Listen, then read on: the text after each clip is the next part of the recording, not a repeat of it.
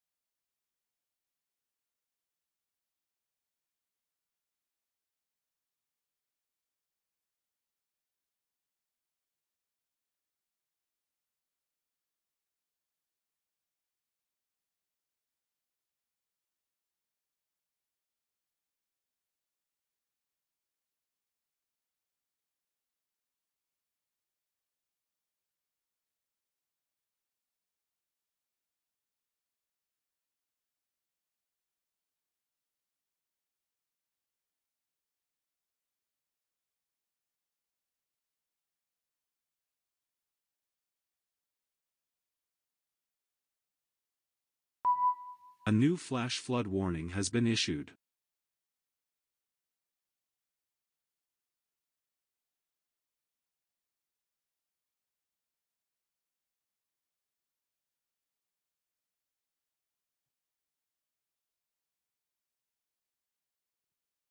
Hey. All right. Wow.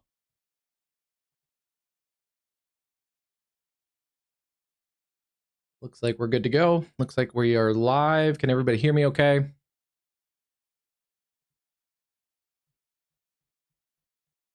Looks like the audio is good. Hey. Sorry about that, guys. Oh, wow. I'm glad to be live. We're good now. Technical glitches.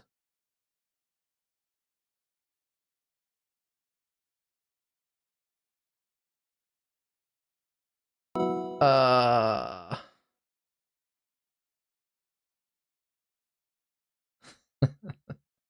it's gonna be a technical glitch kind of stream. I believe my AI modding just maybe blocked Cruise.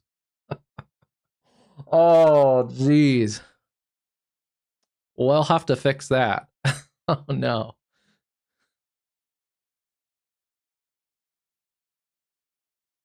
What'd you say? Did it just what I missed your it deleted all of the Cruise comments. Um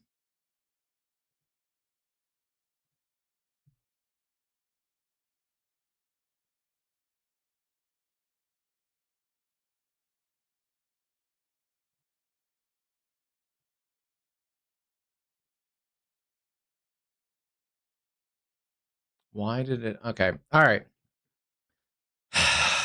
All right, sorry about that.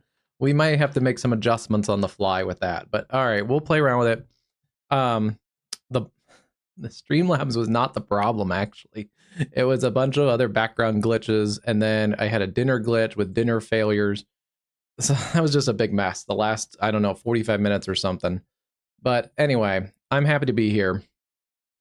So, we'll play around with it. I have to play with the levels of moderation, and right now it's kind of a low medium. But if it gets too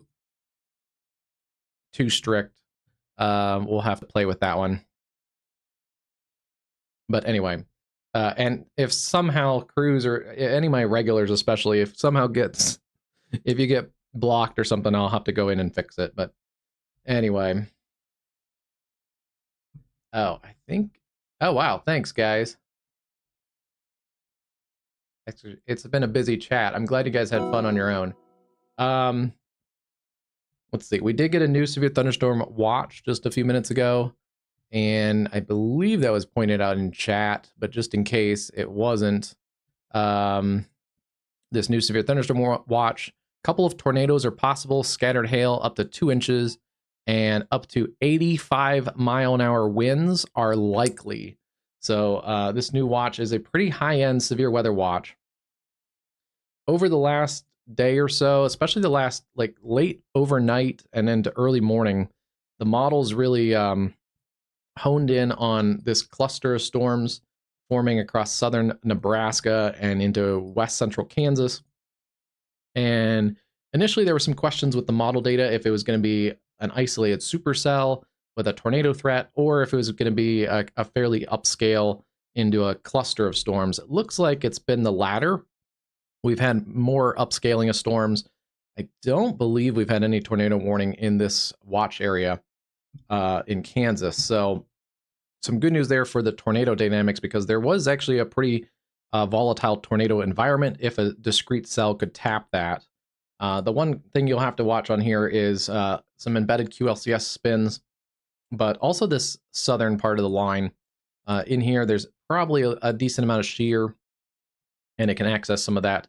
So we'll keep an eye on that one. But the models do hint at more of a convective system working across eastern Kansas, potentially getting into that Kansas City area, but especially earlier, I think I commented on a couple questions on our social medias, but I think especially south and west of Kansas City has a higher likelihood of severe weather, and that may be not that far south of Kansas City, like Olathe, Ottawa, and also west towards Lawrence and Topeka. So right where the watch kind of is in place right now. Although I wouldn't be surprised if we get expansion of that towards the east. We've had a couple tornado warnings also into the Front Range, into the Palmer Divide.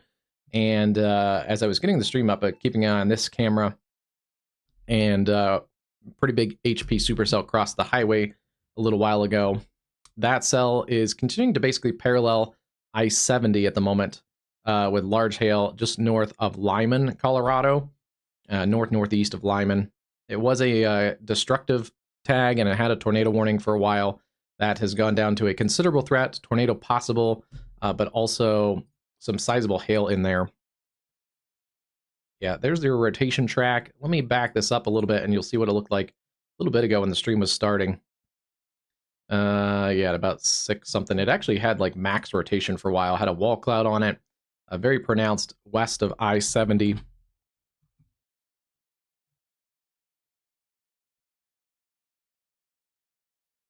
So yeah, that storm has continued to kind of bobble around an area of rotation. Looks like it briefly tightened up again a little while ago. Kind of a new circulation. So we'll see if this continues to cycle. It may cycle again. It's riding basically along and north of I-70 right now. They have issued a new considerable threat severe thunderstorm warning there for areas around Flagler and Seibert, Colorado, along Colorado Highway 59. If you live out in Kit Carson County in eastern Colorado, you want to be in a sturdy structure away from windows.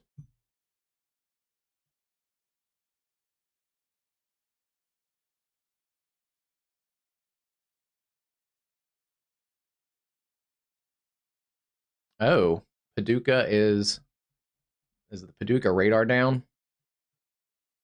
Let's see. Oh, that's a problem. And there are storms in that area too.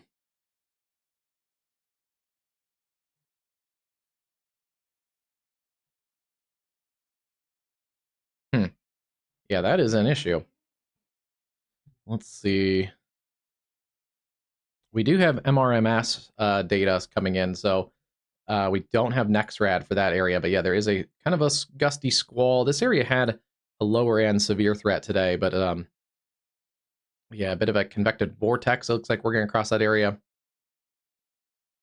And as you can see here, basically all of Paducah's radars are down. Paducah radar, the radar just north of Clarksville, and also the radar up in southwest parts of Indiana. So all 3 closest radars are down. So this is almost a completely giant radar hole here where we're not going to get data.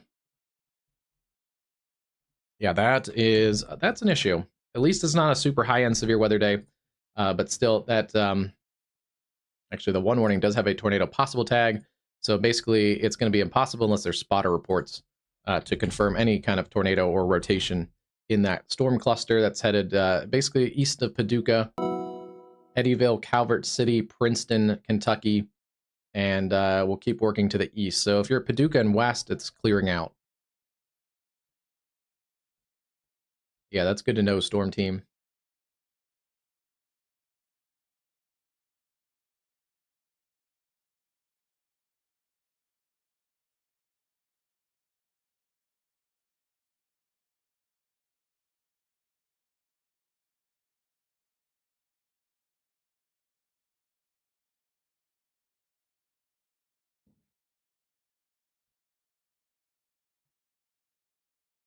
Interesting.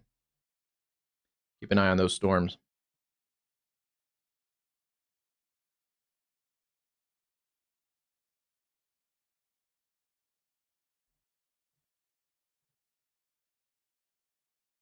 Yeah, we'll check those in a couple minutes. There are 2 tropical storms now as of earlier today in the eastern Pacific. They are both basically hugging the coastline of Mexico and Central America. We'll check those in just a minute or so. Let's, okay. Other warnings right now. Ping pong ball size hail, 60-mile-an-hour winds. That's near Ray, Colorado, Yuma, Colorado. We've been up in this area a couple times on streams. And then gustier winds also pushing up towards areas around Julesburg. This is along I-76, around Sterling. More of a cluster of storms. Looks like the tornado threat is diminishing across eastern Colorado. Probably the one exception is that cell that we already looked at. It has some broad rotation and it's tornado warned a little while ago.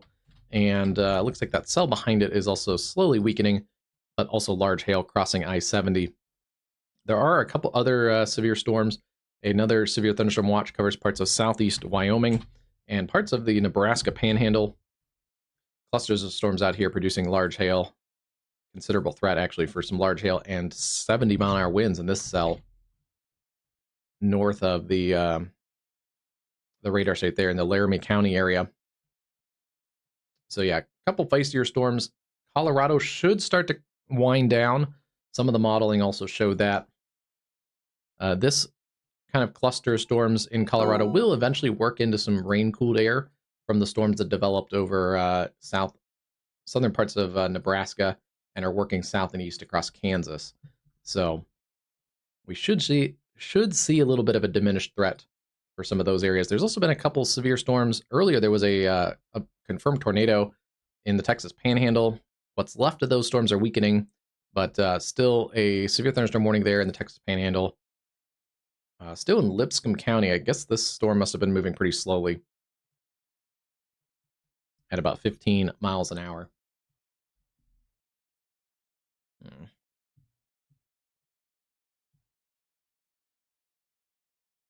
Give me a second here. Today is going to be a little bit of a test stream with this bot too, but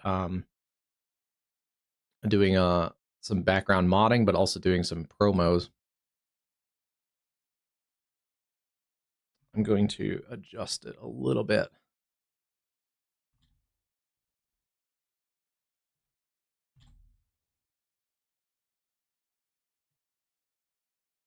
Okay. So it should separate it out a little bit. It kind of keeps giving us our social links, which is great, but I don't need it to give it every couple comments. So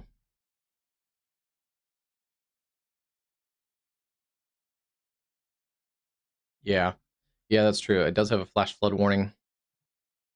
This area is not the driest part of Texas, but it is fairly dry out here. So rain in a fairly short amount of time will lead to flash flooding out here. But yeah, it has weakened. Kind of a cluster of storms. Looks like earlier it had more large hail in it, but still not really moving that much. So this may expand that flash flood risk. Areas like Peyton, just north of Lipscomb, and crossing into the Oklahoma Panhandle a little bit too. Right now we don't have any tornado warnings, so yeah, let's ST New Wind's been hanging out for a while. Let's check those Eastern Pacific storms.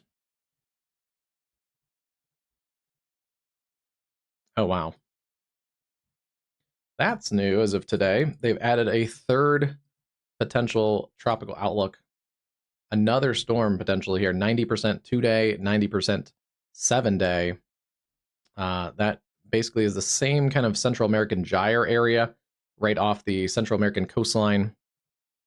We already have Tropical Storm Christine, and it's going to continue to also cause a lot of flooding issues, basically paralleling the Central American coastline and then eventually curving a little more northerly and up into parts of Guatemala, El Salvador, and southern Mexico. That could be in for quite a bit of rain in that area. Tropical rainfalls against high terrain in Central America. That's going to be an issue there. And then we still have this other issue. The tropical storm Boris is slowly making its way towards the Mexican coastline around Acapulco. And both of those systems are going to cause a lot of flash flooding potential, dangerous to deadly flash flooding. And then especially down here towards Central America, if this National Hurricane Center forecast is correct, and there's another tropical system that develops basically in the same area, that's going to lead to even more flash flooding potential there.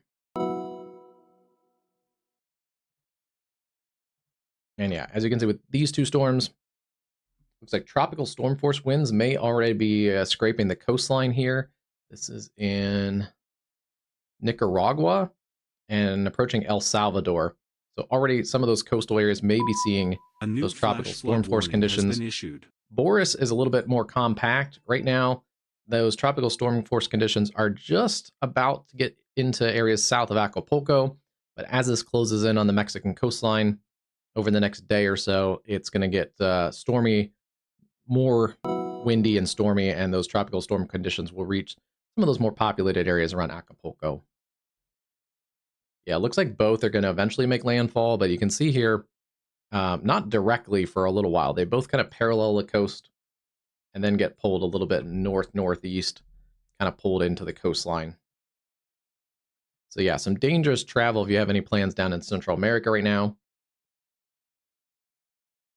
Yeah, that's we'll keep an eye on it. And some models later on in the month do take at least some remnant energy of Christine and do kind of put it out into the southern Gulf. So we'll see if anything flares up there, and not anytime soon, but there is kind of a general Central American gyre around this area that keeps low pressure um, at the surface and high pressure above, and that's conducive for tropical A storm new development. tornado warning has been issued. All right, just getting back to severe weather. Looks like we have a new tornado warning, so let's get over to that.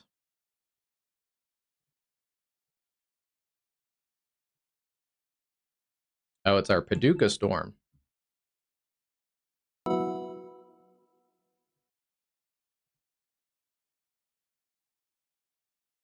Livingston and Marshall counties in western Kentucky, also Lyon County, western Kentucky. Severe thunderstorm capable of producing a tornado near the Doomers Bay campground or moving east at 30. That's a weird location because there's communities out here. Sometimes you'll see that in like West Texas when there's no formal community, but actually it's fairly close to several. And we are getting radar data. We're getting radar data very far out of the Nashville area. But it's close enough that we can get some type of usable data. We can see broad rotation in here. Winds going away from the radar, winds going towards the radar. So yeah, rotation kind of sitting up in this area near Twin Lakes, just to the southeast of Calvert City. Yeah, I wish we had a better look at this rotation. But it's there, and it's at about 10,000 feet, so it's enough that I think it's a good tornado warning, especially for the situation. This was the storm that was tornado possible a little bit ago. Curious on, yeah. Okay, rotation tracks also picks this up. So, and it looks like it has kind of organized a little further in the last few minutes. So seeing a couple different sources there on radar that close enough to a tornado warning there. That's going to eventually cross I-24 just south of Eddyville. If you're anywhere in this area there in Lyon County, continue to take tornado safety precautions.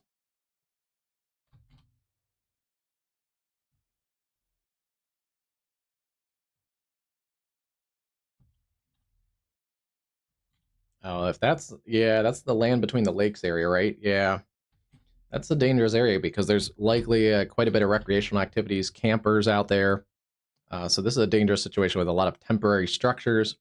You need to, if you're in this area, find a sturdy structure, permanent structure. If you're in a camping trailer, a tent, or anything like that, even kind of a loosely built, recreational cabin type of thing, you need to go find a sturdy structure that has a permanent foundation, and if it can, concrete is always good. Oh, thanks, Cruz. Actually, should be fairly soon. I think I was looking at some data on that. But, Cruz, I mean, you're working hard there, too. Don't spend your hard-earned money, too. Yeah, that's a dangerous situation. Thanks for pointing that out, too, Storm Team. And,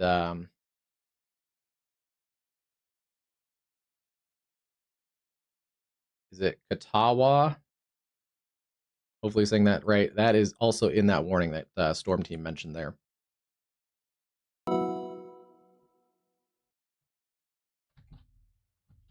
That cluster's been going for a little while. More storms over the next couple days. You can see there are tons of flood watches. Most of Missouri flood watch, most of southern Illinois, about 2/3 of Illinois in a flood watch, and then also down into parts of western Kentucky, the Ohio Valley, and then also into middle Tennessee. Looks like down in Alabama, we've had more storms and rain all day, so more flash flooding also ongoing across northern parts of Alabama. So beyond some of the tornado coverage and the severe weather in the plains, there is a bunch of severe weather elsewhere, not just severe warnings, but in the form of flash flooding. And we are getting into more of the time of year when flash flooding occurs into the summer months. 60-mile-an-hour winds. This cluster is kind of slowly degrading a little bit in northeast Colorado. Keep an eye on it. Up to about ping pong ball size hail coming towards Julesburg and Holyoke, and this is Yuma County in eastern Colorado. I do want to go back up here. These storms are not moving that much either into Wyoming and western Nebraska. More flash flood warnings there. Kind of interacting, bouncing off of outflow boundaries. Not moving a whole lot. Yeah, some large hail in this storm.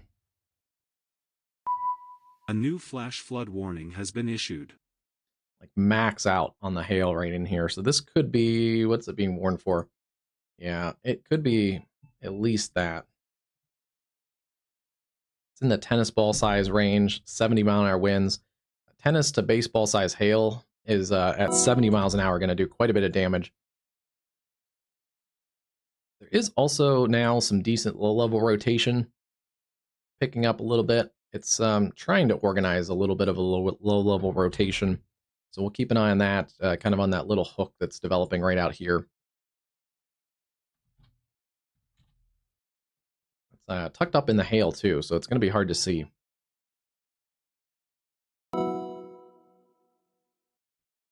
No, you're good, Storm Team. Let's see. Any of these cells up here in Wyoming and western Nebraska, ping-pong to golf ball size hail, probably at least, and then I wouldn't be surprised if there's some isolated lime plus in a couple of those cells, and then that other cell that we just looked at, tennis to baseball size hail. Some new warnings in, considerable threat. Continues there.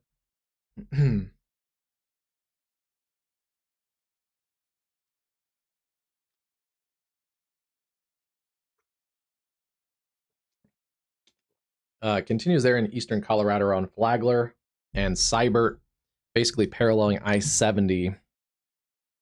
What happened to the camera for a second? That's okay. We can go find a different camera.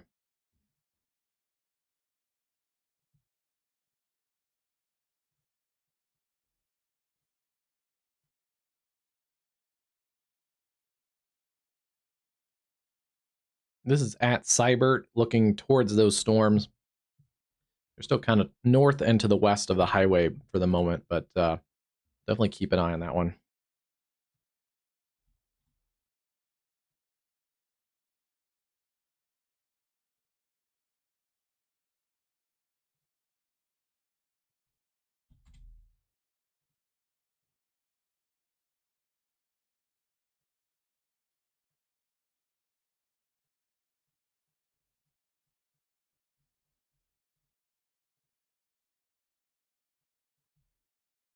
Yeah, this is some big hail in here. It's pretty close to the radar site, too.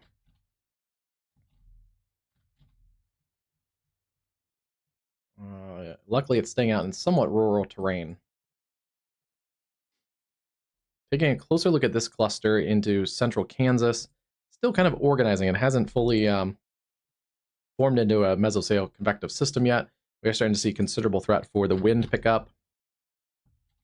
The good news is, as the wind picks up, this should start to line out, be less of a tornado and less of a hail threat.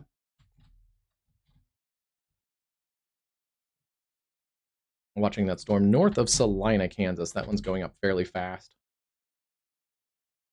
Yeah, favorable environment here. Wouldn't be surprised if we already have some small hail falling around the Salina, Kansas area. Lightning has also picked up.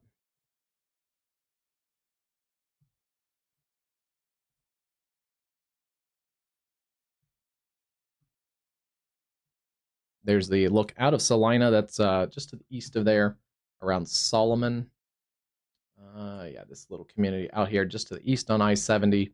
So already seeing some wind and rain in that storm. We'll keep an eye on that one.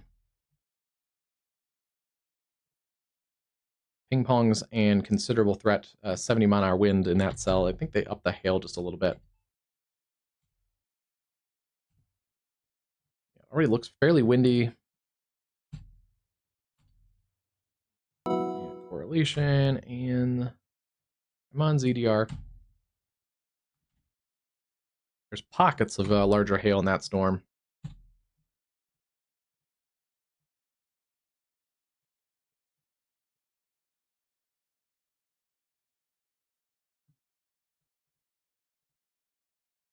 Oh, a little bit. We got a little later start, Kelly.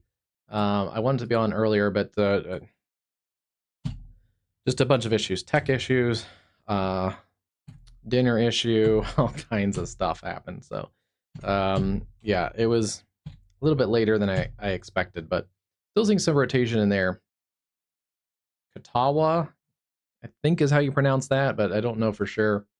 And I believe his storm team said there it's Lake Barkley is the water, Skinny Lake. There's actually two lakes in here. Kentucky Lake is the western one, and then Lake Barkley is the eastern one. And whoops, that one's the wrong button.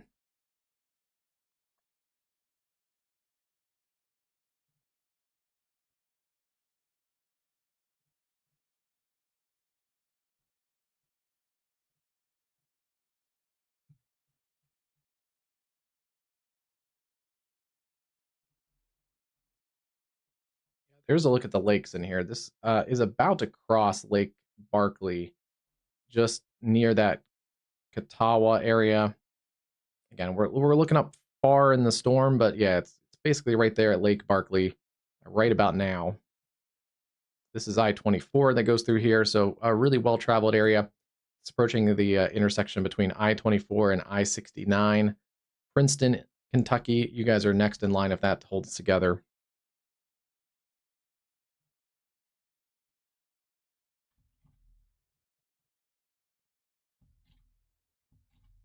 It's a beautiful area.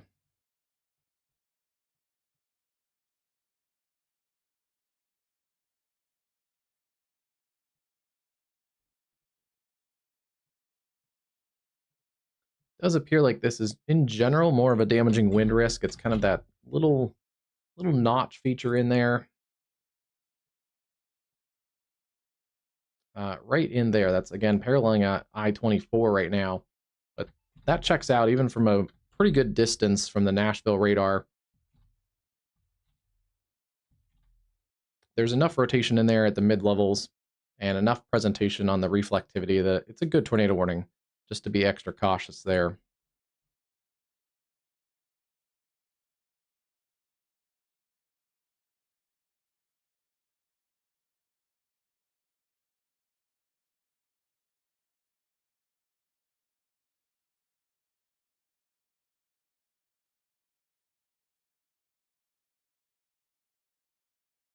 Yeah, keep it up, Cruz.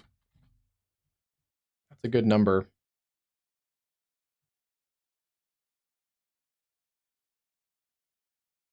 Texas.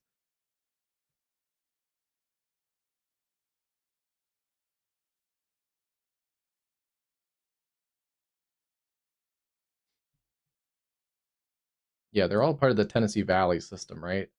The Tennessee River and the dam in there.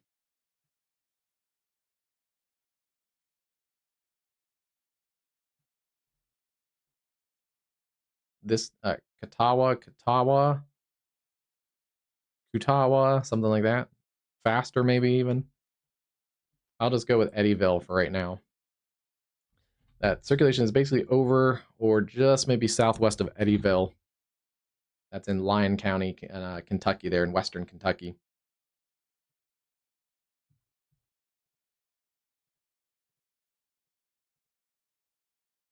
Let me look at that too. National Weather Service, Paducah.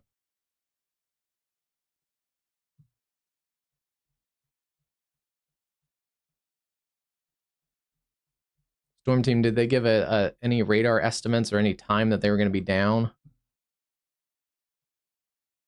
Nothing on their socials.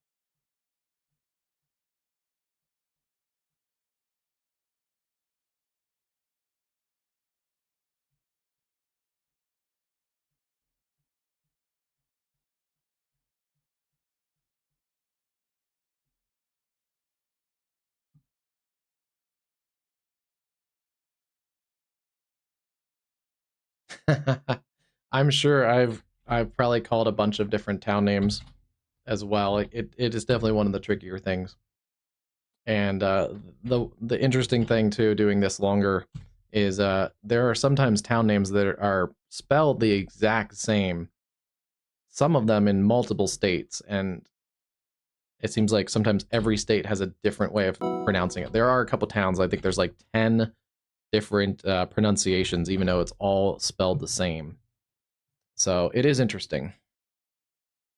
Local dialects have definitely an influence on how towns are pronounced.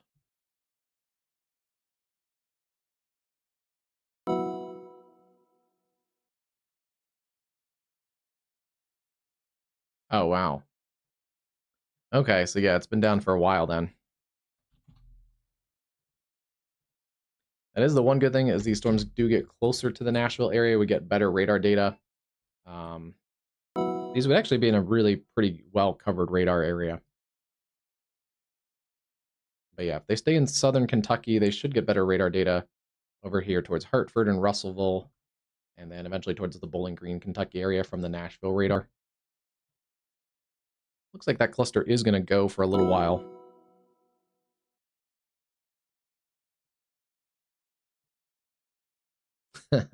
Yeah.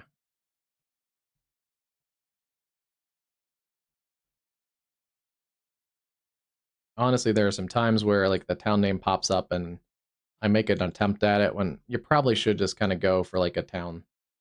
The next town over is probably, the gets the point across, and if it's spelled normally or pronounced normally, it's probably better than just completely butchering someone's town name. But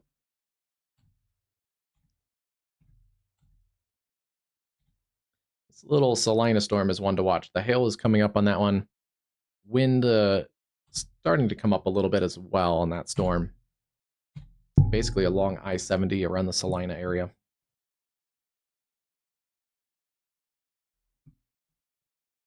It's kind of out in front of this cluster of storms. But they have warned out in front also. But we are seeing a little bit of a reduction of the hail down to, they're still warning the part of that for ping pong ball size hail. But then out ahead of Lincoln, about $half size hail. This is for Ellsworth, Black Wolf, Glendale, and Beverly in Kansas. This cluster of storms is going to start sinking along the I-70 corridor, so travel is going to get pretty difficult here west of Salina, also north on 81 towards Concordia, Kansas. Just going to be a big messy drive. A lot of lightning in this.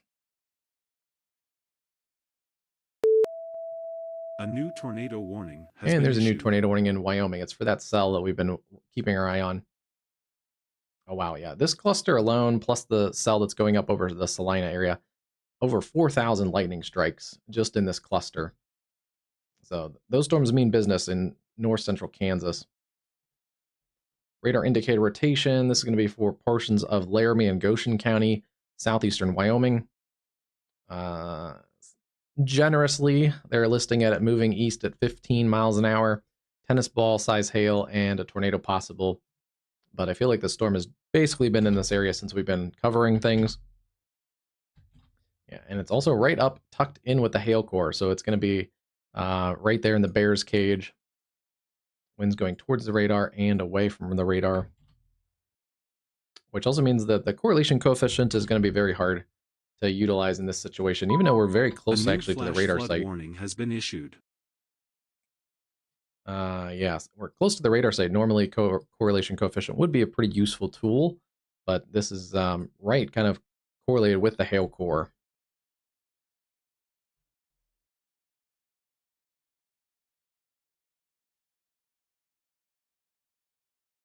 Yeah, it's had multiple attempts at trying to organize rotation. For a little bit, there was actually even a couple briefer and weaker areas, multiple areas of rotation. It looks like it's kind of consolidated a little bit into one more organized area, so that is definitely something to keep your eye on there with the large hail and a tornado potential. Basically along Highway 85, extreme northern Laramie County, and then that's Goshen County, southern Goshen County, north of Burns and south of Hawk Springs. Nice job with the warning. Yeah, they've warned the whole area around it has warned considerable threats, 70-mile-an-hour winds, and ping pong ball size hail. And then within that warning, that's where the tornado warning is for the larger hail and the tornado risk. I generally like when the weather offices do that because it, one, kind of gives a heads up out and around that tornado warn storm, but the threat is usually not just limited to that small area, even though it is for a tornado, but there's generally a larger threat for wind and hail.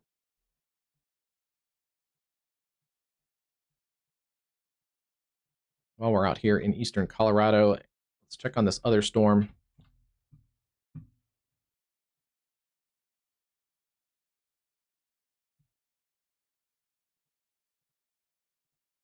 I've seen some lightning on this camera. This is from the CO trip. I think there was just some right there. At I-70 and Seibert, you can see it's getting very dark with that storm. That's basically traveling along and just north of I-70. It doesn't look as tornadic right now as it did earlier.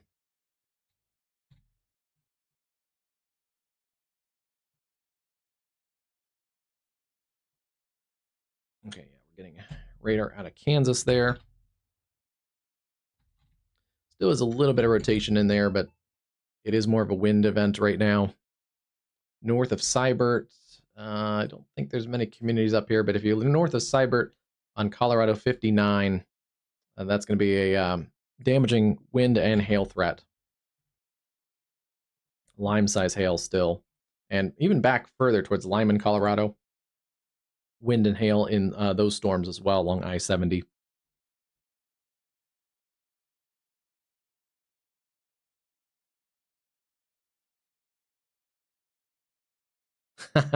Yeah, I think that's how it always works. It is, as soon as you pronounce a town name wrong, it's someone from that town is going to be in that chat that day.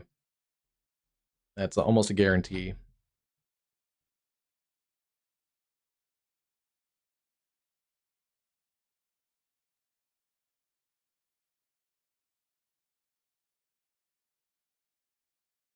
Oh, wow. Yeah, that sounds like an issue.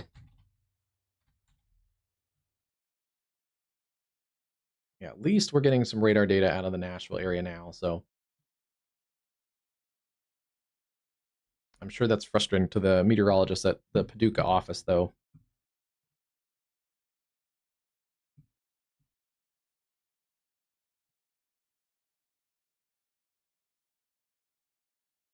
Should be covered for a while as it gets into central Kentucky. We can also grab radar data eventually from the Louisville radar.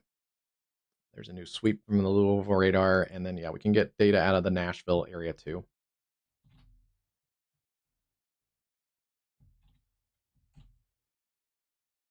Right now, I don't know if it's as tornadic as it was a little bit ago. There still is some rotation in there near Eddyville. Again, kind of just based on the pretty high altitude radar, but it does look like it's come down in intensity just a little bit, just east of Eddyville along I-69, approaching the Princeton area. Surprised they don't have at least a severe thunderstorm warning out. But again, I guess we're dealing with some office scrambling, so it may be a little bit slower and a little bit less efficient to get a warning out, even though National Weather Service offices do practice like handoffs and exchanges and things. But yeah, there's at least a wind threat in here, if not a quick kind of QLCS spin-up tornado threat. Still being warned large hail and not much of a factor, but maybe some quarter-size hail, 60-mile-an-hour winds coming towards Cadiz, and then that will move towards the Hopkinsville area, Oak Grove, Pembroke, Fairview, and Crofton, Kentucky.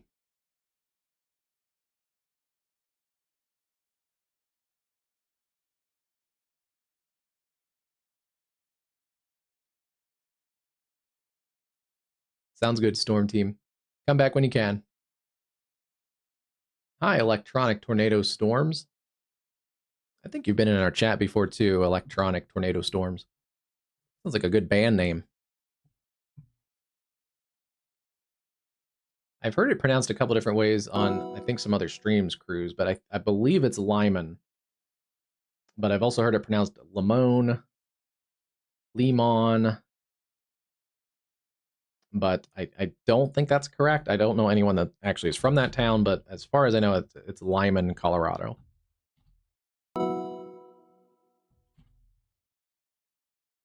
Yeah, pretty sure. Like 99% sure. Oh, there's Colorado. Yeah, yeah. Awesome. Yeah, I've heard it pronounced weird ways on other streams. I think Ryan actually pronounced it weird has been issued. a couple years ago.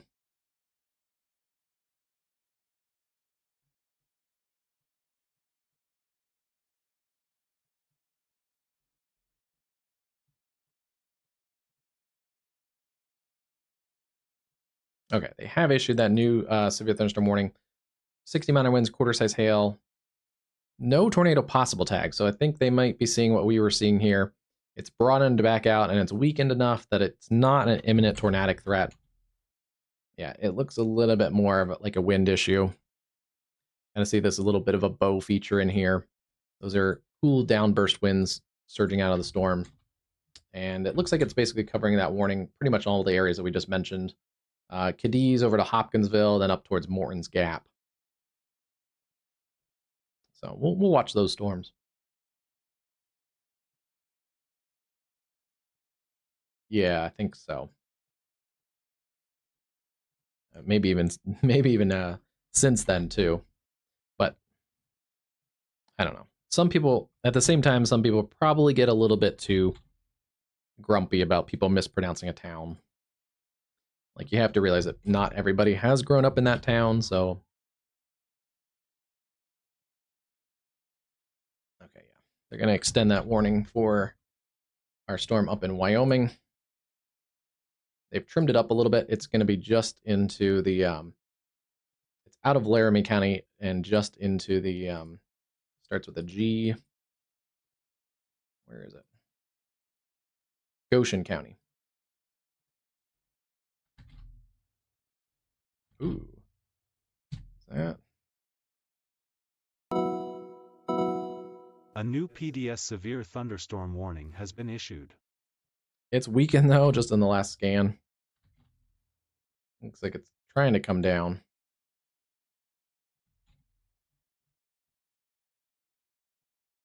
So we'll see. We'll keep that warning up. That goes another 17 minutes.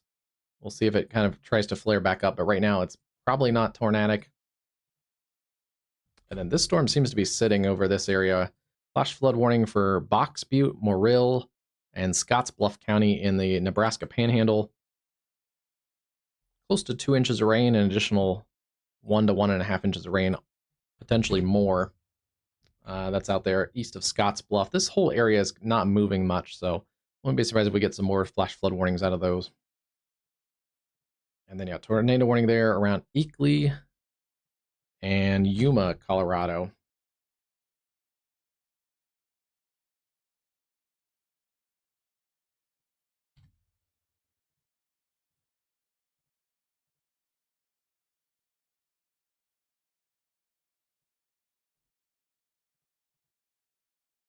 Kind of a brief area of rotation, but they warned it, so we'll go with it. Yuma, Colorado, central Yuma County.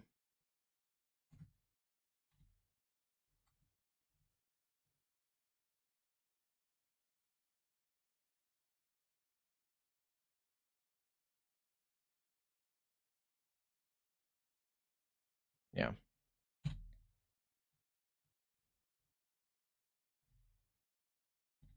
Looks more like a wind issue, but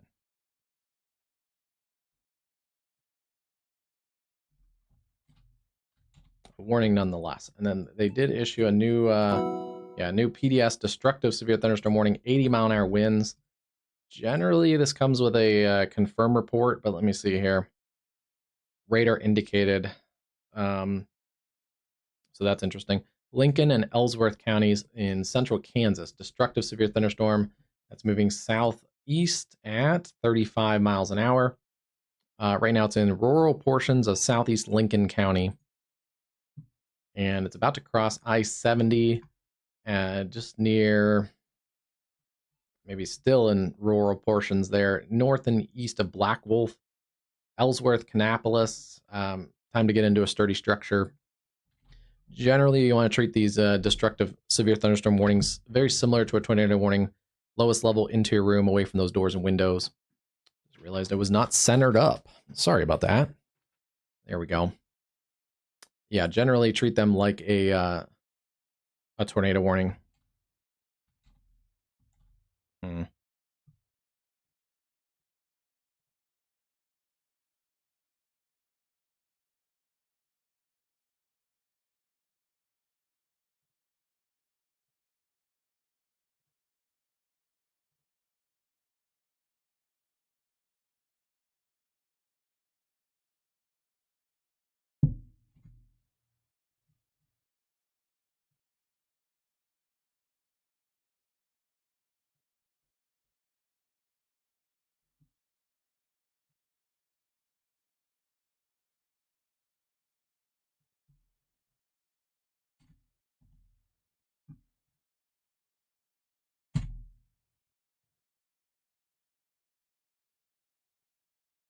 It's an interesting warning because it's a radar indicated, not tornado, but a radar indicated PDS warning. I would have thought they maybe had some confirmed 80-mile-an-hour wind reports.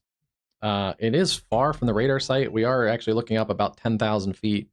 And with hail in there, it's actually a bit side-lobed.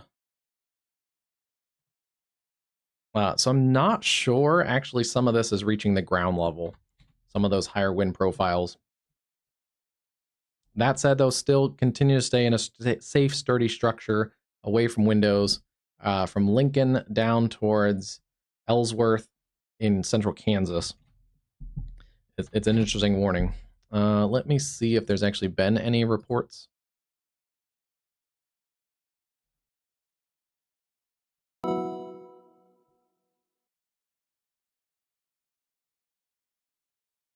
Not recently, but this cluster has produced some damaging wind, at least into the 50s and 60s earlier.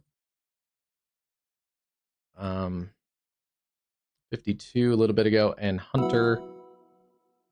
As this organizes, we'd expect to see some of those wind reports increase. So we'll keep an eye on this, see if we get an increase in those wind reports. They are going to warn this considerable threat for 70-mile-an-hour winds out ahead of that as well.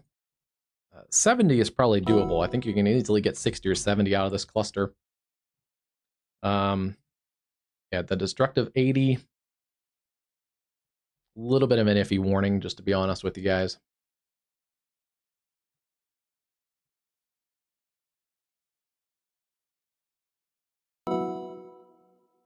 Hey, Logan, how's it going tonight?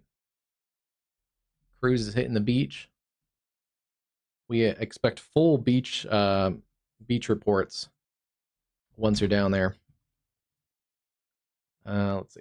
It looks like they're just going to let this storm kind of ride out that warning. Still is a little bit of circulation in here.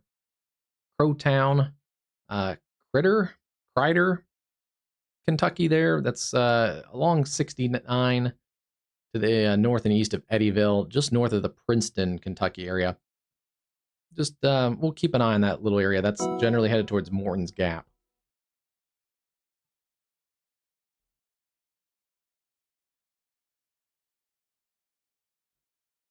The oh, there's a random severe warning tornado possible severe thunderstorm warning in central Illinois right now. Let's actually take a look at that real quick.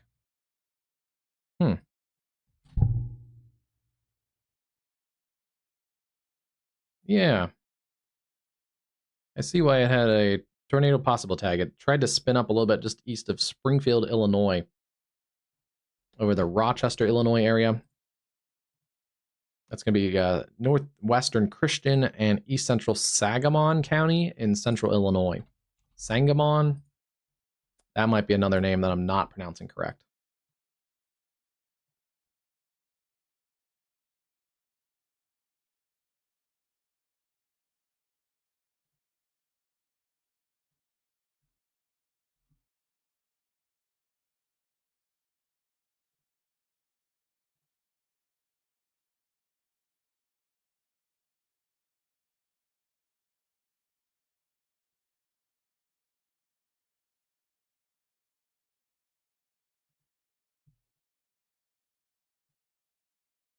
I just put some beach warnings on just to see if there's been any. There's been actually a rough beach week. There's been double red flags flying across parts of the Florida Panhandle for rip currents, and I think there was a shark bite somewhere out here the one day. So it's been a couple days, I think, of some ugly beach weather. There is across most of the Texas Gulf Coast. Anyone going down to the beaches from Galveston all the way down to looks like South Padre. There's rip current statements in effect. Looks like through at least Tuesday. So we should probably, now that we are getting into the summer, keep some of these beach hazard statements and things on, or at least look at them every now and then. I'll close them out right now because I just don't want any pop-ups from those, but yeah,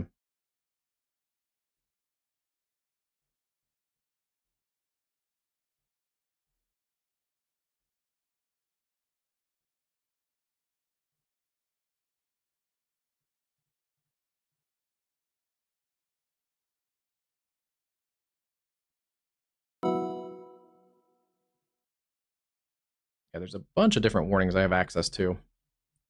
I try to keep the warnings fairly clean to kind of the most needed warnings. We actually have some interesting weather right now. We actually have not what I was expecting right now. We actually have some fairly spread out storms. We have this cluster that's on the Front Range and now pushing into eastern Colorado and now from Wyoming into western Nebraska. We have this cluster in central Kansas. And then we still have this ongoing kind of MCV across western Kentucky and then some isolated severe activity across central Illinois. So I feel like we're kind of bouncing around a little bit, but there's enough severe weather in the Ohio Valley there around Paducah and now pushing into western Kentucky that it's worth covering a little bit, even though it pulls a little bit of focus away from some of these storms out in the Front Range.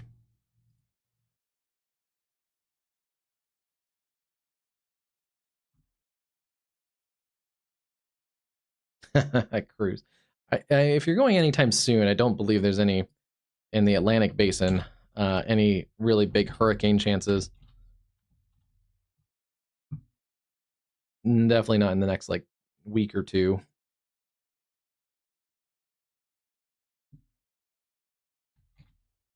Still seeing a large hail in this storm. The tornado threat seems to have diminished actually quite a bit. No longer really has a pronounced area of rotation right now. The hail core has probably come down just a little bit. Still probably in that close to tennis ball size range, but we'll keep an eye on that one. And then severe warning storms continue there from Hawk Springs in eastern parts of Wyoming all the way through Scotts Bluff in Nebraska. And then storms with also flash flooding and large hail and 60-mile-an-hour winds in western Nebraska. That's for Box Butte and Morill counties. So some dangerous storms there in Nebraska. trimming up that warning. I'm surprised they just didn't drop this warning.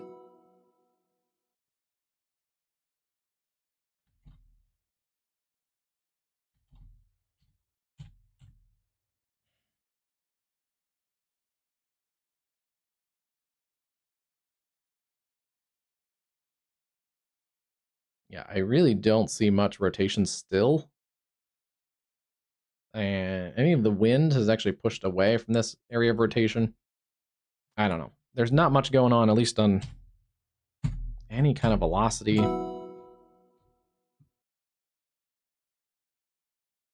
Yeah, shear detector has any little bit of shear has pushed away from this warning.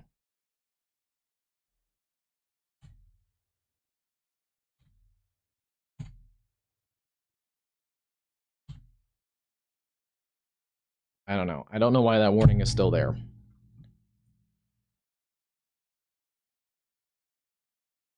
That's a weird one.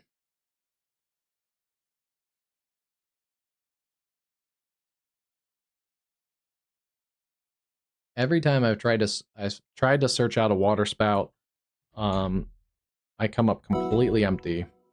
And sometimes like the day before or after that I'm out on a water spout hunt, there's water spouts being reported, and it's a great day for water spout hunting.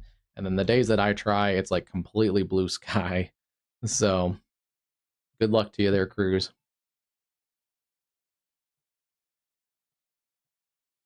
Some new warnings here in eastern Colorado. 70-mile-an-hour winds. The hail has come down quite a bit in this cluster of storms. We're not seeing as much in the way of discrete cells anymore. More of a line of storms. The southern part, though, has a couple broken, more discrete cells still, basically riding that I-70 corridor just near the Seibert area. Some gusty winds there around Seibert.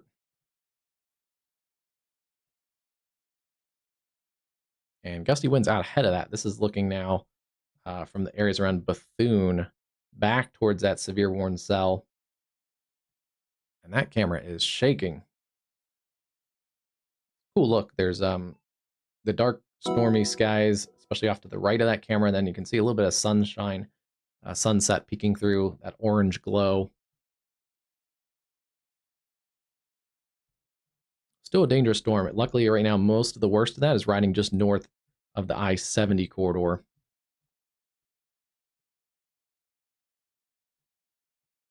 So a couple tornado warnings right now into Wyoming and then eastern Colorado. Both of them, though, I don't see a lot of tornadic potential in those right now.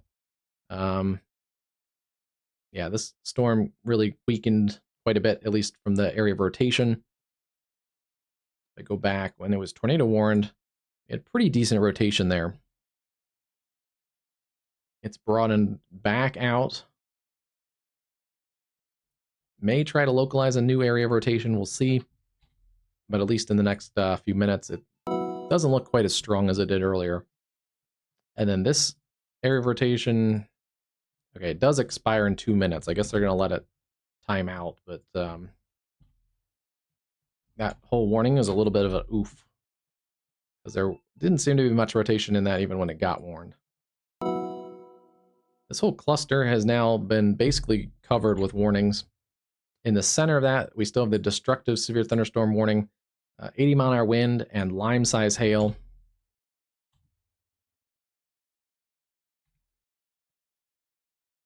So continue to take your pretty much tornado safety precautions there in a sturdy structure, permanent structure, from Lincoln down to Ellsworth.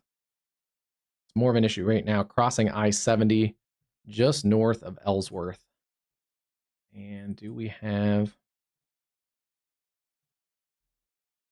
It may be pretty windy. The camera seems to be down there at near Ellsworth.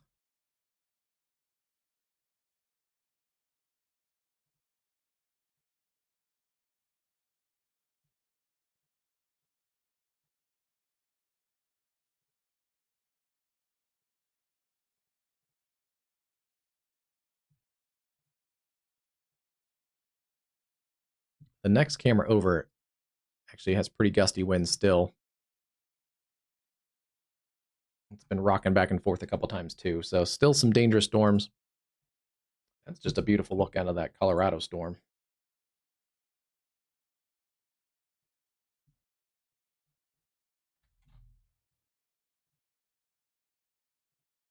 north of Salina, New Cambria, Abilene, and Bennington, Kansas. Ping pong ball size hail, 60-mile-an-hour gusts. We'll keep an eye, a little bit of spin in this cell. This is that initial cell that went up over Salina. It was a discrete cell on its own for a little bit. A little bit of rotation in here. Let me check and make sure that's not side lobe, though. I'm just kind of off the screen. You can't see the menu, but I'm going up in tilt. Yeah, it's still there. So the hail core can contaminate it, but if you go up in the different tilts of the radar, if it's all still kind of co-located, that's where you know it's actual rotation that goes through the storm column. So it's fairly co-located. A little bit of rotation there.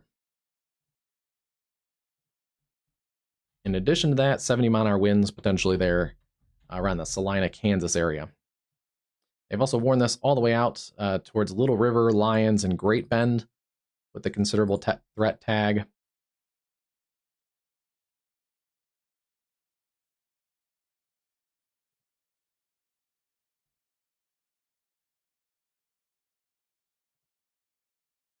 Looks like they're going to re-up that warning for 70-mile-an-hour winds across that same area that we just mentioned. And I'm interested, it seems to be sagging a little bit south of some of the modeling earlier today that took it more towards the Kansas City area. So I am curious here, pulling up our latest HRRR run to see if see what this storm looks like.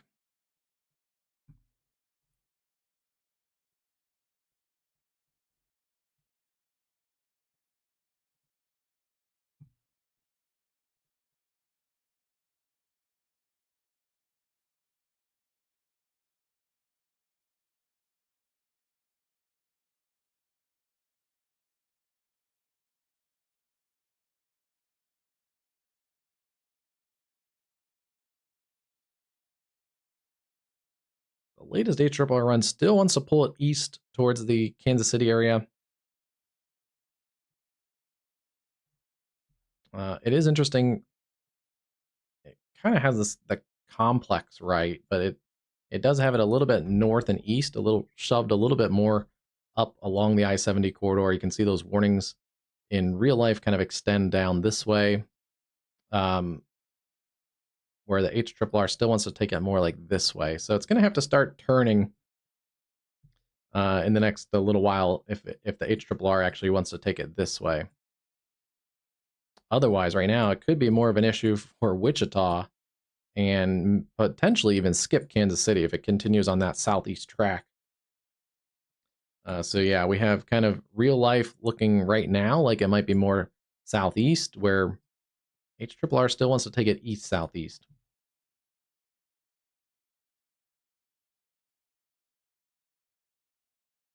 And interestingly, the HRRR actually pulls another cluster of storms behind that. This is going to be 4 a.m. kind of time frame. So there could be a round 2 for some of those areas, kind of southeast Kansas. This is by 7 a.m. Could have, yeah, another kind of MCS working across that same area before it weakens as it gets into the I-49 corridor.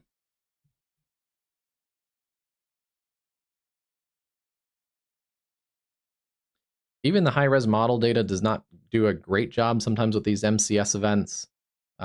Just like it kind of breaks this one up into day 2. Some of those spins can continue, and that's why we're getting some of those severe warnings in western Kentucky from a remnant MCV, the vortex part of the mesoscale convective system. So, for instance, on this model run, your MCV would be up in here, your little mesoscale low. Even after the storm degrades, like it shows here across Missouri tomorrow, that little mesoscale low actually continues, and that can continue for quite a while and kick up new storms. Modeling sometimes doesn't show that very well, and it doesn't sometimes model for it the next day, like it's kind of doing here. It doesn't really show enough coverage of storms. It could, that MCV, if it does kind of follow this track, could kick up more storms tomorrow, more than the model shows. It doesn't really show that much, but tomorrow is just another kind of like we've seen for the last few days. There's quite a bit of little mesoscale features, little localized areas, some little short waves and boundary collisions. So it's another day where there could be some isolated severe storms south and now pushing kind of up into the Ohio Valley and Great Lakes. But tomorrow, our attention will turn back towards the northern plains again. Yeah, we could have another derecho type event across parts of the Dakotas, potentially another tornado outbreak or more of a tornado outbreak across southern Saskatchewan and Manitoba tomorrow. Yesterday's severe weather in the Canadian prairies wasn't quite as tornadic as some of the model data showed initially. So some of these areas got lucky yesterday. Might not be as lucky tomorrow. We'll kind of have to see, though. This latest model data does start to kind of line stuff out quicker than earlier model data. So, oh yeah, but if wow, if any somewhat like that verifies, that could be severe damaging winds across much of southern and central Manitoba through Winnipeg, all the way down into the Dakotas, pushing it towards the Red River Valley, and then potentially another cluster of wind and storms down in southern parts of South Dakota and into Nebraska. Kind of another separate kind of cluster of storms develops tomorrow. So yeah, tomorrow's going to be busy too.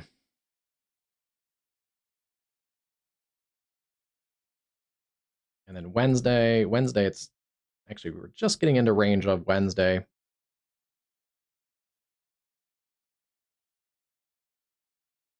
Wednesday, this HRRR model just explodes storms about 3 or 4 o'clock. And I believe they already have an enhanced risk out for Wednesday. Yeah. Already an enhanced risk. That's actually been expanded now that I look at it. Much of Wisconsin in enhanced risk, a day 3 enhanced risk. Eastern and southeastern parts of Minnesota. Much of eastern Iowa and into northern Illinois. Yeah, that's a big risk. And then tomorrow, the enhanced risk covers much of the Dakotas and the Red River Valley up into northern parts of Minnesota. Earlier, one of the outlooks earlier, the Storm Prediction Center does note that some of this could go to a moderate risk tomorrow.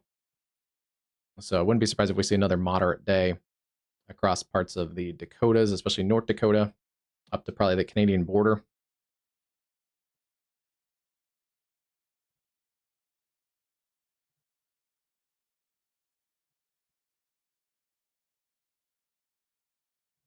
And then closing out HRRR so you can see a little better. We do have a enhanced risk in the day 4 from basically central Missouri up through northern Illinois, southern Wisconsin into southwest Michigan, and a slight risk all the way from basically the not Arklatex, but the Oklahoma-Arkansas border all the way up through much of lower Michigan.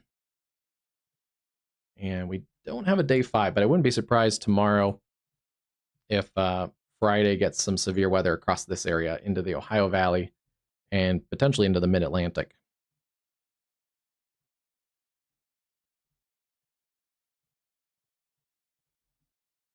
And yeah, here's our trimming up a little bit of that other enhanced risk. This initial enhanced risk in Colorado is almost done.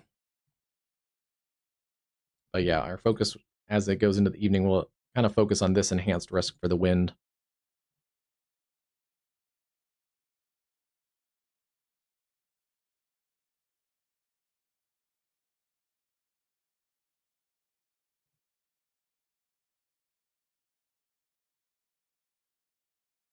Hey, Noah, how's it going? I need to reach out to Noah too. Noah, I'll give you a shout out tomorrow. This last 3 or 4 days has been kind of nuts. Noah, did you have luck on chasing on Saturday? I think Noah was chasing on the Ohio Valley and East Coast storms. And I saw earlier today, I think they confirmed 4 tornadoes in like southwest Pennsylvania from Saturday.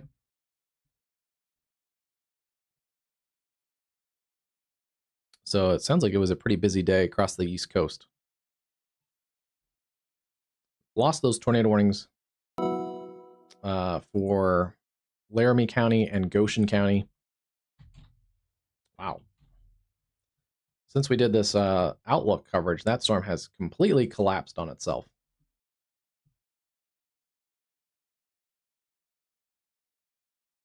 That has, yeah, that's a big change there. Down to quarter-size hail, 60-mile-an-hour winds.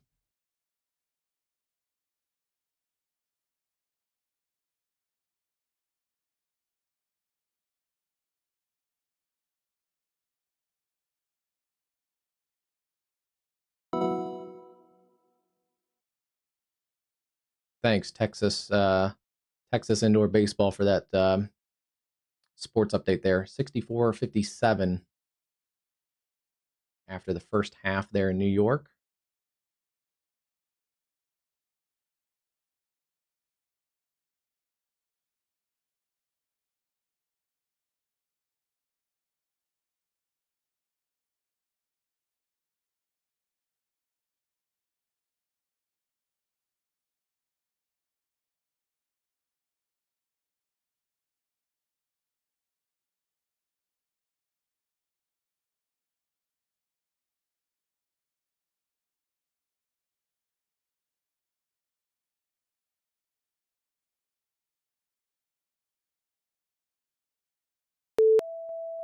A New tornado warning there. I'm trying to catch up on the chat, but so I'm behind on who everybody's talking about, but I guess I missed a whole conversation.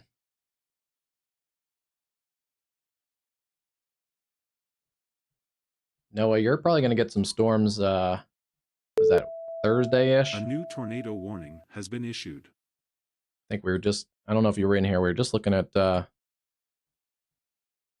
depending on how far west you want to go, Illinois is in play on day 3, but looks like, yeah, most of Michigan, Northwest Ohio, and much of the northern 2/3 of Indiana are in play on Thursday, as well as already a day 4 enhanced from basically Chicago all the way down to St. Louis. It's going to be getting busy there for Noah. And I wouldn't be surprised you got day 5 probably has a severe potential too. Okay, that cell that we've been looking at for a little while that's now on the east side of Salina, Kansas, has now gone tornado warned. So that was that cell that we were looking at just a few minutes ago. The one that I was double checking, make sure it wasn't side lobe contamination. It has gotten warned. Looks like we're at 2 different warning offices here. So the National Weather Service out of Wichita warned their portion of Saline County, and then the Topeka office warned West Central Dickinson County. And yeah, there's that area of rotation. It's going to be tucked up in here just north of Kip, Sand Springs, and areas west of Abilene, Kansas. Tornado safety precautions, that's the lowest level interior room away from windows. Put walls between you and the outside, and if you have a storm shelter or a basement, that's your best option. Starting to get dark now, so it's going to be a little bit harder to see stuff on cameras. Yeah, starting to get dark along the I-70 corridor, but the lightning and heavy rain is pounding this camera up in the core of the storm along I-70. Noah, I may have missed it for Noah, but what's your current chase vehicle?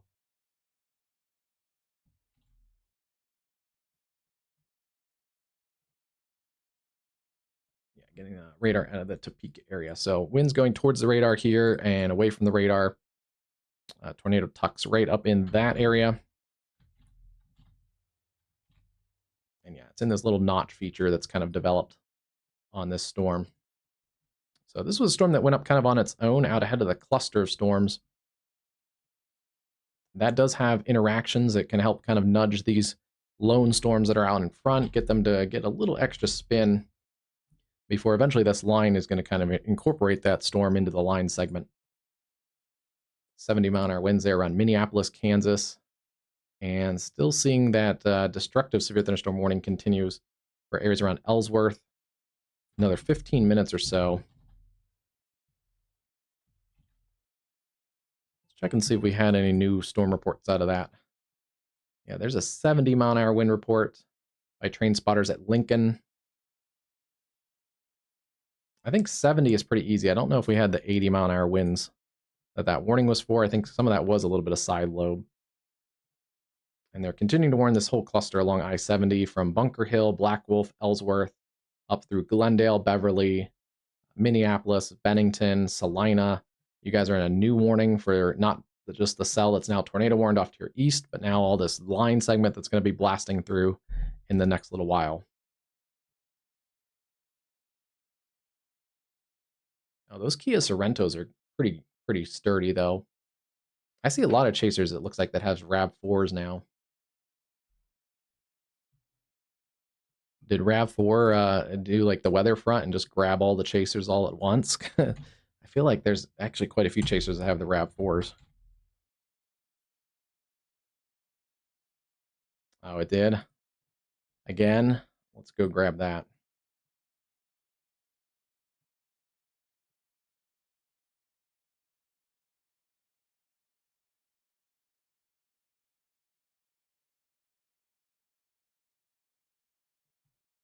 Oh, it's not tornado warned yet. Oh, I can probably tell where it's going to be, though.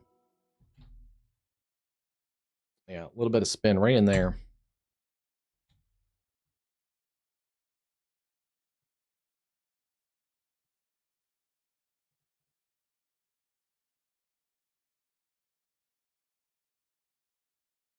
It's a different part of the storm. It's not the part that was originally tornado warned.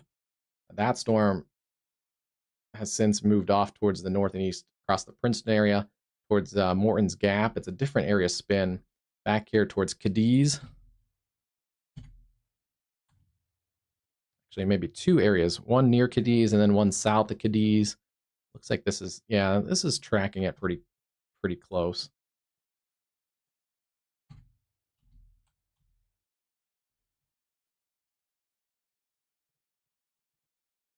They do have this flagged as a tornado possible tag.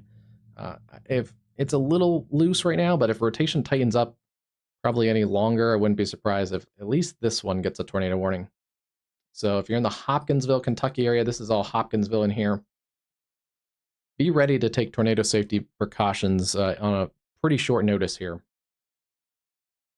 If I was in this area, seeing a tornado possible tag, seeing some spin, I would at least start to kind of gather the family, get to that base level, maybe not hide in the basement yet, but just get everybody ready to go, get your shoes on in case this goes tornado warned. Especially, again, we're kind of right now in an artificial radar hole with the local radars out across the Paducah NWS network.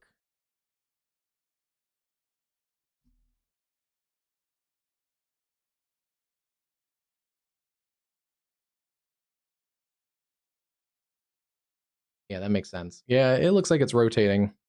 We'll see if they pull the trigger.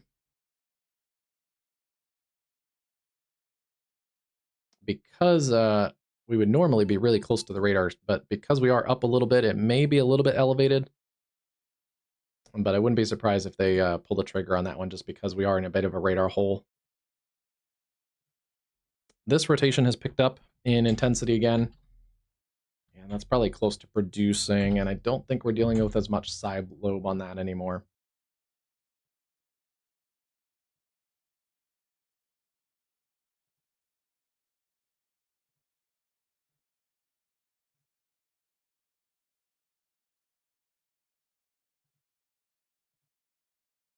No, that's not side lobe. That looks like it's pretty much rotating in that same spot on the storm. So yeah, this is pretty close to producing a tornado. This is in eastern Saline County, east of Salina, Kansas, and just to the south of the Sand Springs area and Solomon, Kansas. That is the town of Solomon right there. That's where this camera is located, but it's kind of socked into the core of the storm, maybe even getting some hail over this camera perspective in the next couple minutes. There's your new scan coming in. It's going to be south of I-70 and east of Salina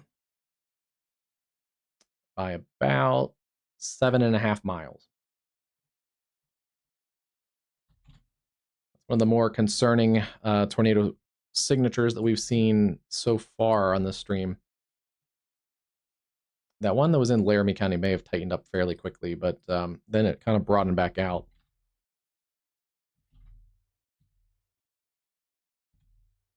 This storm is also another storm that has a potential still to produce a tornado. Still being warned, actually not considerable threat anymore, but 60-mile-an-hour winds and 1.5-inch diameter hail. Most of that is riding north of the I-70 corridor, but I-70 down kind of at the bottom of your screen there. Bethune is up next, and then areas north of there.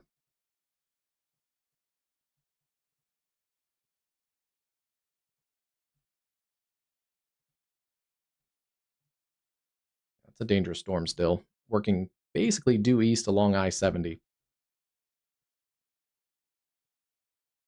All right, that storm will wait for a new radar scan. And while we do, let's pop back over to the Kentucky storm. Again, it's closing in on Hopkinsville. Still seeing some rotation in there.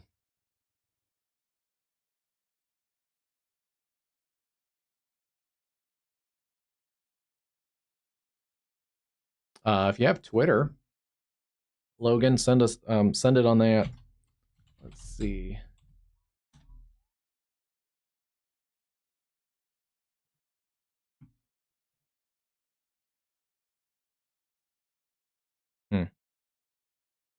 There it goes. Okay, took a minute there, but there's the social links there.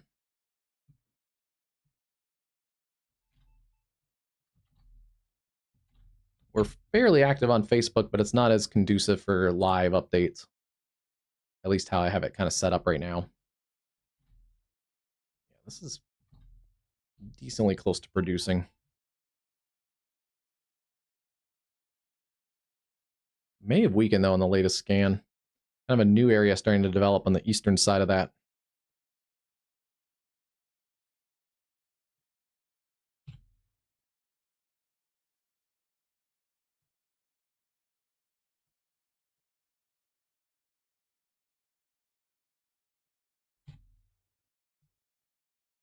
Whole thing is spinning, but it looks like it's going to try and reorganize a new meso. So very quickly, that one was kind of in a weird position on the backside. It looks like it's kind of falling apart. New area though, starting to organize. Basically, still in that tornado warned storm, but yeah, it's going to be a little bit better position to get that warm, moist inflow and a little bit better access there. See the rear flank kind of surge out, tighten up, and then likely try and produce a tornado in that area.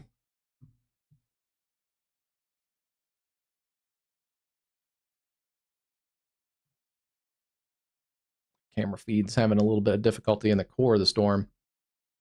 Right now, this area of rotation is going south of Solomon, Kansas, and should stay south of Sand Springs. Although Sand Springs, you definitely want to be in your tornado safe space. They've trimmed up the warning a little bit, basically west of Solomon along I-70. You guys are not in the tornado warning anymore. There's a lot of cars still out there. East of Solomon, basically between Solomon and Abilene, Kansas. That along I-70 is under the tornado warning, and I would also take tornado safety precautions there. In fact, on the latest scan, they just literally trimmed off Solomon. So yeah, Solomon, you're not technically in the tornado warning. You can see, though, what it looks like above me there. It is just a big mess. Heavy rain, wind, potentially up to about 70-mile-an-hour winds, and small hail. That is a nasty supercell that's developed out ahead of the cluster of storms.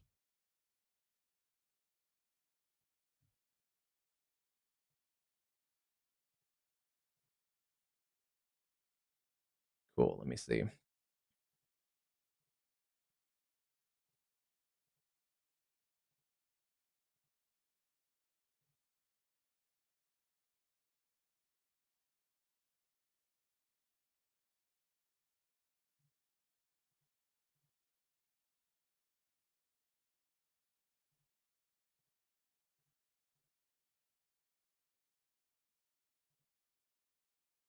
Hasn't come in yet.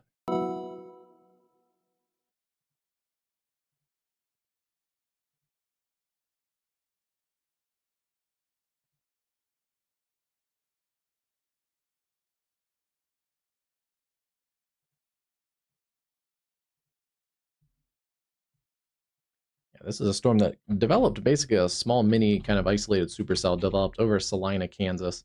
It's pushed to the east, luckily of Salina, but still a nasty cell.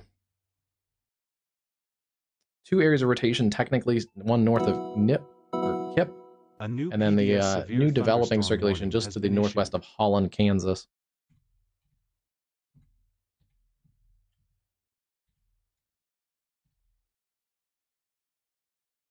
Correlation coefficient looks good, seeing just meteorological targets at the moment.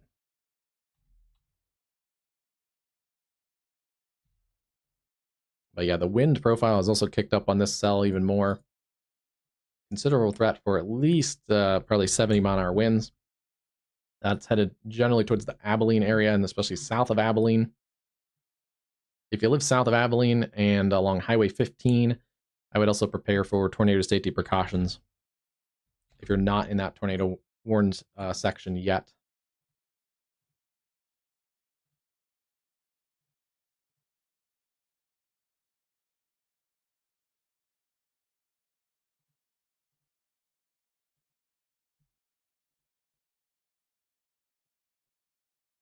They have also upped the considerable threat to a destructive tag, 80-mile-an-hour winds, potentially as that slides to the south and east through central Kansas. Lindsborg, Salina, Gypsum, all the way down to Ellenwood, Chase, Lyons, Mitchell, and areas around Marquette. Still seeing radar indicator rotation. They've extended that. Dropped the hail down a little bit, which is probably correct. I don't think it had baseball size hail, but still in there, golf ball size hail. That's probably pretty likely. And again, still seeing kind of weirdly 2 areas of circulation. The one is trying to take over, though, the eastern one. It's in a better position.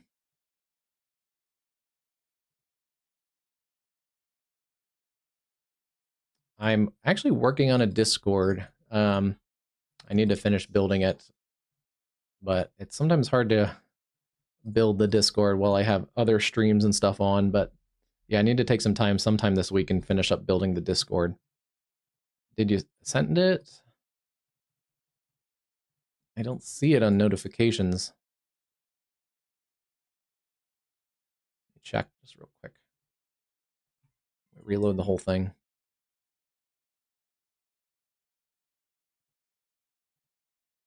Unless did the stream bot take you to a bad link? Let's see. No, that works. That's my.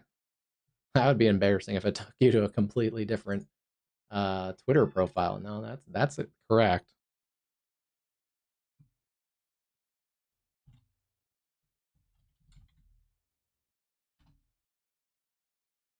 Just want to try another tag and see. Testing a little bit of the bot too. Okay, cool.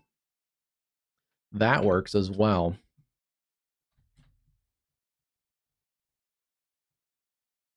So yeah, we are rocking and rolling here across central Kansas. Destructive severe thunderstorm potential. And the hail has come down though. Max hail, 1 inch in diameter. That checks out. Usually we get a decrease in the hail with the increase in the wind. And yeah, it looks like some new storm reports in there. Train spotter report of 76-mile-an-hour winds. So that is going to prompt that destructive tag. 70-mile-an-hour winds in Salina, just about Salina right now. Looks like we have had some golf ball size hail also there reported in Solomon, right at this camera. Boy, it's going to be really hard to tell anything that's going on there, though, right now. And you can see all the truck traffic on I-70. It's a heavily traveled interstate. With golf ball size hail and a tornado potentially close to developing here just south of the Salina area, or of the Solomon area, sorry. Yeah, good news is both of those are staying well off the interstate. And I believe that 76-mile-an-hour wind report is the highest wind we've had reported today. Earlier, as those storms developed outside of the Denver area, in just west of Lyman, Colorado, 3.5-inch diameter hail at Cedar Point in Elbert County. That is some big boy hail. That's going to do some pretty big damage. If that hits your structure or your car, that's basically done.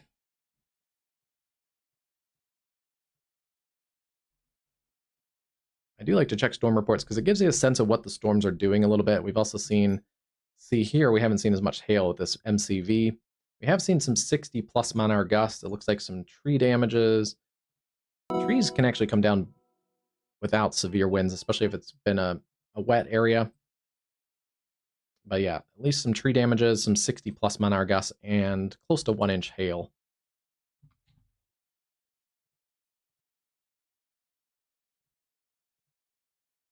So yeah, these storms are mostly a wind threat with a couple embedded circulations. Looks like that rotation has backed off just a little bit. Boy, we'd be able to see it so clearly if this Pembroke radar was active.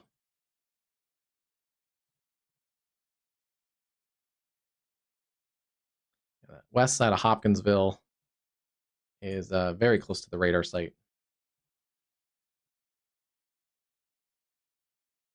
About 20 miles from that radar that's down right now. Let me check.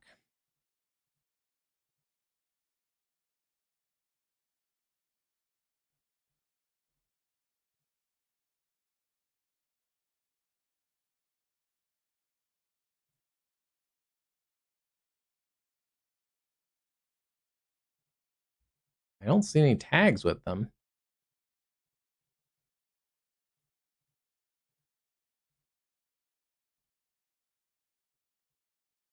No, I'm not seeing them right now.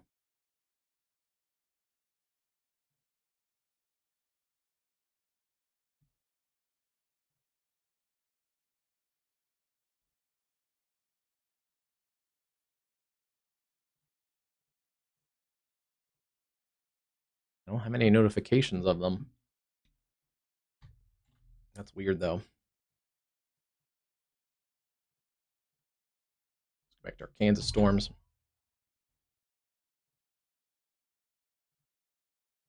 Still radar indicated in eastern Saline County. That storm starting to back off a little bit on that secondary area of rotation.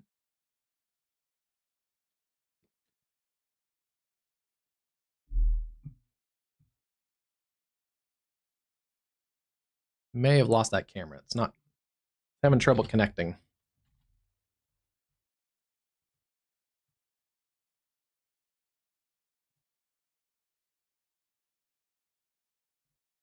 They're going to re-up a tornado possible tag in that cell cluster that's east of Scotts Bluff, Nebraska.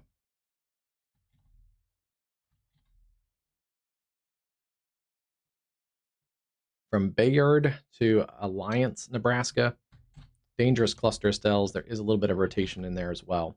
And that's producing at least, has already had, I think, an inch or two of rain and potentially a couple inches more of rainfall. The storms continue to basically sit over that area. Those severe wind cells that were tornado warned earlier, still basically in the same area, southeastern Goshen County, Wyoming. They are fading fast south of Hawk Springs. Okay, let me see. It's weird because I don't see it in private chat either.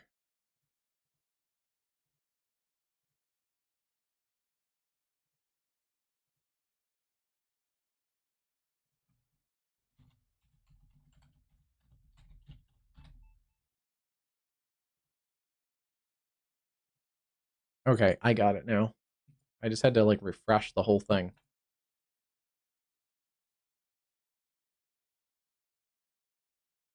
I didn't know WeatherWise had normalized rotation. That's actually pretty cool.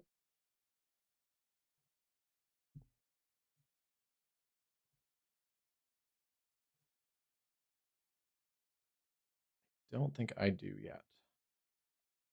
No.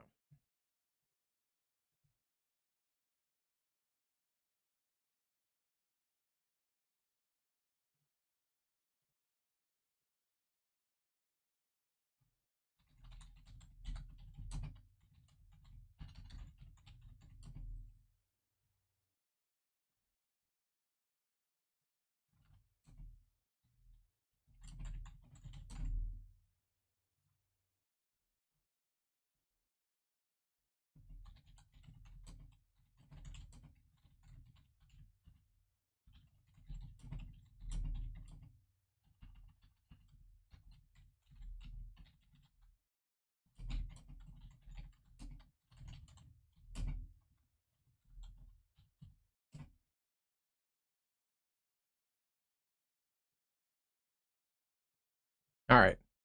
Thanks, Logan. I reposted it too to hopefully spread some stuff your way. I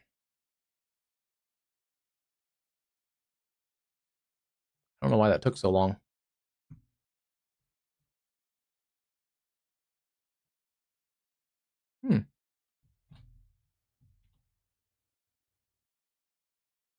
That's a pretty cool feature for a free feature. That's pretty good.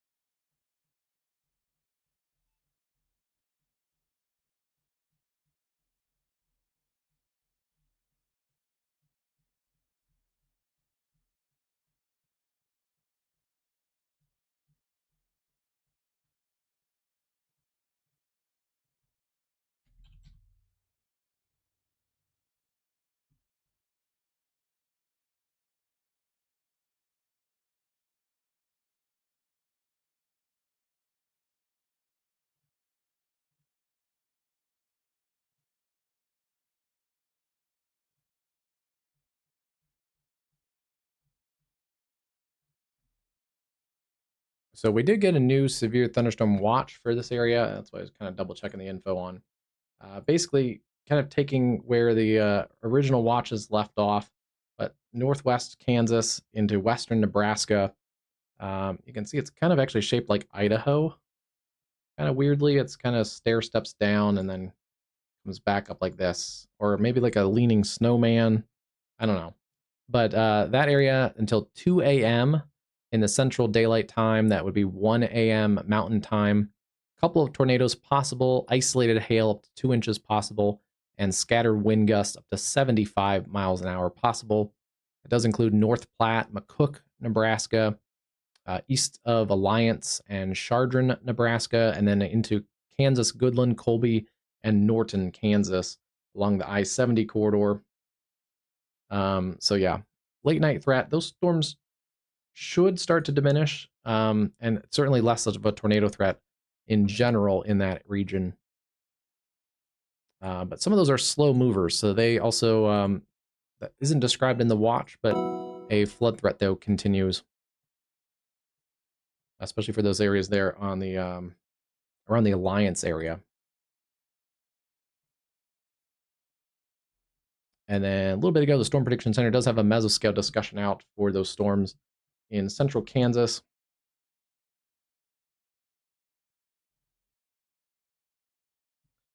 In the red bubble there, that's your mesoscale discussion right now.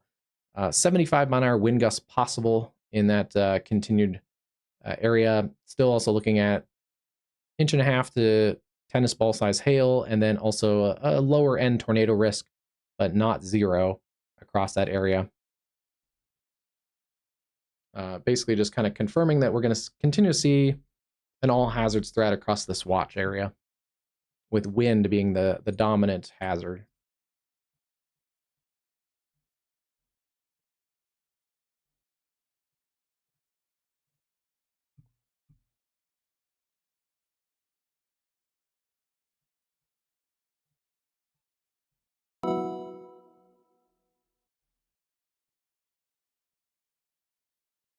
Wow.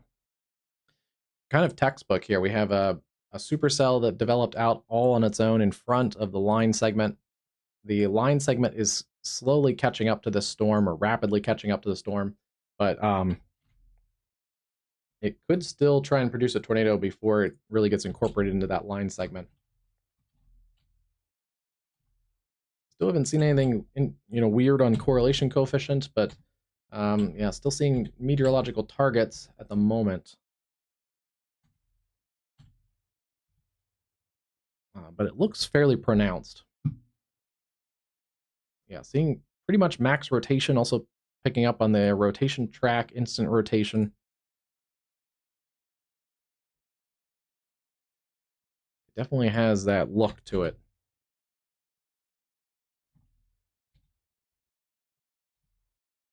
Going to be just in the area just to the northwest of Holland, Kansas.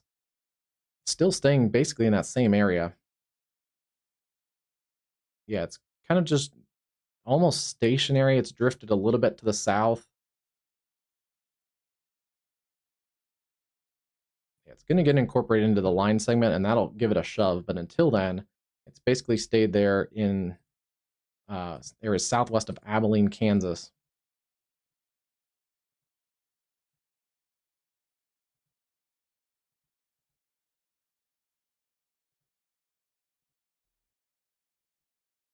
East of Salina.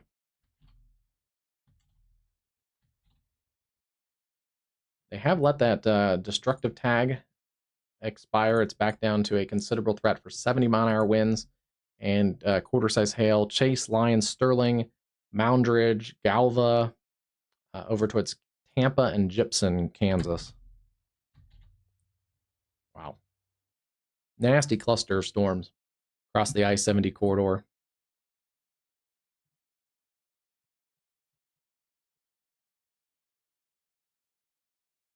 Yeah, the cameras are having pretty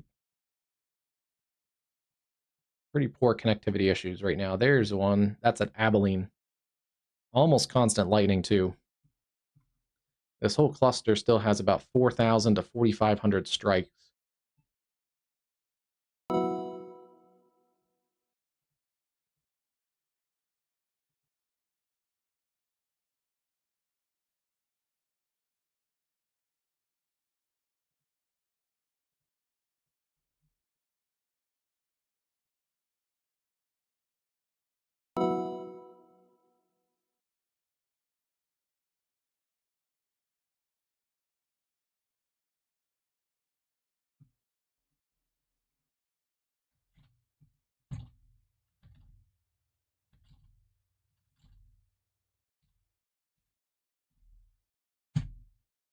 The overall wind outside of this, basically A attached to new this meso, PDS severe thunderstorm warning has been is likely issued. a destructive mesocyclone even without the tornado. Kind of expecting to see a correlation coefficient drop, but ooh, that might be one.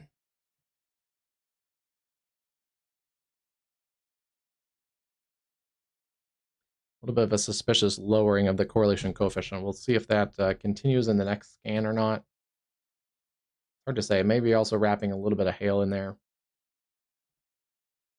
Have to kind of wait for the next scan to see if that is an actual tornado in progress. Destructive severe thunderstorm continues here. McPherson, Marion, and Saline counties, moving southeast at 45 near Lindsborg. Being warned for 100-mile-an-hour winds. A 113-mile-an-hour wind gust was measured at the Salina Airport. You are in a life-threatening situation. Flying debris may be deadly to those caught. So they've basically copied and pasted the life-threatening warning from a PDS tornado warning and pasted it on this. Yeah. Destructive severe A new thunderstorm, PDS severe 100-mile-an-hour thunderstorm winds warning has been issued. from a 113-mile-an-hour wind gust at the Salina Airport. That is crazy. And yeah, they are going to also, as I was just saying, that meso is super windy. They are going to add a 90-mile-an-hour gust warning for this meso in here. Yeah, the meso has probably 80 to 90-mile-an-hour gusts in here alone, with the tornado hiding right up in there. That could be a tornado in progress. It could also be kicking up some debris from the meso itself. So I'm kind of waiting on the next... questionable if that's a tornado CC drop. That could be. The blue you see here, this is actually clear air. There's still a little bit of an inflow slot right in there of clear air. But yeah, it could be a tornado. It could be just the meso kicking up debris. Either way, dangerous situation. Continue to take tornado safety precautions. That is nearly stationary, just near the Holland, Kansas area. Yeah, wow, it's basically stationary just west of Holland. And then back down towards Harrington, 90-mile-an-hour gusts. Automated weather station recorded 100-mile-an-hour gusts. So yeah, crazy, crazy.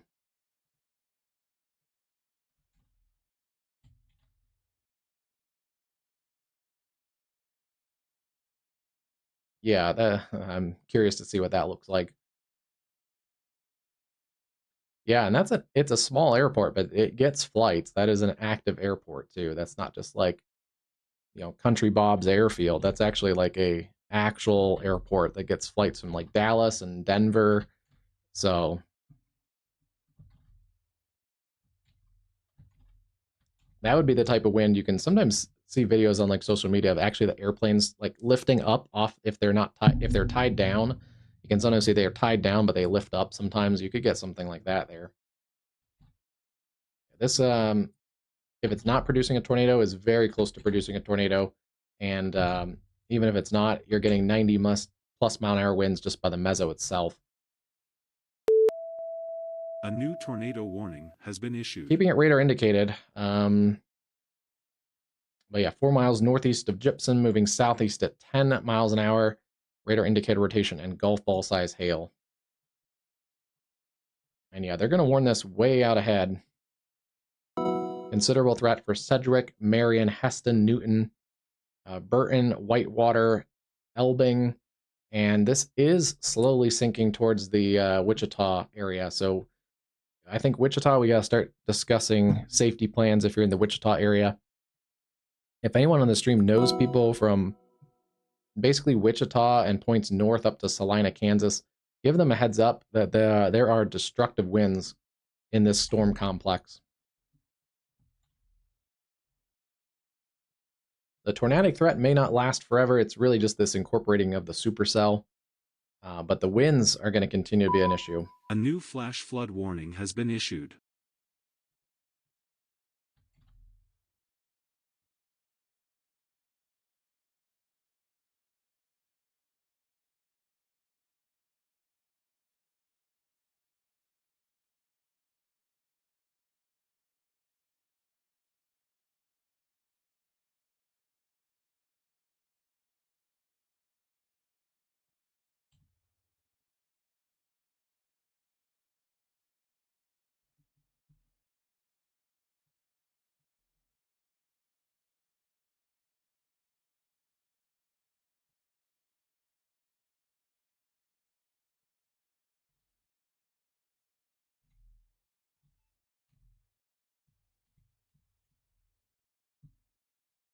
Kind of in a weird spot. Wind's going away from the radar towards the radar. This is the airport right here. I wonder if there wasn't maybe a brief spin up or something back in the actual body of the storm. It'd be a weird spot for a tornado, but I wonder if that 113 mile an hour gust could have been a tornado.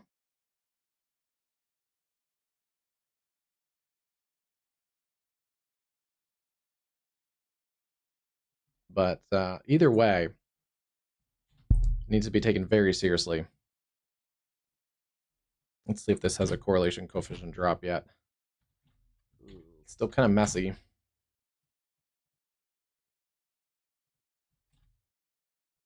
Wow. Yeah, the meso showing like 108 mile an hour winds. It's up about 4,000 feet, so not all that is going to be reaching the ground, but that is some crazy winds there just for the mesos alone. I'm not sure we're going to get cameras out of the Salina area for a little while.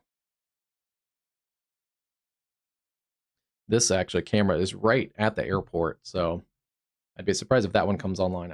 We've used this camera on a couple streams, and we've actually seen airplanes basically landing over the highway on that camera, so that may not be as useful right now. This is at McPherson, south on I-335, looking towards the south. We have a north-facing one. There we go. This is at McPherson, looking north. The wall of heavy rain and wind is generally coming towards this camera, just a little bit ways away. Yeah, McPherson right here. Let's get a timing track on some of these areas. Again, destructive tag, 100 plus mile an hour winds, and it's moving southeast at 40 miles an hour. So this is definitely one of those cells. You want to treat it not like a tornado warning, but you want to treat this as a tornado warning.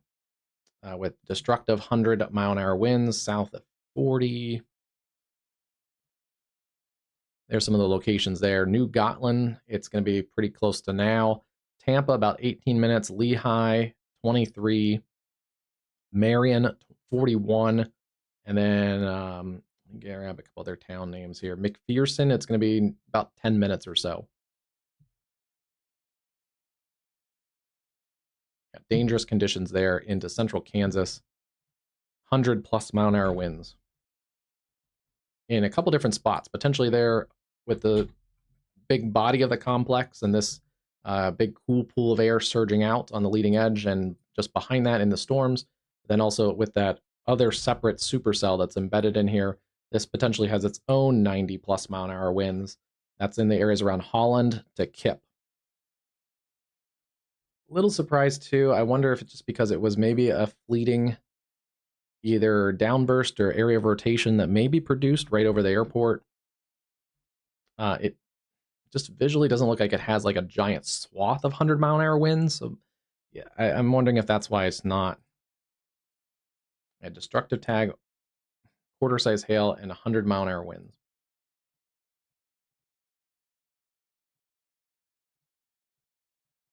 This supercell is basically still sitting over the same area. So there's 3 different warnings. They're just kind of still covering the same area.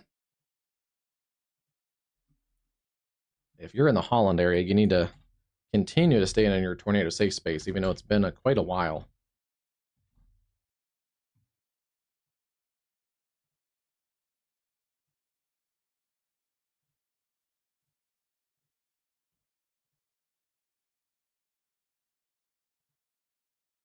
Yeah, that's a dangerous storm.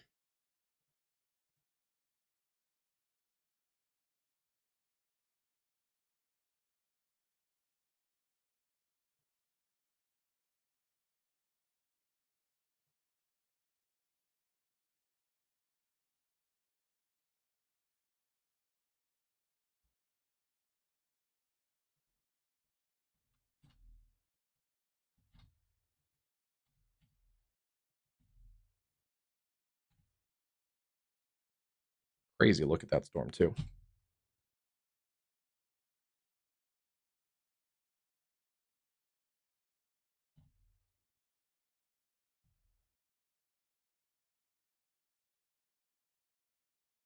Let's look at the ZDR. How high is this storm? This storm is pushing 61,000 feet. That is a crazy height. Basically double the height of commercial aircraft. Spectrum width. It's just spinning over the same area.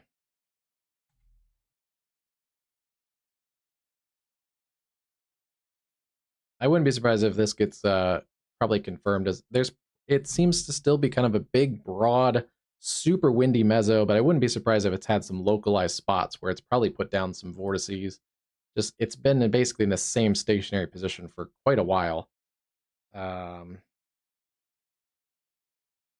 Yeah. Starting to slowly maybe move a little bit more towards the south with the MCS. But that's just a crazy look. Just in this area over Holland, or just to the west of Holland.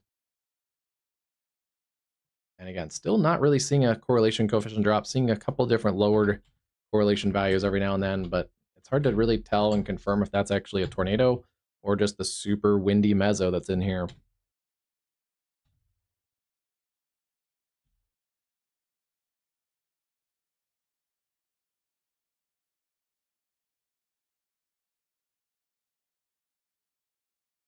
I mean, some of this data looks like almost like a hurricane. You can almost see the spiraling effect of that.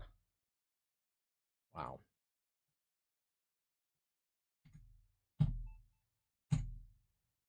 Just has that giant like sink drain look. A new look. flash flood warning has been issued. Look at the instant rotation, the shear rate. Wow. Even on shear rate, it's just kind of spinning in that same location. obviously hitting like max shear rate values. Yeah, if this somehow doesn't produce a tornado at some of its localized areas, I'd be completely shocked. It's probably produced at least a couple brief tornadoes and vortices and things. Continue to stay in your tornado safe space there around the Holland, Kansas area.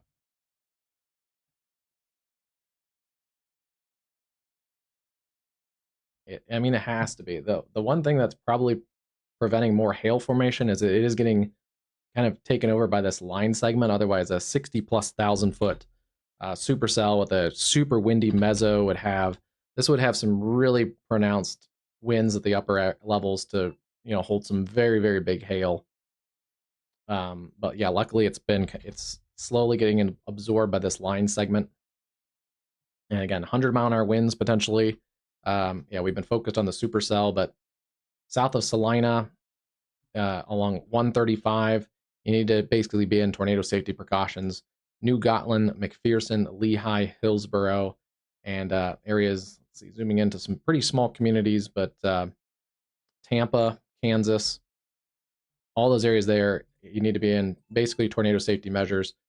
Lowest level into your room. If you have a chance to get below ground to your storm shelter or basement, that's your best option. Also seeing a little bit of rotation now on the leading edge of this circulation of, not the circulation, sorry, the complex of storms. So we may have a little bit of a QLCS threat as well. Boy, that would make this pretty crazy here if you have a little QLCS tornado on the leading edge of that, and then you have this big supercell getting absorbed just to the north of there. That's a crazy screenshot there of this picture here. Wow. And they're going to extend that tornado warning again another 32 minutes for areas around Holland.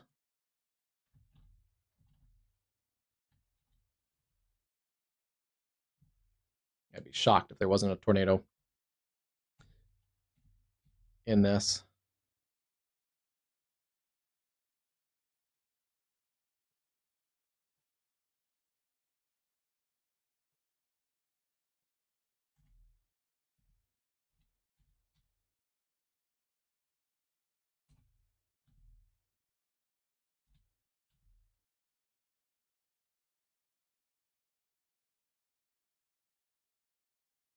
It is making a slight push now towards the south. I'm surprised since they extended this warning, I'm surprised they didn't warn it out towards the south. It is starting to move a little bit now. It's starting to move with the line segment. Yeah, heads up down here. Hopefully everybody is basically should be in their safe space with all these destructive severe thunderstorm warnings, 90+ mile an hour, 100+ mile an hour warnings. But if you're south of Holland towards Carlton, Kansas, a small farming community out here on Kansas Highway Route 4. A new PDS severe thunderstorm warning has been issued. All those areas south of Holland, Kansas need to be in a tornado safe space.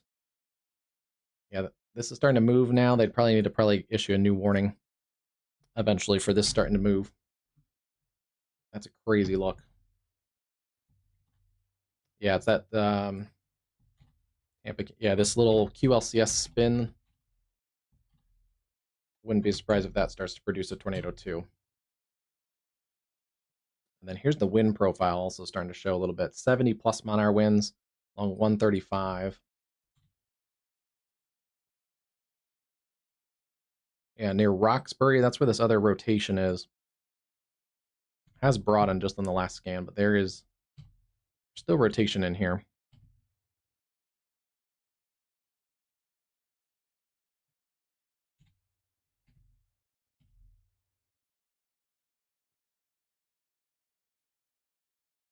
Yeah, may have put down a brief. A new PDS severe thunderstorm kind of hard to tell in correlation. Yeah, it's pretty close. Hard to tell in correlation coefficient because it's right at the edge of the precip, so there is some clear air contamination. But it does look like just north of Roxbury at about 4 minutes ago. That does look like pretty suspicious CC lowerings. That's probably has been issued. A brief tornado there for a couple scans. about 3:30 or 9:36 to 9:40.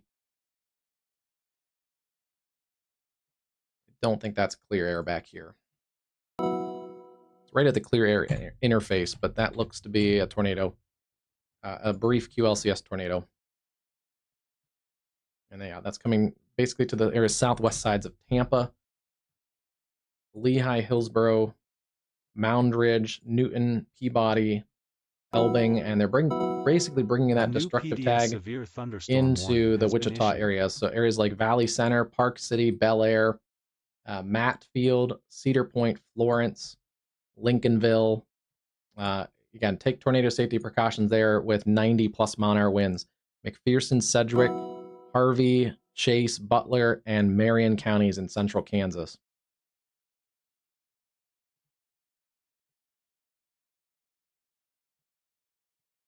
Crazy storm.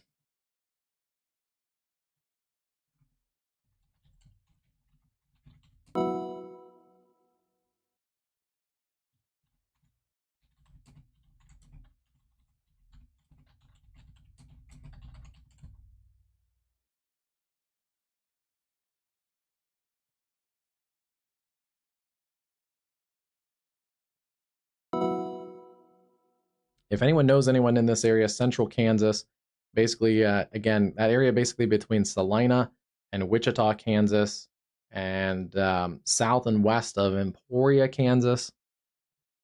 Emporia up here, kind of in the top right of your screen. This is the Wichita Metro down here that I just circled, and Salina, Kansas on the back side of the MCS.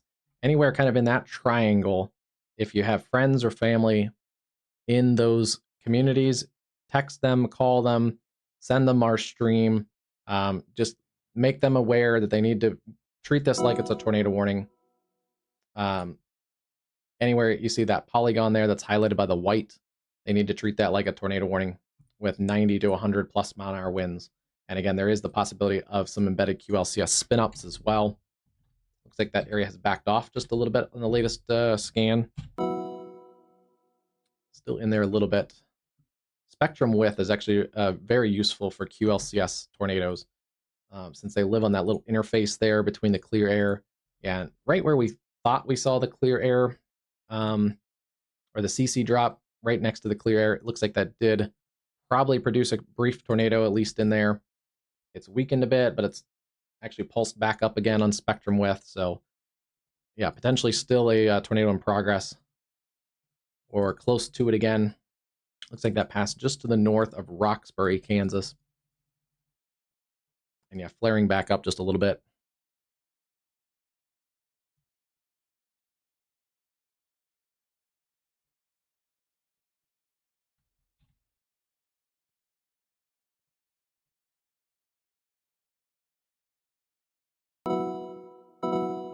A new PDS severe thunderstorm warning has also been showing issued. a little bit there on the shear rate too.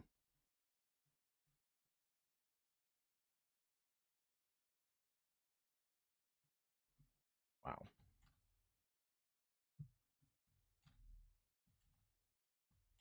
There is no way if there's a tornado in progress, Holland and Carlton, that you would see this. It's going to be rain wrapped, hail wrapped, tucked up in a crazy broad mesocyclone. Yeah, with its own 90 mile an hour winds. That's a insane storm. Continue to take tornado safety precautions there, south of Abilene. I very quickly want to go through and just double check, make sure we're not missing anything. Yeah, that's your radar indicated tornado warning there. Continues there for the Topeka office. And yeah, right now that is our only tornado warning. Although again, you do want to treat those other storms like a tornado warning. Very quickly, storms are slowly fading here across western Nebraska. And this storm at the Colorado border, that is also outflow dominant. So likely less of a tornado threat, except maybe right where the outflow interfaces. But still not looking like it. It still has tornado possible tag, 60 mile an hour winds, and half dollar size hail. storm coming down in intensity basically at the Colorado and Kansas state line.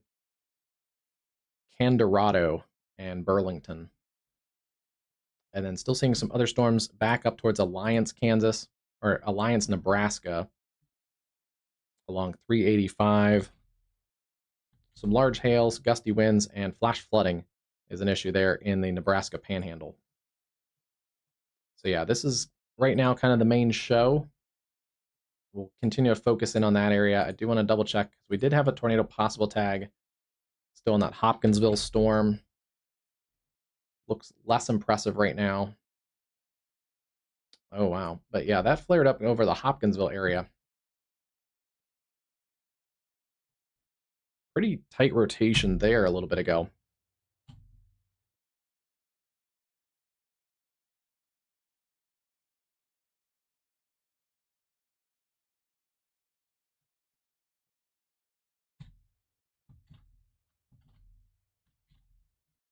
Yeah, still a tornado possible tag north and east of Hopkinsville, Kentucky. 60-mile-an-hour winds, quarter-size hail for Oak Grove and Pembroke, Elkton, and Guthrie. That cluster is starting to weaken as it's moving east there in southern parts of Kentucky. Wow. As we get closer to the radar, this is getting a little bit better picture of this, but around the McPherson area. See if this camera even loads. It does right now. Looking up a few thousand feet around the McPherson area, 78 to 90-mile-an-hour wind gusts. Not all that's going to be reaching the ground, but certainly you could get some, especially where the heavier precip is. A new flash flood warning has been issued. Continuing to warn this. I'm surprised they haven't continued it to the south. It is starting to push south. That's a little bit of a suspicious CC drop, but there could be some still hail and just debris getting kicked up a little bit. But I wouldn't be surprised if that looks a little suspicious. A scan ago. Probably not hail in there.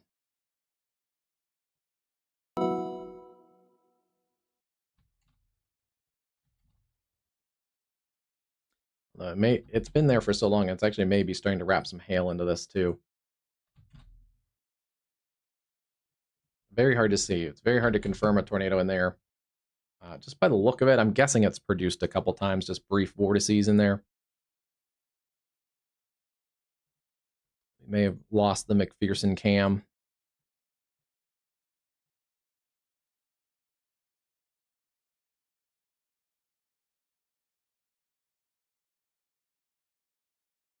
Likely probably 60-plus-mile-an-hour winds to 70-plus on that McPherson area. And let's take a look at this again. Still seeing that potential QLCS spin up. Another area of rotation south of Tampa, south and west of Tampa along Highway 15. It's going to be east of Roxbury. Continue to take tornado safety precautions there. Tampa down to Lehigh, Hillsboro, back through McPherson, Kansas, and then down towards Newton, Kansas. These are fairly populated communities along the 135 corridor, McPherson to Newton, and then down towards Bel Air in the Wichita metro. Some of these communities, I try to pay attention to them when I'm on the stream here. They're very small communities, some of them, but I try to zoom in when I can. And you can see this community only has a couple different streets and stuff, so it's a very small community. But these are the types of communities that sometimes get missed by bigger media and things like that. So I do try to on the stream show those, because there are people that are living out here and affected by them. They're continuing the destructive severe thunderstorm warning closer into that tornado warning. They've dropped the max winds down to about 80 miles an hour. So a couple different situations here. We have the embedded supercell. This is getting incorporated into the line segment. We have a little QLCS a new cell flood warning has been issued on the southern side of this. That's also still potentially producing tornadoes at times intermittently. And then south of there, we have a big surge of conservatively 80-plus-mile-an-hour winds. I don't know if there's 100-mile-an-hour winds in there anymore, but conservatively about 80-mile-an-hour winds from McPherson back through Lehigh and back to areas west of Tampa.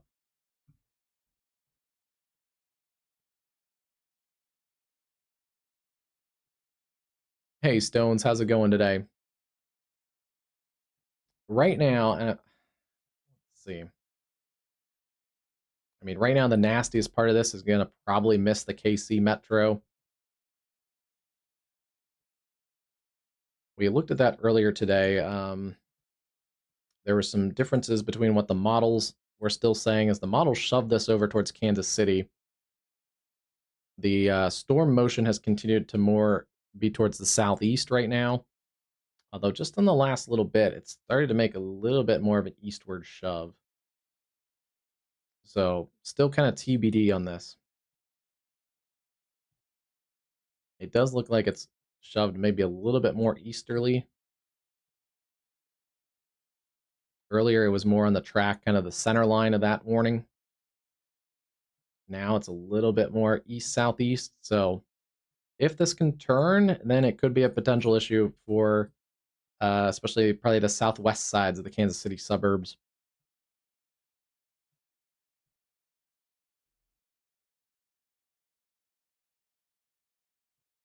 It probably should have been because the models picked up and were fairly consistent on these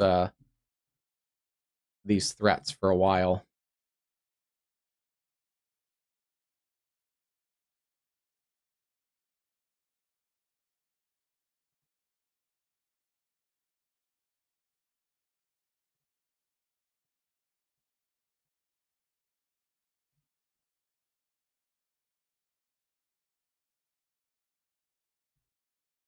The National Weather Service, the Storm Prediction Center, has a new mesoscale discussion out. Yeah, you can kind of see it. It's kind of embedded in the old mesoscale discussion, but there's the new mesoscale discussion. It's for, and let me draw it in a different color so you guys can see it better. I'll pick blue. There's a lot of red because there's the red of the radar, and then there's the red of the mesoscale discussion. So let's see. Let's make it blue.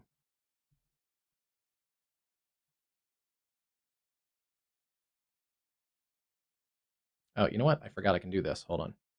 Let's do this. Polygon tool.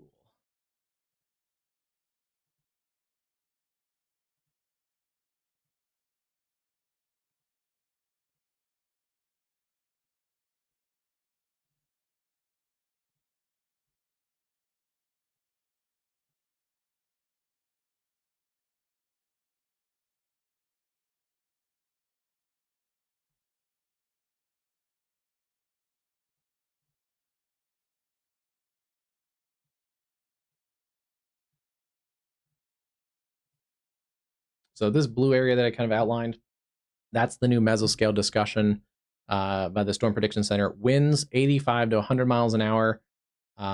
Tornadoes potentially 100 to 125. Hail 1.5 to 2.5 inches. Severe wind gusts to 100 plus mile an hour are possible over the next hour. That does touch on the Emporia, Kansas area. So if you live towards Emporia, Americus, Toledo, Kansas, you do need to watch the storm and prepare for tornado-like conditions. If you're anywhere in this blue shaded area, prepare for tornado-like conditions.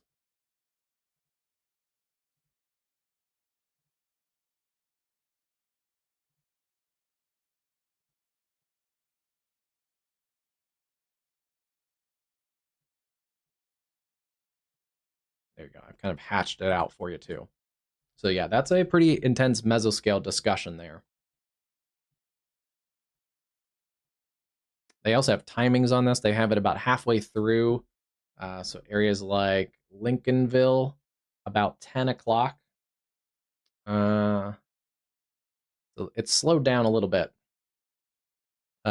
So yeah, it'd be about Tampa at about 10 o'clock. Let's put Lincolnville about 10:30 to 10:45. And then Emporia would be closer to about 11:30.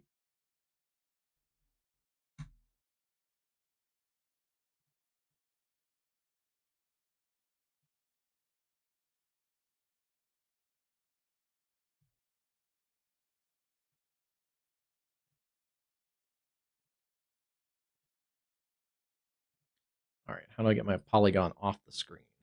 There it goes. Okay, yeah, I just kind of highlighted the same mesoscale discussion. I did not draw my own polygon, really. Just kind of hard to see because there's overlapping mesoscale discussions.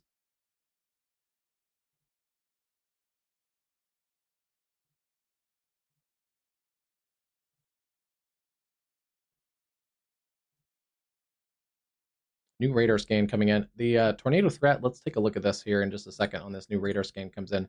I'm getting concerned again about that QLCS spin up. Yeah, that's going to be back probably close to producing a tornado. Rotation picking up in that part of the storm. Yeah, seeing the shear rate come up also in that part of the storm. But here's your area of rotation. It's just in that little thumb feature. And you see a little thumb kind of sticking out of the QLCS. That usually indicates it's close to producing a tornado.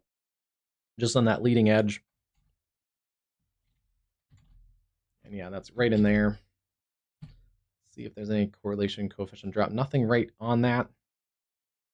But that is probably close to producing a tornado. It's going to be just north of Durham, Kansas, and just south of Tampa, Kansas.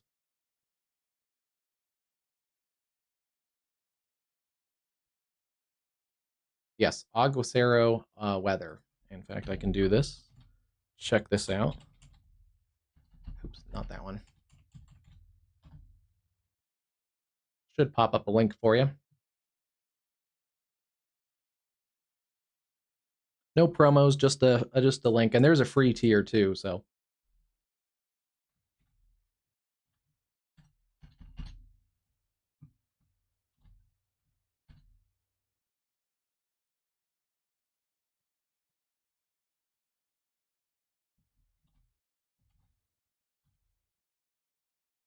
yeah, still seeing rotation in there. Let's go back and look at our original supercell. This has finally kind of been incorporated into the parent mesoscale convective system. Yeah, wow, you can see that has quickly started to fade away. The mesocyclone has basically collapsed now that it's being really guided by the more the complex of storms, and it's also affected by the rain-cooled air with the complex of storms surging into this. I'm gonna go back and let's look at it. Yeah, look at the last couple hours and just see what we've seen so far tonight. This is the little supercell popping up at about 8 o'clock over the Salina area. It had a little bit of spin even over Salina. Before it was severe warned, I think I mentioned it had hail coming up. It eventually went severe warned, had a little bit of rotation in there near Salina, and then started to drift to the south and east ahead of that line segment. Became tornado warned, looks like it tried to produce a tornado, and then as that line segment came in, it became stationary. Very cool dynamics. At one point, this is at about 8:30, there tried to be a new supercell that was going up near Bennington. That got quickly taken over by the line segment too, and it actually became stationary as well.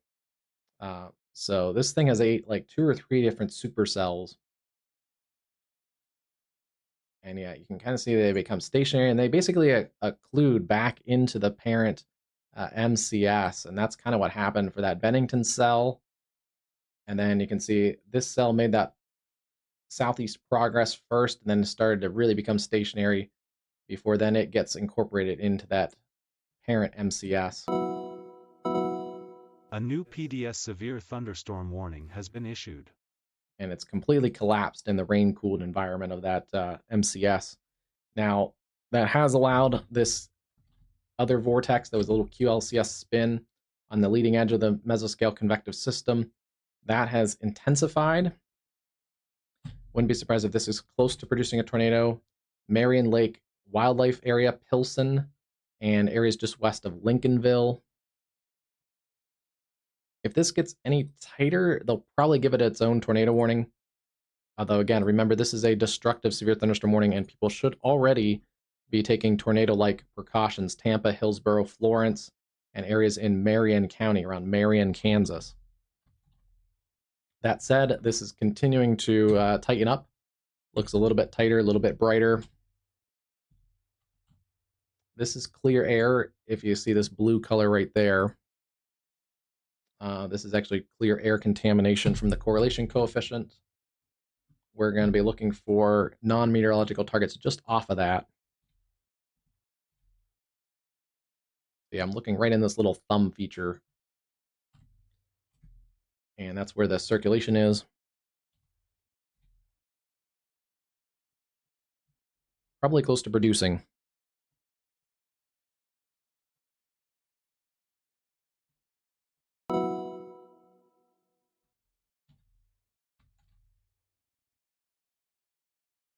Did I make what? Aguacero weather? No, no. I'm just a user and a fan of them. Caleb, I could barely get the Streamlabs bot activated today. It was giving me all kinds of problems. Apparently, one of the issues, it was linked to an old account I had, so I had to go in and like re-switch it and stuff. But no, I had some tech issues just getting the stream going tonight. I think because we had a pretty big storm here this morning, so I don't know. The computer was a little bit funny getting it going.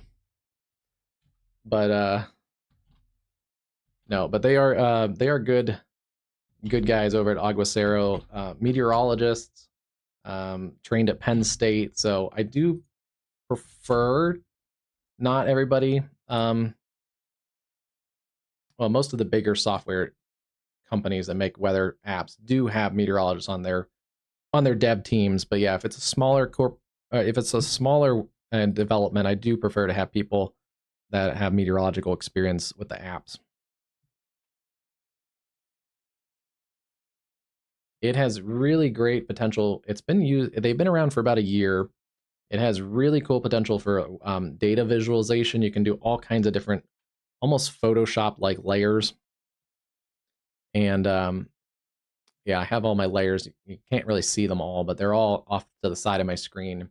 I can delete them. I can move them up and down. So I can sort them and create little bundle packages and things of layers all layered on top of each other. So it's a really cool, kind of unique way to do it. Probably not as like beginner friendly if you're just getting into meteorology. But if you do want to go like more advanced into things, into data layers and visualizations, it has some really cool features for that. And then I think it was their year update in April, they added the live radar. And us doing more live work right now than I do post some. This is tightening up further around the Marion Lake area. I do post some forecast videos, but I don't do as much forecast videos because I just don't have the time for it right now. And usually most of the other big weather streamers put out forecast videos and they're basically the same. So I just don't want to add any extra clutter to it because I'd be basically saying mostly the same thing as everybody else. But anyway, so yeah, once they've added the live radar product, the Aguacero became much more, to my uses, more intriguing. And then they've actually made updates since then. Since I started on the Aguacero, I guess that was late April, they've had more updates than most of the other weather apps have had updates. I can even check for updates and make sure I'm on the latest one.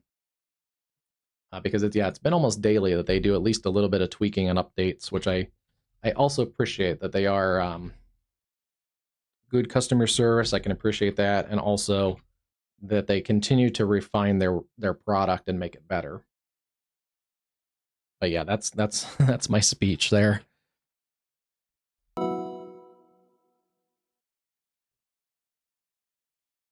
Still seeing destructive severe thunderstorms working towards Marion, Florence, Cassaday, Chelsea, Whitewater, Elbing, and Peabody. Destructive storm, 90-mile-an-hour winds. Yeah, good news is it looks like this has turned a little bit more east-southeast, so this is going to miss the Wichita area, it looks like, for the most part. Still seeing severe thunderstorm warnings across the Wichita metro, but the destructive tag is up north of Wichita. Wichita is going to get on some of this. This is a gusty outflow boundary that's surging through areas around Heston, Burton, back towards Hutchinson, Kansas, Partridge. Really see that outflow in there.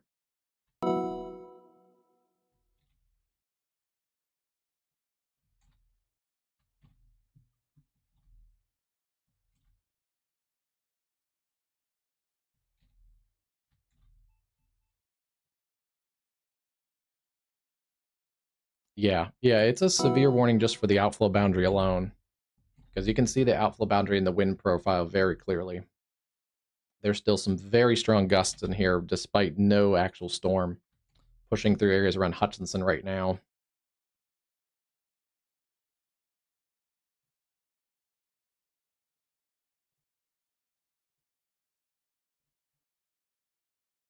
Some other gusts recently, 59 at the station at McPherson, 80-mile-an-hour gusts just north of McPherson, 80-mile-an-hour gusts at spotter reported and power poles snapped, Gypsum. There's our airport gust, 113 miles an hour wind gust measured at the Salina Regional Airport, supported by County Emergency Management, will need to investigate. That must be a tag that the Weather Service put on. And we looked at that briefly a little bit ago. I'm guessing they might investigate if it was a actual straight line wind or downburst wind versus an actual, like potentially a spin up tornado that crossed that area around the airport.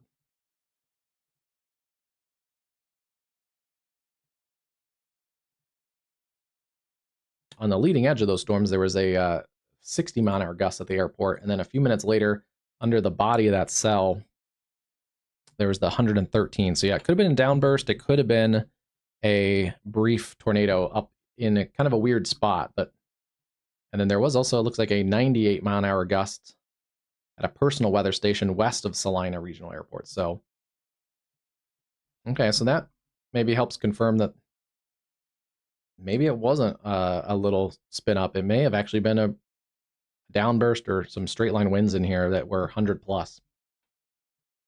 That's pretty crazy.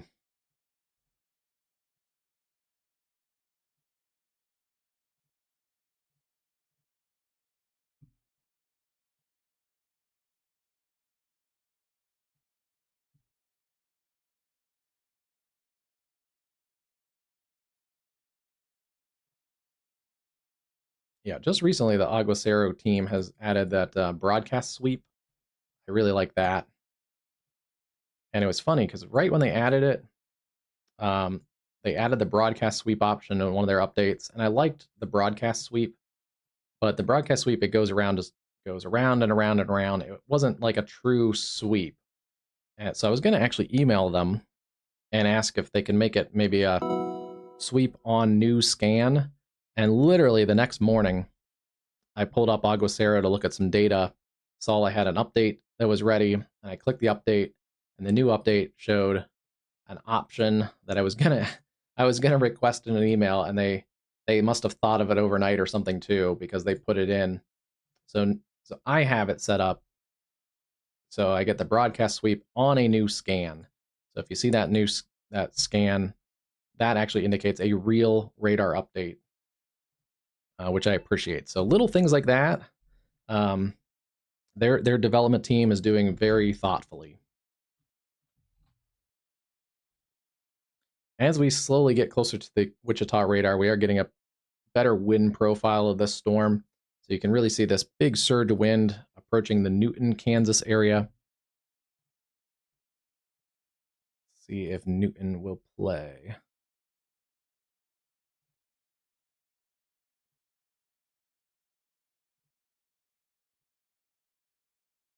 All right, we'll go here. It's an older camera, so it looks a little bit funny on the screen up there, but this is at US 50 and 135, so just on the south side of Newton, right about there.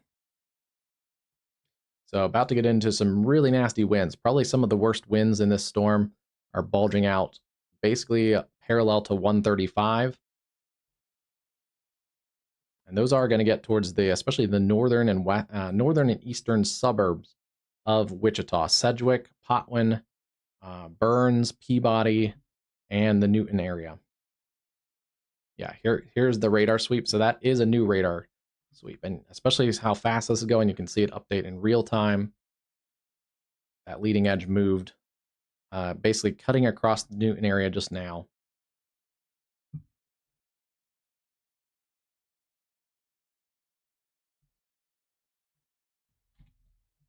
So destructive severe thunderstorm warning continues there to the north and northeast sides of the Wichita metro.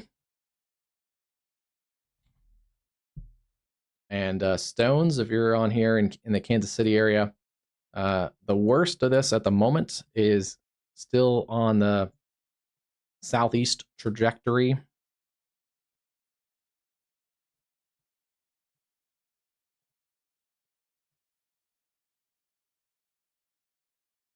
Kansas may get lucky tonight. The Wichita metro is right here. And obviously you have the Kansas City metro up here. The worst of this storm at the current moment may kind of split the uprights.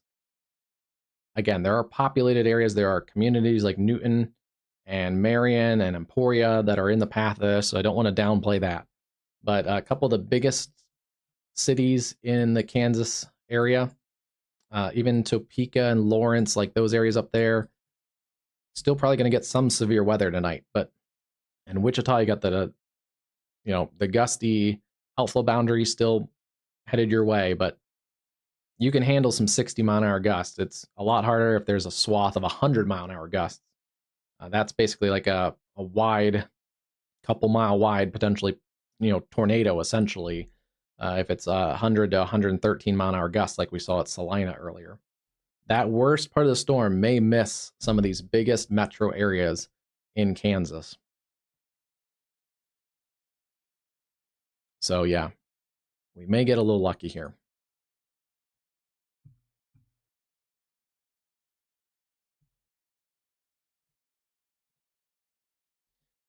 Part of this is moving towards the east. I don't want to discount that at all.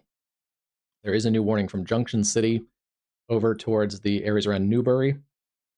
This also is along I-70. Considerable threat for 70-mile-an-hour winds. I just want to kind of take a look at this area. Yeah, there is a separate area in addition to that area down there that is bursting out. It does have a wind threat coming through the areas around Milford right now, approaching areas around Manhattan, Kansas. That is kind of its own separate area of bulging wind in there. It's through the Junction City area now.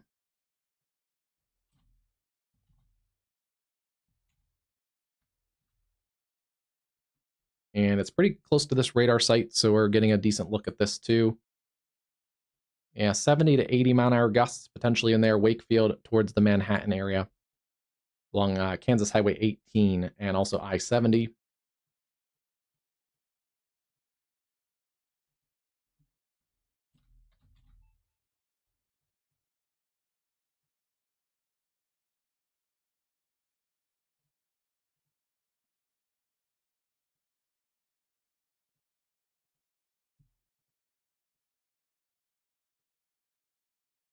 That little QLCS kind of got swallowed up by the main complex of the storm. It's still in here a little bit near the Lincolnville area. Still seeing some rotation, but it's definitely not as tight as it was when it was back towards Tampa. And I wouldn't be surprised if that put down at least one or two tornadoes briefly. Yeah, still seeing some rotation there. Pilsen and Lincolnville. Again, you want to still take the tornado safety precautions down through Lehigh, Hillsborough, Florence, Peabody, Elbing, and Newton. And then they're warning way out ahead of this. Considerable threat, 70-mile-an-hour winds. That's going to be for areas around Chase, Butler, and Greenwood counties. And yeah, considerable damage possible for trees. Damage is likely to mobile homes, roofs, and outbuildings. If you live in a mobile home and you're out here east of Wichita, towards the Eureka area, up through Matfield Green, Madison, Bazaar, and even to those areas around Emporia and south of Emporia, you have a little bit of time to get to a safe, sturdy, permanent structure. Yeah, that is, if you're out in front of this, they're giving you enough warning to get out and get to a safe structure if you have a mobile home. All right, I'm going to stretch my legs and get a refill on my water, and then we're going to continue to cover this dangerous mesoscale convective system across Kansas.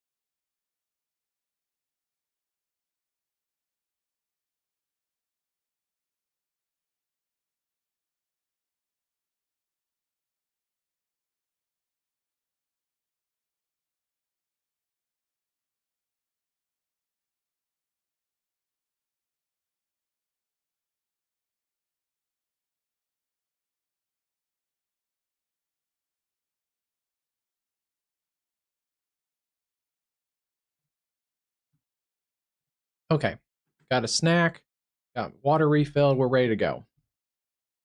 Did I miss anything? Yeah, the devs do seem to be very involved with, I don't even know if it's just the community. I think they're just very involved with their software for the Aguacero weather too.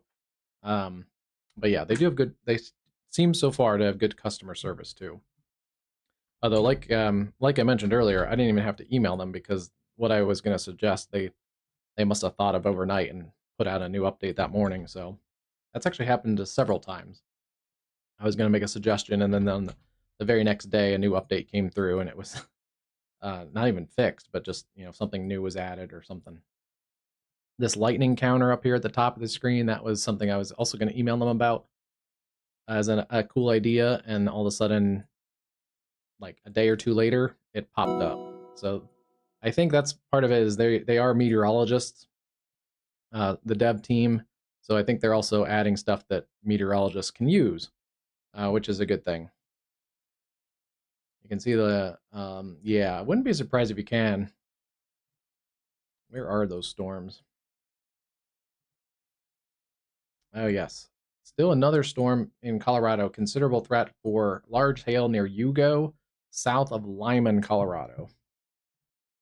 We can probably get some eyes on that storm too. Let's see.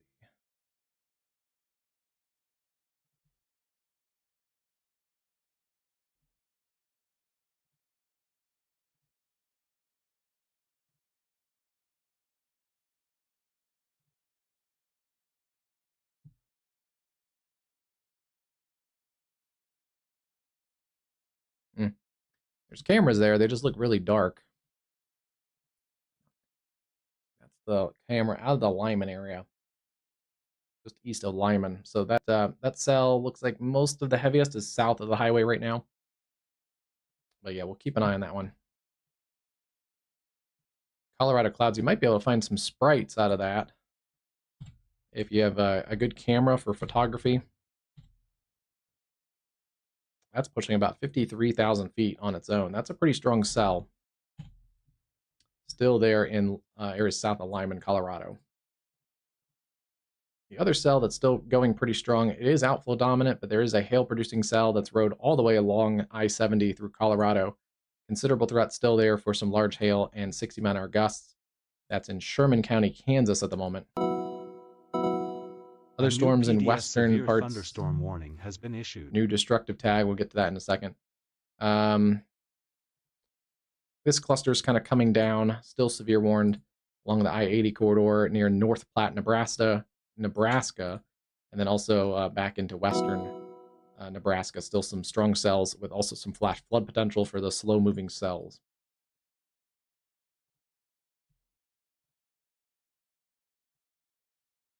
And then let's double check. Yeah, the storms have weakened below severe limits across western Kentucky. There are flash flood warnings in that area as well. And radar is still down there across the Paducah area.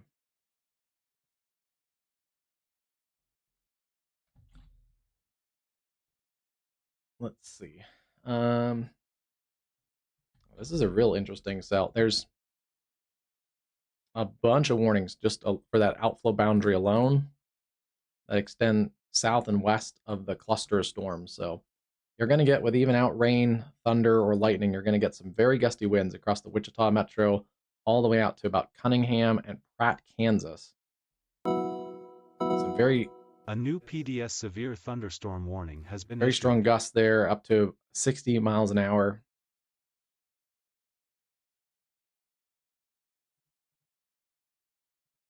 And then they have added a new PDS destructive tag, 80-mile-an-hour winds, and a tornado possible.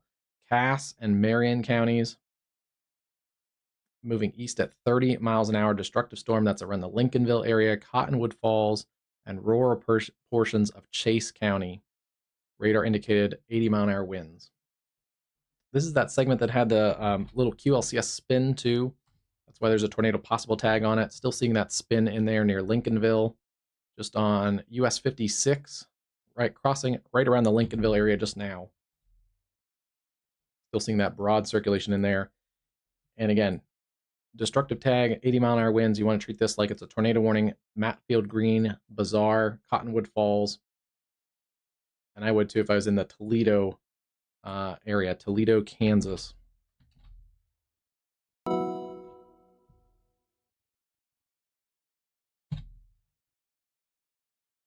Yeah, they're still down, storm team.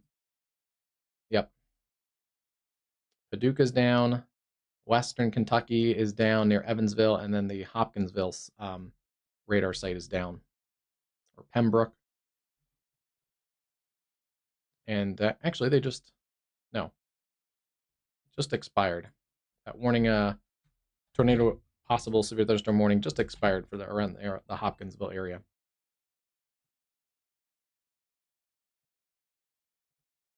Yeah, no problem. Yeah, that's going to be annoying, and there's more storms expected in that area generally in the next couple days too. Hopefully, they can get whatever situation that is fixed. Considerable threat around Dwight. That's going to be Gary, Morris, and Wabanasi counties in east central Kansas. 70-mile-an-hour winds. Around Harrington, Wilsey, and Dunlap. A little bit of a spin in there too. Keep your eye on that one south and west of Dwight, and just to the north and east of Harrington. And then seeing a big bulge of wind also coming into this area. Considerable threat for 70-mile-an-hour winds. That's around the Manhattan, Kansas area. Womango, Louisville, Bellevue, and areas right along Interstate 70 near Alma, Kansas. Still seeing that wind surging out basically across Manhattan, Kansas right about now. You can see that big bulge also in the reflectivity. Good news is the hail was coming down under an inch diameter hail in most of these cells now. Yeah, inch or less essentially for the hail. So that's always the one benefit, is usually these MCS events, usually the hail comes down as the wind goes up. They have issued a new PDS destructive tag for that 80-mile-an-hour wind and small hail. That is going to re-up those everywhere there from Sedgwick, Potwin, Chelsea, Cassaday, and areas around Burns. That also includes the Newton, Kansas area.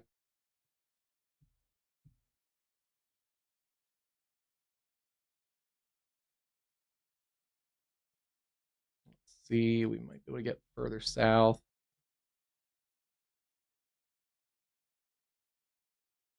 Okay, this is at 135 and 61st Street near the Sedgwick and Park City area. Sunnydale up in this part of the destructive tag. And that is generally looking at that severe area. So we'll keep an eye on this camera perspective.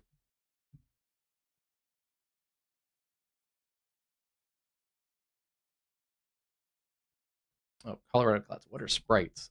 Sprites are not new, but they're fairly understudied upper atmospheric phenomena. I guess that's what I could probably describe it as. But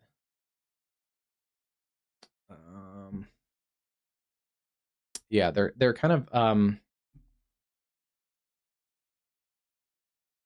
to figure out how to describe them most simply. They're likely related to lightning and the upper atmospheric interactions with the thunderstorms at the higher altitudes, like this one pushing 60,000 feet. Yeah, about 55,000 feet. They seem to be higher energy storms that have a lot of lightning, have more of them. But yeah, there's a bunch of different kinds that have been described by scientists and researchers. There's different colors of them. I think the most common are the red ones, but likely some type of electrified plasma type situation from above a thunderstorm into the upper atmosphere. Potentially like a similar phenomenon to the Northern Lights, but instead of like electromagnetic field activating those plasmas and gases, it's something with the electricity of the thunderstorm. That's kind of there's a lot of new research on it, so some of that is still being described now, but let me see. If anyone knows the YouTuber Pecos Hank, He has a great video on sprites, and has actually worked with, I believe, some sprite researchers. Let me find a video for you.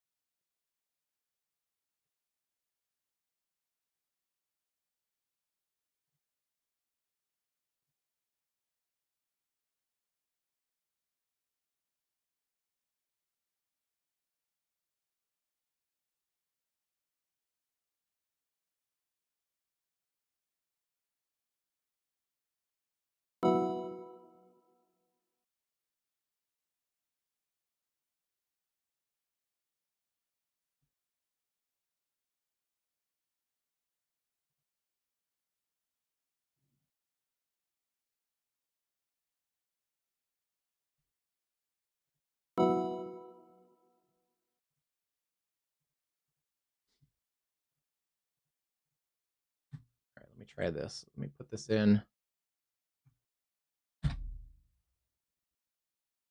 There you go.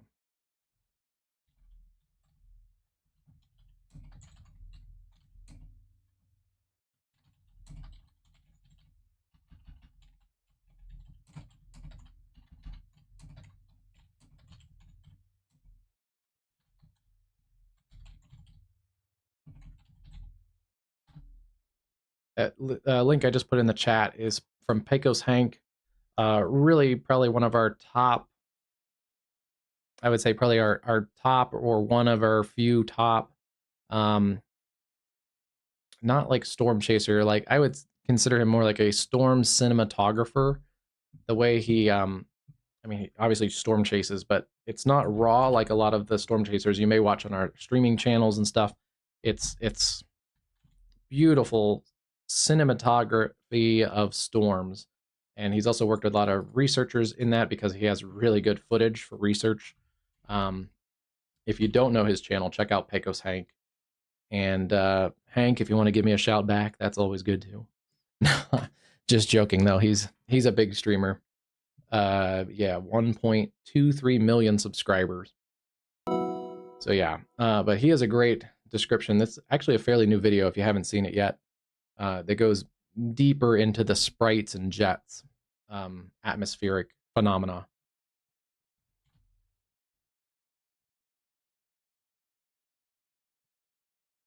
Yeah, Caleb, their phone, the phone for Aguacero weather is less polished than their desktop. I've been using it more on my phone, and it works. It just they've actually made it better. When I first got and came over to the Aguacero, the mobile version was basically unusable. Just in the last, I don't know, 5 or 6 weeks, it's much more usable now. So I can use it. Some of it I can use in the vertical, but some of it I still, basically if you switch it over to, if you turn your phone sideways and have rotate on, it basically gives you almost the full desktop version of the Aguacero weather. And then it is more usable with even the top click bar and stuff can actually be accessed and stuff. So, but yeah, they have made updates on the mobile version that have made it better. But yeah, maybe one of the things that could use a little bit more improvement is their phone side of things.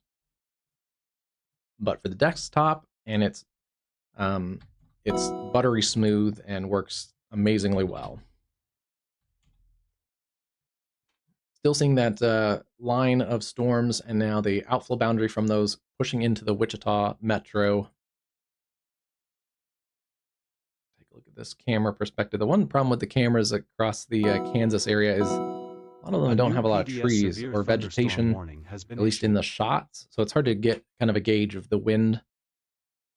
But we'll kind of wait and see that camera perspective may change in a few minutes. Destructive tag continues there. Peabody, Elbing, Burns, Cassaday. And then we have a new tornado warning now. This is not the original QLCS tornado that has broadened since it came across the Lincolnville area. You can see that earlier. There was a destructive tag on that part of the storm. But yeah, this is a new QLCS circulation. Very quickly, you started to wrap up a few minutes ago near Latimer. And just in the last couple scans there in Morris County, Kansas. A new PDS severe thunderstorm warning has been issued. That's going to be quickly approaching areas around Council Grove, Dunlap, areas on 177, Morris County here, zooming in a little further. Wilsey, the Council Grove Recreation Area, Kelso, and then into pretty much downtown Council Grove, Kansas, out on the west side of town on Highway 56. It's a dangerous cell, pretty close to producing a tornado. That has wrapped up very quickly in the last couple scans. And not far from the radar site, only about 2,000 feet up, so fairly low-level rotation. Also watching this area, this is that area that was near Junction City a little bit ago. Still seeing some broad rotation in there, coming closer to the radar site, south and southeast of Junction City now. So yeah, in addition to the damaging wind risk, there is a risk for some QLCS spin-ups. A new PDS severe thunderstorm warning has been issued. And yeah, continuing to get some PDS severe thunderstorm warnings there. Butler, Chase, Harvey, Marion, McPherson, and Sedgwick counties. That's all this area here from Lincolnville down through Sedgwick has been issued. And there's that Morris County warning. Still radar indicated at the moment.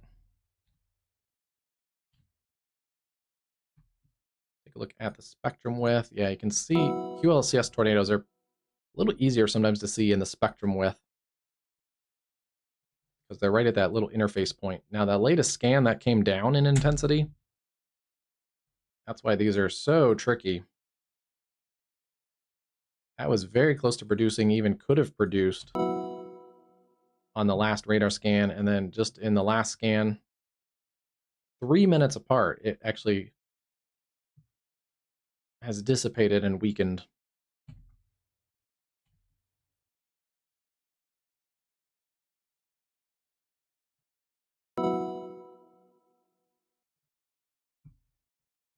There's a look at that shear rate detection. Picked up just in the last couple scans. And then on the next scan of that, it'll probably actually go back down.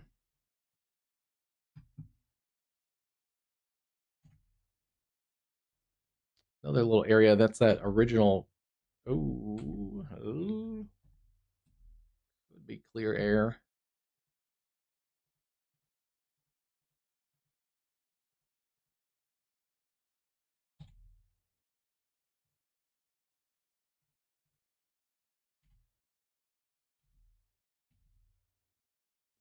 Leave. It's very close to the clear air. It looks suspicious. We'll wait the next scan, but that could be a QLCS tornado near Diamond Springs. Wouldn't be surprised. That's actually, if it is, that's an unwarned QLCS tornado. It is technically in the destructive severe thunderstorm warning, but that's a suspicious CC that wasn't showing just a minute ago. And yeah, that has tightened just a little bit. Wait for the next scan, but I believe that is a QLCS tornado.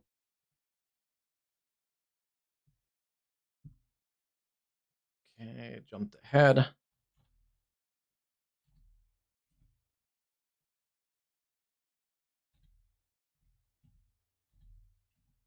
See if we get velocity to jump ahead here. Yes, that likely is a brief, may have weakened, but that is a brief QLCS tornado. Still in progress, potentially, but may have weakened. Yeah, right in there.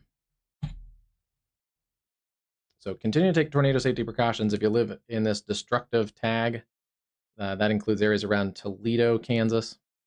down to Cottonwood Falls, and then heads up for areas around Americus and Emporia, Kansas.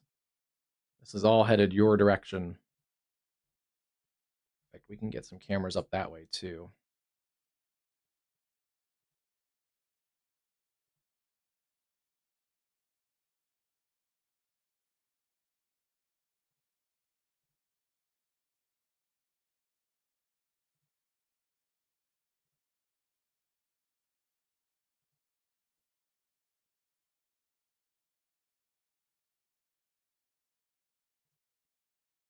Okay, we have a little bit of time for those cameras.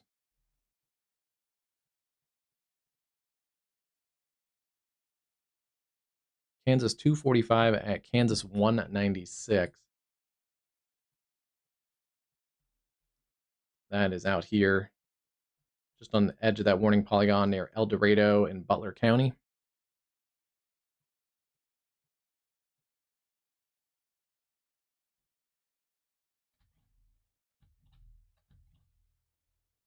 Surprised they're extending that tornado warning for the Council Grove area and not doing anything about the unwarned, likely at least briefly in progress, QLCS tornado to the south of there. It's hard to say if it's still in progress or not, but may still have some CC lowering from that. Yeah. Last scan, there was definitely a QLCS tornado. Now that I see the scan before and after, but sometimes you need that after to see it. A new PDS severe thunderstorm warning has been issued. But yeah, surprised that doesn't have a warning of its own. Continue to stay in your tornado safe space. Cottonwood Falls to Toledo with the destructive tag still in place.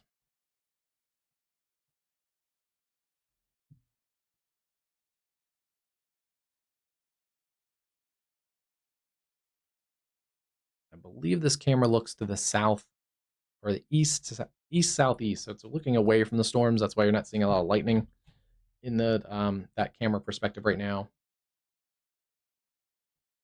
This whole cluster has about 5,600 lightning strikes. So this is a super crazy electrical storm.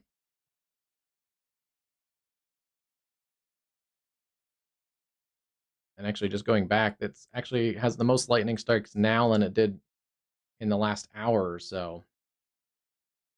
So although there's been some weakening in general with some of those highest level winds, the intensity of the lightning and the amount of lightning tells me that this cluster of storms is nowhere near done. And unfortunately, we may be transitioning into more of a QLCS tornado risk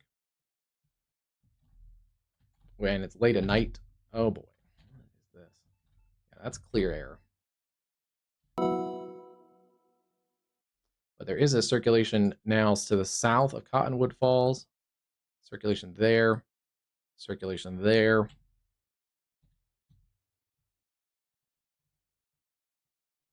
Still that tornado warning circulation on 56 west of Council Grove. That has peaked a little bit back up just on the last radar scan. Curious what the instant rotation is showing. A little bit harder on the leading edge of those, but yeah, there is rotation showing there, rotation showing there, and rotation showing there between Wilsey and Council Grove.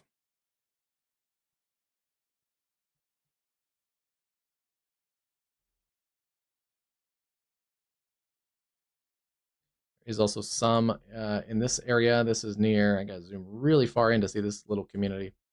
Dwight, Kansas.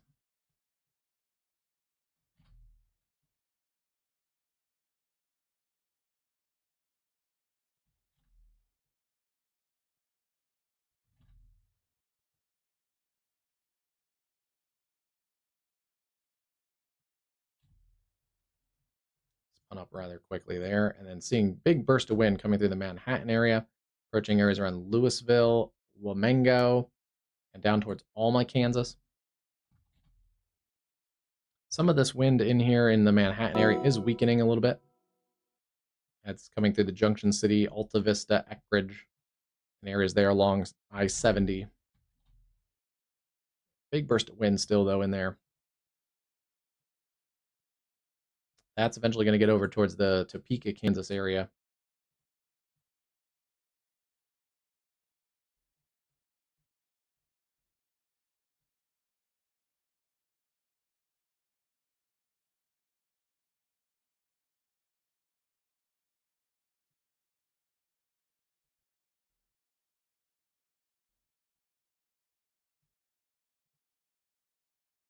New radar sweep coming in, so we'll get a good look at some of these circulations in here.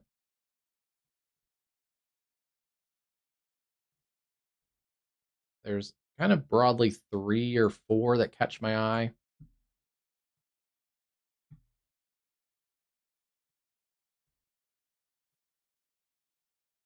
Some of them are warned right now, some of them are not.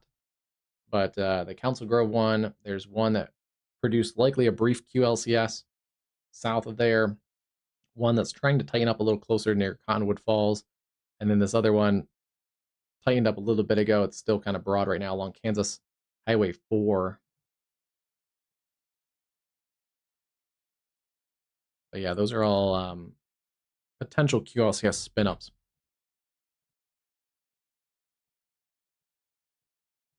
And then the backside of this is starting to diminish some in intensity.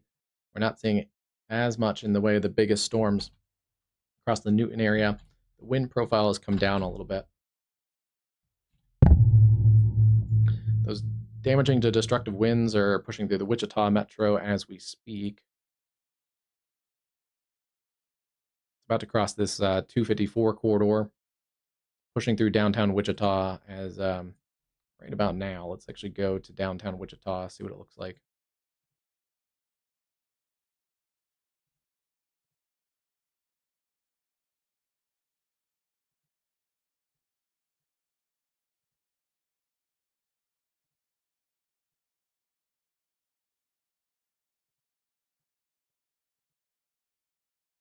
Maybe one of the better looks. There is some trees and shrubbery on the side of the road you can see kind of blowing around a little bit.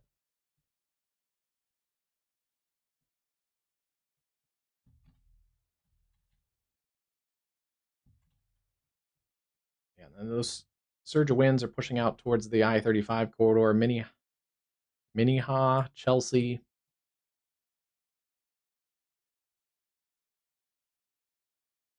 Oh, geez. Inch and a half. Woodland, Kansas? Is that the western?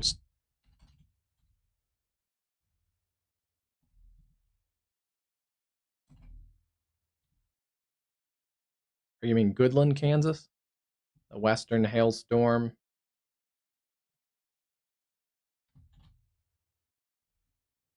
Yeah, that's right over the Goodland area.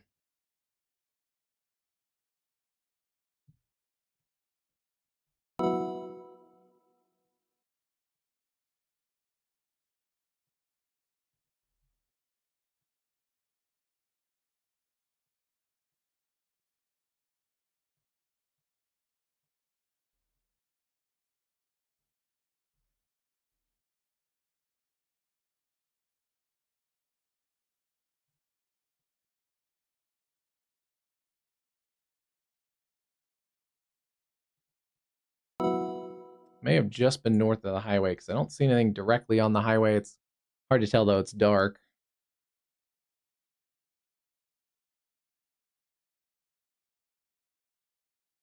But yeah, I wouldn't be shocked. That's just kind of in the Goodland area right now.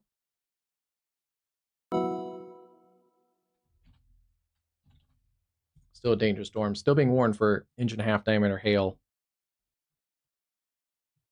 And then still seeing this storm also being warned for lime-sized hail, considerable threat south and east of Lyman, Colorado, near Ariba, Flagler, and Seibert. Yeah, considerable threat, lime-sized hail. Cheyenne and Kit Carson counties.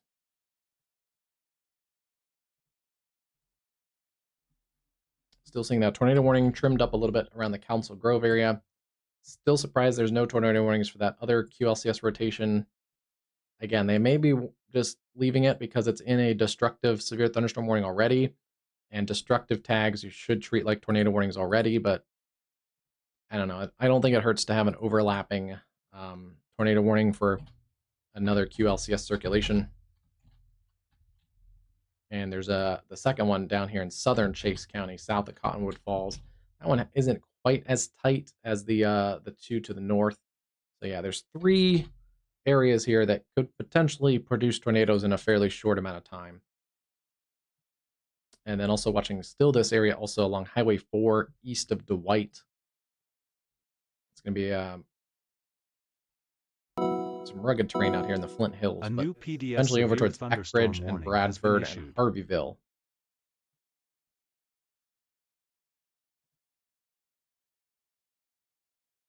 They're filling in a destructive severe thunderstorm warning with a tornado possible tag. So yeah, I guess they're treating this basically as a tornado warning for A new QLCS flash tornadoes. flood warning has been issued.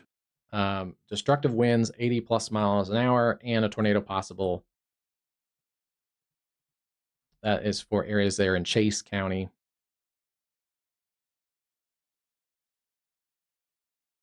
Yeah, and the wording is very similar to a tornado warning. So they're just basically using this instead of a tornado warning, which I think is fine for the damaging winds. I think now that we are starting to transition into more of a little bit of a QLCS risk, I'd kind of rather see a tornado warning in here instead, but there is a little flexibility with the different weather offices.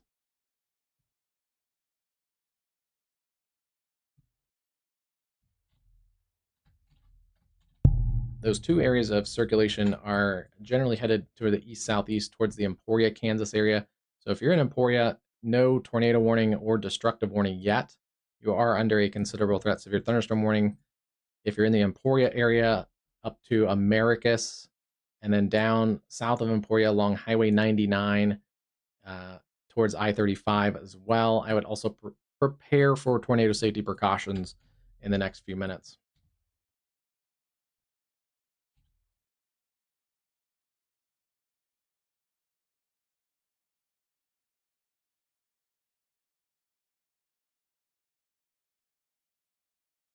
Yeah, I think we're definitely kind of in that situation now with a number of QLCS circulations.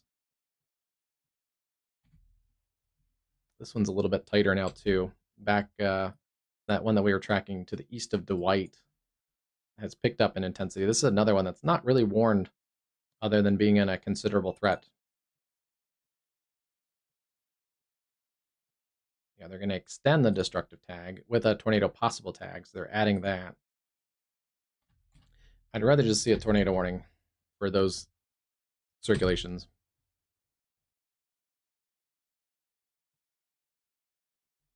Let's go back to the other one. This one is past the Council Grove area.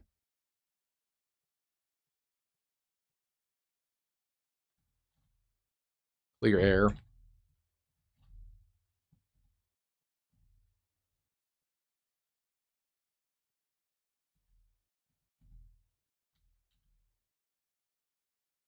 There's the one near Council Grove and 177 approaching Dunlap.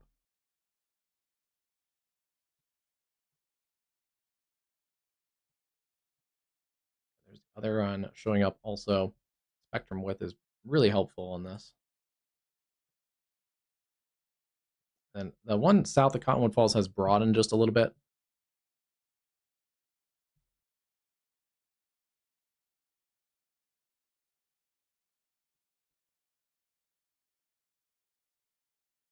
Wait for a radar scan. Looks like we're going to get a new radar scan in just a second.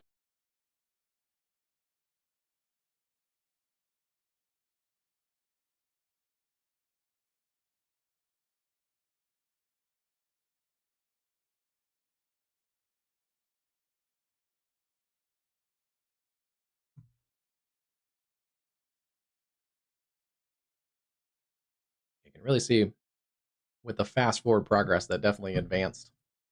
It is very cool to have the live scan.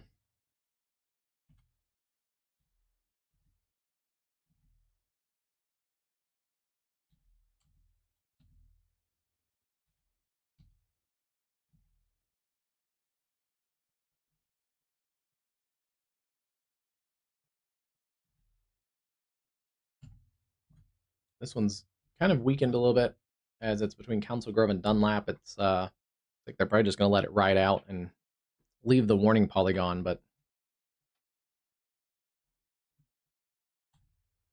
I don't know, still probably tornado warning worthy. And then still watching this cell. Let's make sure that one's not doing anything weird. A little bit of radar interference. We're getting a little closer to the radar site, but looks like that one is not. I don't see anything on the correlation coefficient that really shows it's there. So looking kind of right in this area. Not seeing anything conclusive there on the correlation coefficient of a tornado in progress, but decently tight rotation.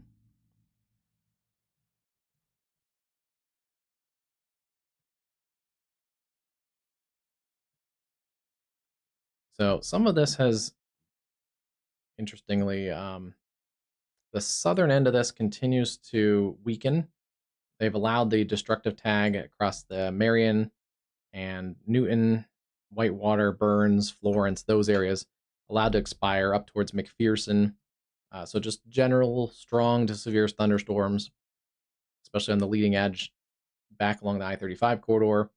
And then into the Wichita metro, we're seeing the, not really thunderstorms, but the outflow boundary of that storm complex capable of producing 50 to 60 mile an hour winds across the Wichita metro back towards Kingman and Pretty Prairie and back all the way to about Preston and Turin.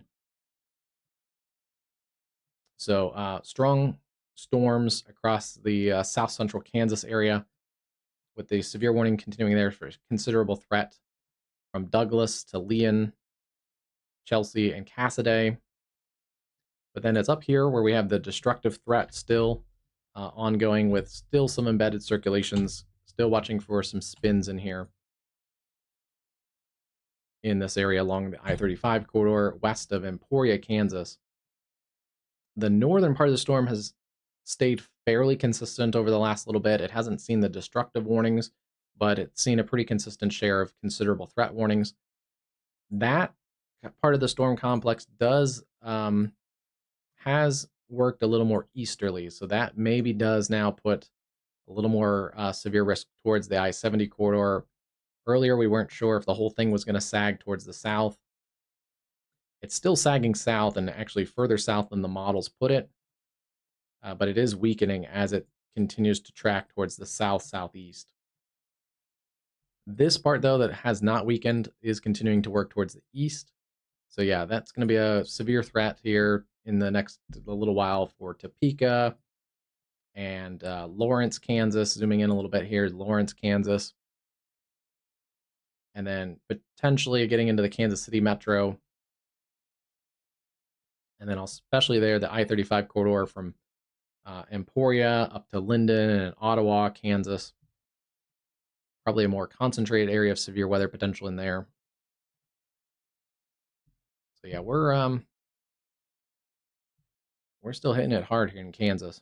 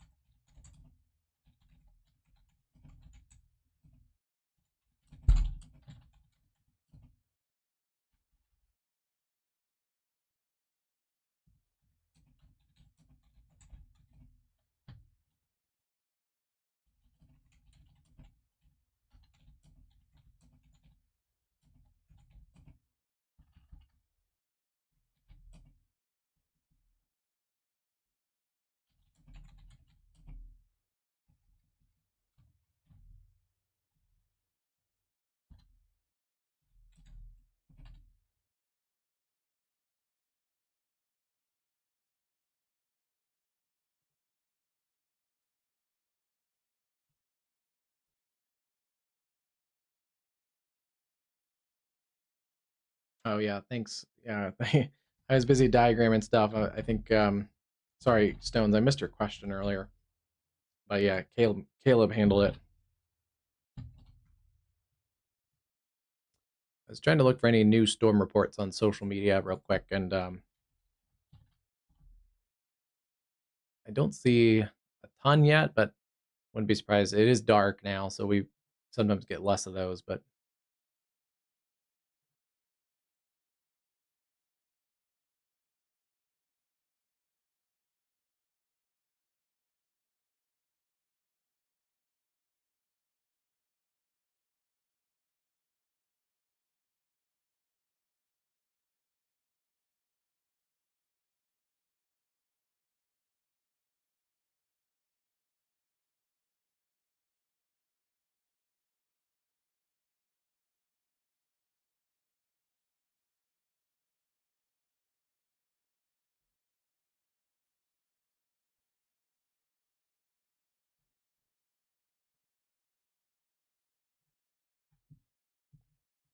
go back. I do want to look and see for some new storm reports. Okay, we have got some new storm reports in here. This was in the destructive warning a little bit ago. 84-mile-an-hour wind report in Newton, or just east of Newton. So that destructive warning did verify. It looks like 90-mile-an-hour gusts and signs folding between Peabody and Florence. That's reported by the emergency manager in Marion County. Yeah, Marion County, it looks like, took a pretty big hit too. 80-mile-an-hour report also there in northern Marion County. 90-mile-an-hour gusts in Lincolnville. That could be straight line winds or that QLCS circulation. 90-mile-an-hour winds, heavy rain, and nickel-sized hail reported at Lost Springs, also in Marion County. Personal weather station, 80-mile-an-hour gusts north of Tampa in Kansas. So yeah, we've definitely had those 80 to 90. This is probably going to be close to a derecho status too. Heavy rain, damaging wind, 80-mile-an-hour spotter report. 77 personal weather station, Morris County. Kind of like yesterday, we've definitely had a wide swath of significant damaging winds. The question will be if we get 250 miles out of it.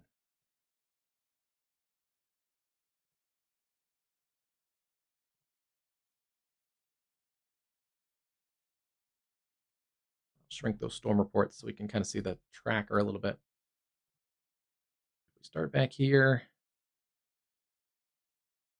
Getting close, about 240 miles to 235 right now. If we get a little bit further with some pretty damaging to destructive winds, we probably will hit officially a derecho status.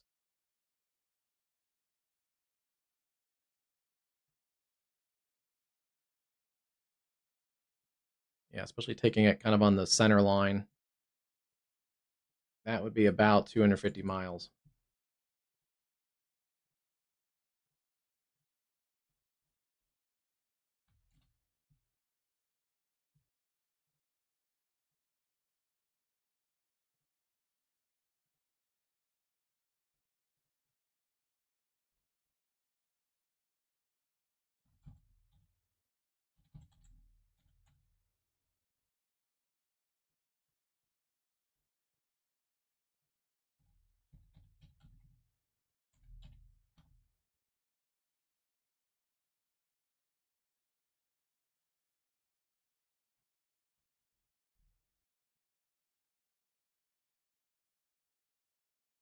Okay, updated the stream tag just so we get everybody involved there. Wow. Looks like maybe back-to-back nights of derecho coverage. Hey, Catman. How's it going tonight? You were on for our derecho coverage last night, so still seeing a little bit of spin in here east of Cottonwood Falls. Also seeing 70, 75-mile-an-hour gusts potentially in that area, approaching the I-35 corridor. Some of those spins have died down a little bit. Same for that previously tornado warned area. It's now east of Dunlap, north of Americus, closing in on 335 in the next little while. All of this is closing in on 35, Emporia, Kansas, fairly large area.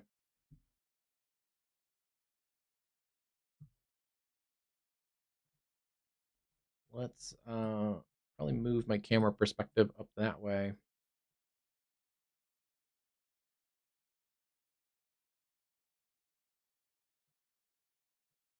I don't know if it's weather related or something else, but eastbound and westbound I-70 closed in Topeka between mile markers 219 and 233.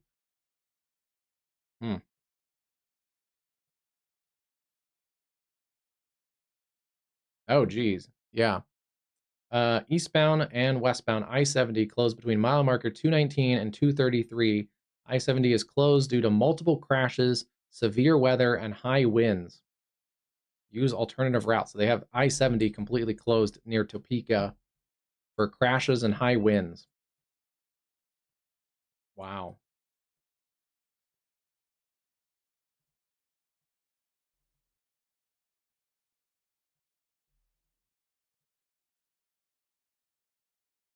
Okay, this is at Emporia. This is looking to the east. Things are quiet right now. That's going to go downhill. I believe a couple of years ago we saw a tornado on that camera perspective.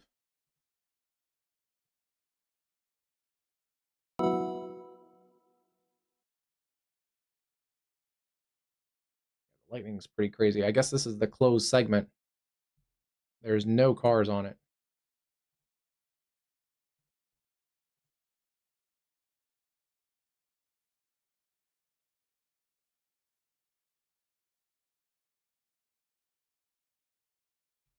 This is at Topeka. Under a severe thunderstorm warning, considerable threat as that pushes towards the Topeka area. Still seeing a spin in here. Still really close to the radar site. Surprised it's not tornado warned, but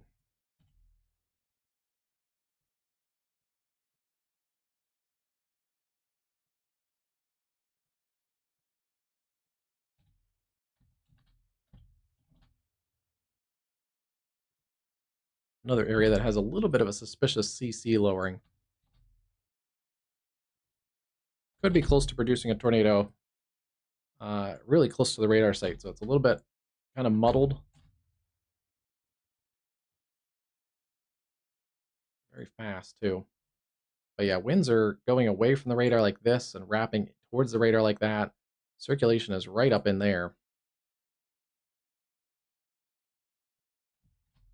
Any tighter, and that probably needs a tornado warning, and yeah, there is a suspicious CC that accompanies that. So I'm not going to flag it yet as a... We'll kind of wait. Probably another QLCS tornado in progress, just based on the correlation coefficient. Yeah, it's jumped ahead.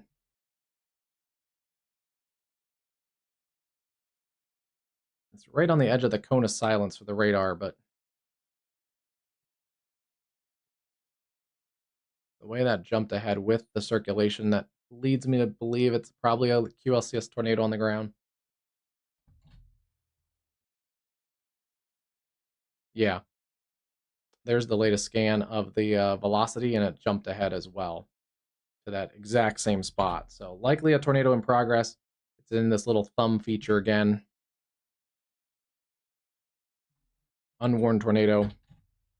Likely in progress there in Kansas Highway 4. Dover, Auburn. Tornado safety precautions. South sides of Topeka. A new tornado warning has been issued. They haven't warned that one, though. These both need tornado warnings. This is that cell out of the Dunlop area that was tornado warned back towards the Council Grove. It's kind of wrapped up again. Dangerous storm there. They both need tornado warnings. If I was in this area around Dover, I'd be taking my tornado safety precautions as well.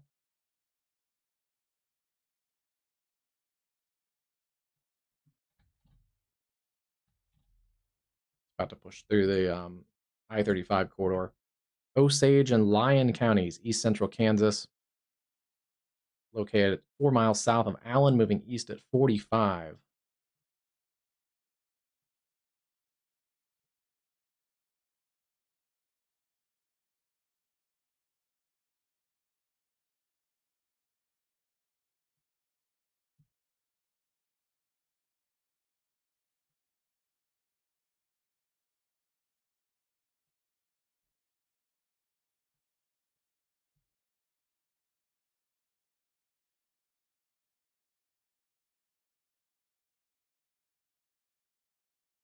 East at 45, Reading about 17 minutes, Barclay 23, Osage City 27, Olivet 32, and then let's pick out here towards Williamsburg about 53 minutes. So continue to take tornado safety precautions there. It's going to get through that warning polygon fairly quickly. Barclay, only about 20 minutes or so. Malvern Recreation Area, also about 25 minutes. And kind of at the end of the warning polygon, Olivet, 32 minutes or so. That's a dangerous storm. This other cell likely going at roughly the same speed. I'll pull this back out to about 45. Dover, 20 minutes. Auburn, 28. Carbondale, 35. If it pulls a little north, Topeka would be about 40 minutes from now. And then we'll worry about the rest later. But this was likely a tornado in progress just a few minutes ago. Let's see if it's still in here. I think it still is. We'll wait on the next radar scan, but likely a tornado in progress. Yeah, and see, now it's not there anymore. So let's see, where is it now? It's going to be right here. May have weakened.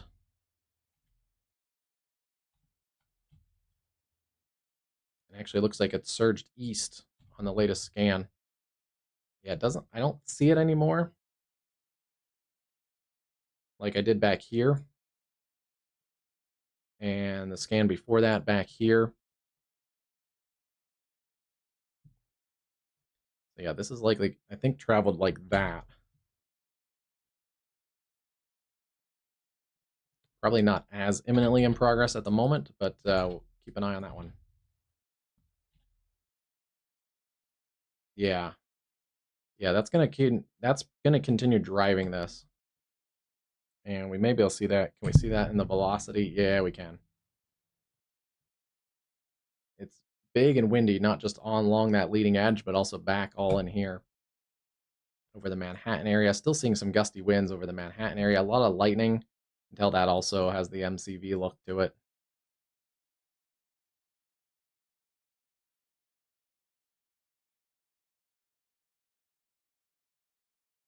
And again, we talked about this, I think, very early in the stream. This could have implications on tomorrow's weather.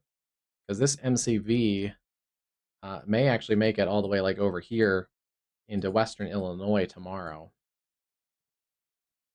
Not as a full system, but the remnant MCV of this could kick off some isolated severe weather tomorrow. Just like the remnant MCV from last night kicked off that severe weather across the Paducah area and western Kentucky this afternoon and evening. So yeah, those MCVs can be very tricky, long-lived, and modeling doesn't do a great job with those.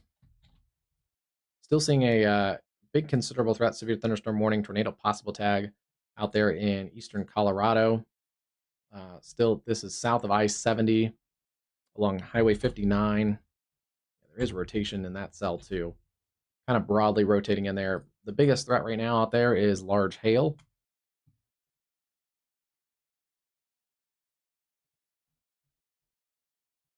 A lot of lightning too. And then that cell continues to downtrend east of Goodland, Kansas, still potentially producing some hail near the Brewster area. That will ride right along I-70 there around Brewster.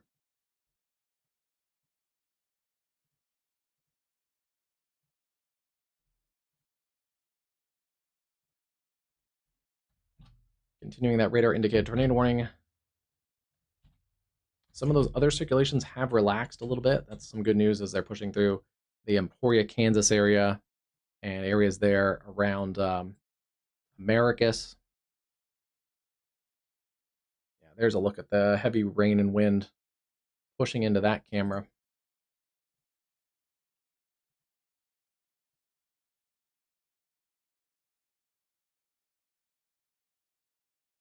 You can see the sign moving, and you can also see the rain curtains in the distance in the street lights. Those winds are rushing through Emporia right now.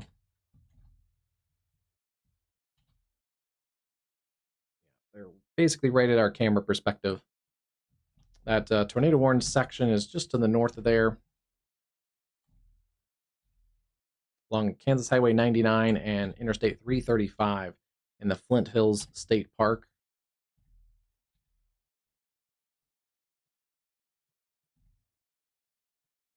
These are some very heavy winds in here. 70-mile-an-hour considerable threat across the Manhattan, Kansas area. Now pushing east of Manhattan, Wamango. That's going to ride right down I-70, Maple Hill, and then into the Topeka area for some damaging gusty, broad area of damaging gusty winds with the mesoscale vortex there. And yeah, there's the rain curtains hitting the camera there on Emporia. Really close to the radar site too. So these are really accurate, pretty accurate readings. 60, 70 miles an hour, only about 200 feet off the ground. I mean, this actually might need a destructive tag of its own because we're seeing just a couple hundred feet up, potentially 97-mile-an-hour winds. Yeah, it could be 75 to 80-mile-an-hour winds in this core. Not yet, Stones. It's still a ways away.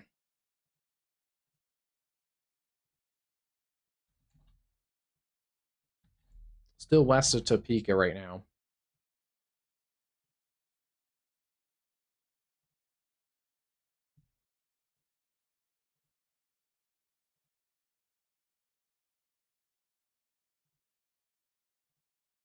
Checking for some new storm reports.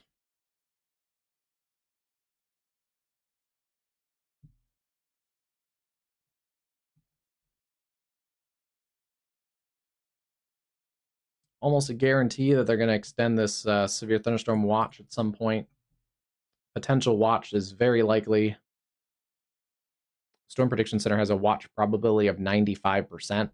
So almost a guarantee in the percentiles that the Storm Prediction Center uses. You'll almost never see the Storm Prediction Center use 100% for scientific reasons and stuff. But look at the winds hammering this camera now. That is probably closer to the 70-mile-an-hour winds. And for the first time tonight, I think we need to blow that camera up and take a closer look at that.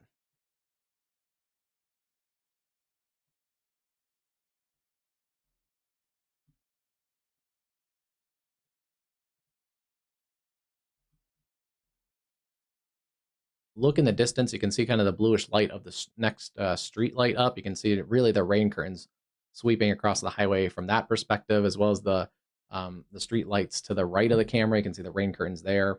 And then that car light, you can really see that's a dangerous trucking there headed into that. Wow. That's some serious wind. But yeah, eastern Kansas, almost all of eastern Kansas from basically Atchison and Leavenworth through the Kansas City metro, Harrisonville, Butler, Mound City, Iola, Erie, Fredonia, Girard, down to about Joplin, Carthage in Missouri, and potentially towards the Springfield metro. Peak wind gusts 75 to 90 miles an hour. Hail has come down in intensity, and also possible tornadoes there too. Severe gust will continue. A downstream watch will be issued for Kansas and Missouri, and that'll be a late night severe watch.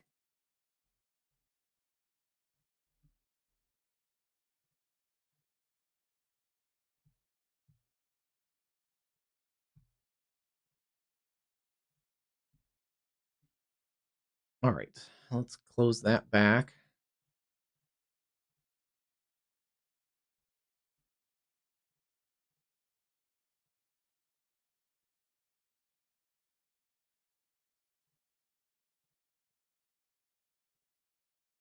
Continuing to see that radar indicator rotation.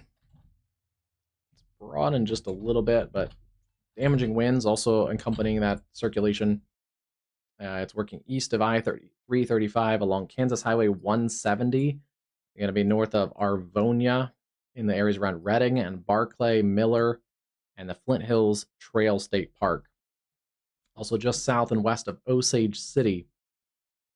I would take my tornado safety precautions there. This is Osage County.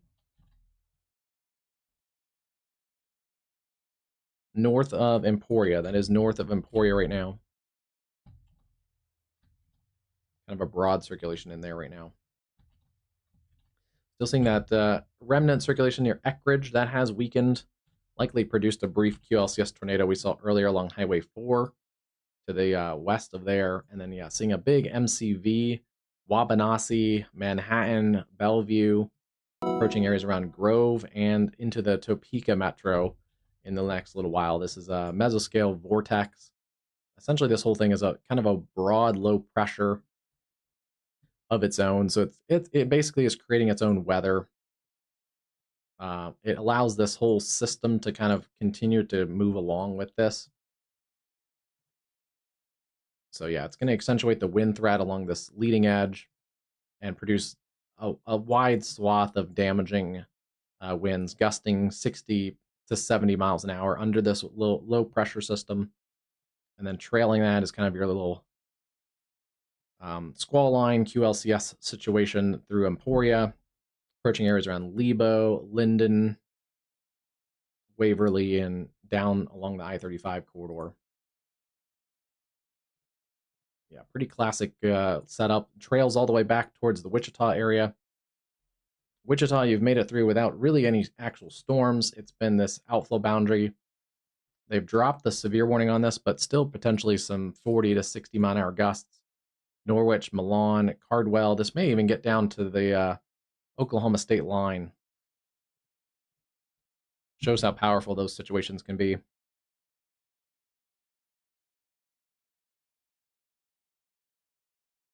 And yeah, still seeing the rain curtain sliding across that camera perspective. 60 mile an hour winds, Cassaday, Severy, out to areas around Hamilton and the Flint Hills. And then we pick up our 70 mile an hour considerable threat for areas around Emporia, down through Burlington and Hartford, all of that. Tornado warning continues around Reading and Barclay and Osage City. Still seeing rotation in there. It's broadened a little bit from when it was back across I-335. But we've seen this actually, the same circulation. We've seen it broaden and tighten and broaden and tighten. So we've seen it go through a few different cycles. And then seeing a big surge of wind in here. Yeah, big gust of wind, 60 to 75 miles an hour across the Highway 4 corridor. A new tornado warning has been issued.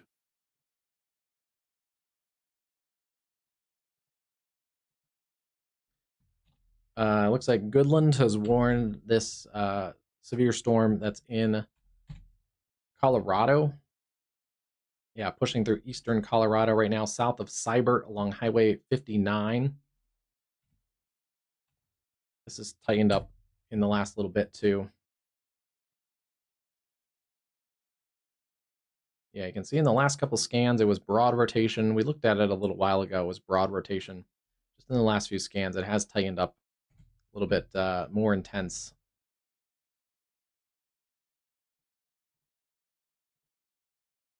Central Cheyenne County and southwestern Kit Carson counties. 16 miles south of Seibert, moving east at 35 miles an hour. The good news is this tornadic thunderstorm will remain over mostly rural parts of north central Cheyenne, southwestern Kit Carson counties. Yeah, if you live on Highway 59 south of Seibert, tornado safety precautions there. Right now, that entire warning is south of I-70, and that's where most of the population lives out here. Stratton, and Burlington. Those areas are all along I-70. Those are outside of the current tornado warning. Still a nasty cell.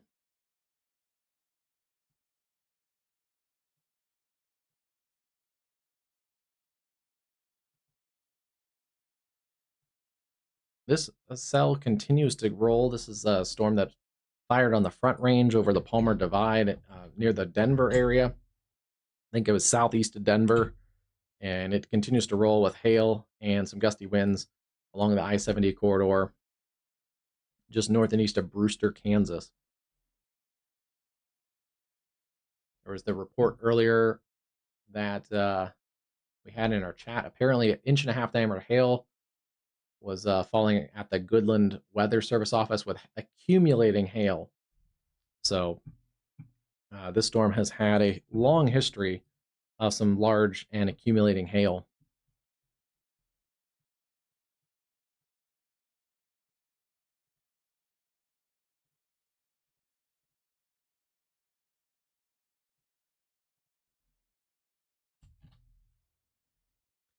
Yeah, seeing that MCV up in this area from Manhattan to Wamengo, approaching areas west of Topeka. That one circulation has broadened a little bit, more of a wind threat coming through Wilmington and Harveyville. Still seeing broad circulation in there near Reading. And then winds bulging out there, Reading to Hartford. That's going to be some increase to the damaging wind risk.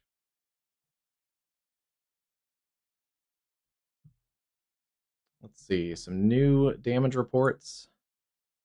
Power lines down, tree fire. That's at El Dorado and Butler County. So probably some 60+ mile-an-hour winds there with trees and power lines down. Estimated winds 70+ by a trained spotter.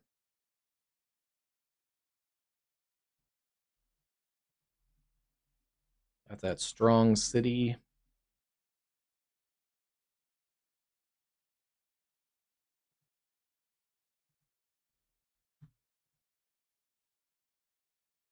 Reports of a semi flipped over also at Strong City.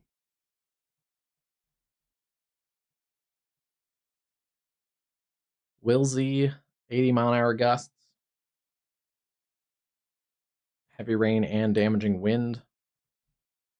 Manhattan earlier with that MCV. This is just a little while ago, towards the top of the hour. Measured gusts 75 to 80 miles an hour for 10 minutes.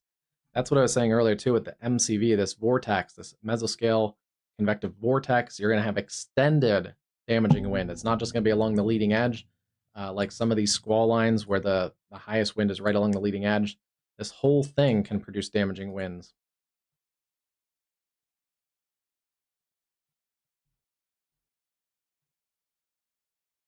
.64 at Ashland Bottoms. Personal weather station 58 there at west of Manhattan. So yeah, continuing to see a long line of destructive to damaging winds. 65 looks like at Sedgwick and Bel Air. So yeah, these areas haven't even had a lot of storms. With that outflow boundary, it was producing 65-mile-an-hour winds.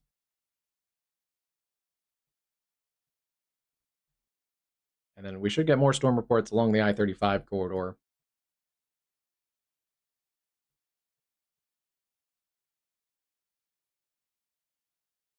Oops, sorry about that. I forgot I can angle it and flip it too.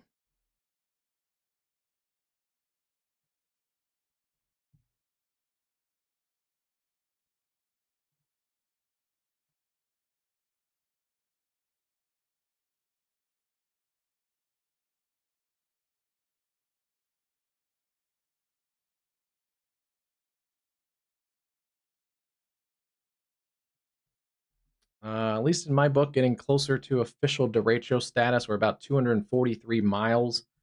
We've definitely met the width, the swath of this damaging wind is pretty actually impressive. And about 250 miles. So we have about 10 more miles of damaging wind reports to get. And there hasn't been a lot of updated damaging wind reports along the I-35 corridor. since it's still ongoing damaging wind. That should push us to basically official derecho status. If we get damaging wind reports from Emporia down to Cassiday, and really anything there south and east of El Dorado, and anything here in this continued severe thunderstorm warning around Hamilton and Severy, at the considerable threat damaging winds towards the Ottumwa areas. So that should push us into official derecho status. And then the MCV is still going with considerable winds towards the Topeka area. So yeah, we are likely going to hit that derecho status with the amount of wind reports.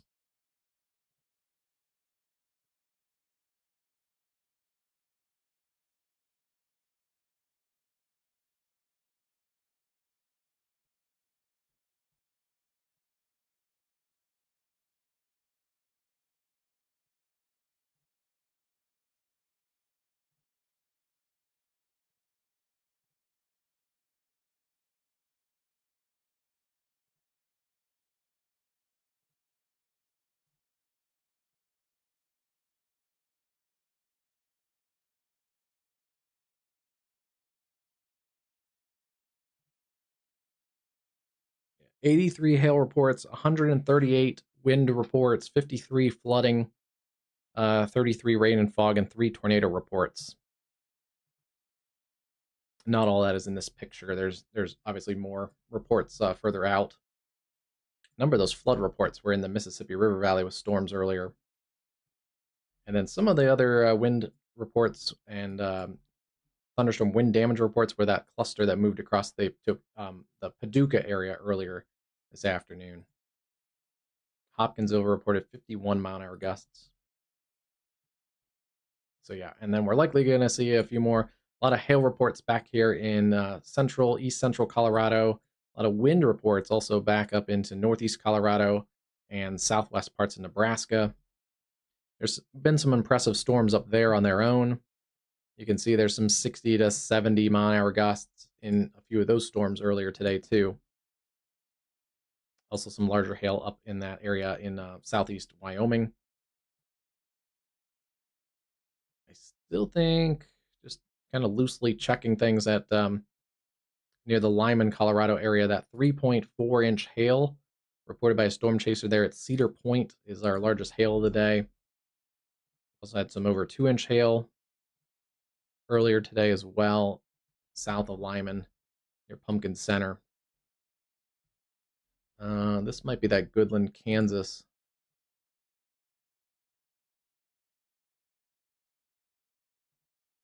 They've actually dropped that hail report from the 1.5 to 1.25 inches, corrected by an employee there. So they may have just typed in the wrong size. That would be a little less. That'd be a little more common. It'd be rare to have. The report that we saw earlier was 1.5 inch hail covering the roadway or accumulating 1.5 inch hail. That's pretty big hail to accumulate. You get into some smaller hail, it's a little easier to accumulate that. Yeah, $half size to quarter size hail to less, and you'll sometimes see like pea size hail. Sometimes has to get like snow plowed. Big convective vortex here, really close to the radar site. 70 mile-an-hour gusts there, about 100 feet. 78 mile-an-hour gust at 100 feet off the ground.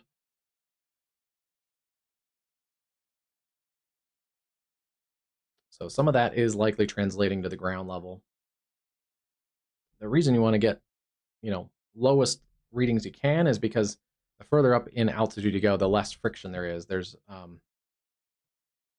less friction the further up. So it's a more accurate wind reading if you're pretty close to the radar site. Still seeing a little bit of a circulation in there. It's mostly a wind risk right now. That's approaching the areas around Dover.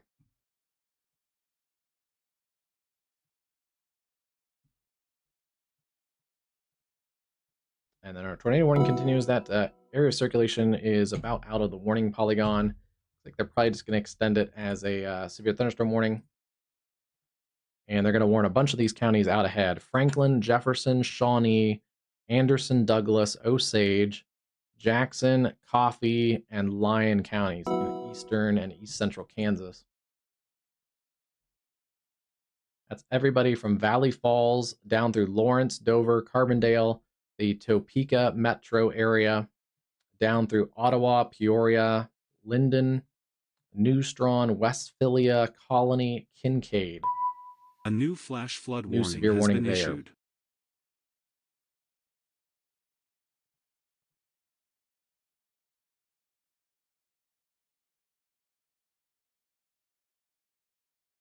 Moving east at about 50 miles an hour. Yeah, this has progressed a little bit further towards the east at a little bit faster pace.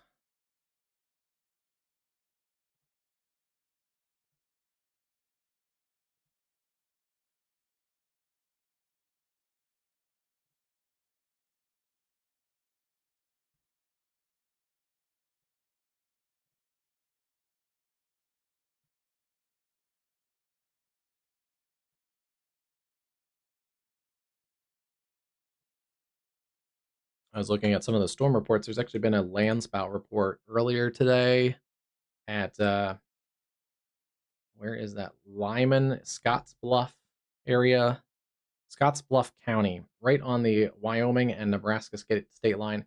A photo of a landspout via social media. So there's been a couple landspouts today too. And then, yeah, there was a tornado or landspout also over that Lipscomb County storm. I thought that was more of a tornado. I think it had rotation detected on radar, so that's probably going to have to change. Well, unless the landspout was a different cell. There was a couple different cells in there. So a couple landspouts today too.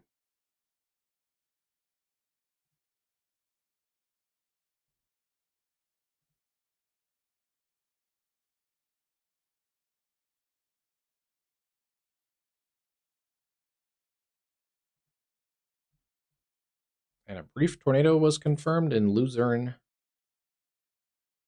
in Washington County, Pennsylvania. That's weird. I didn't know we had big storms over there, did I?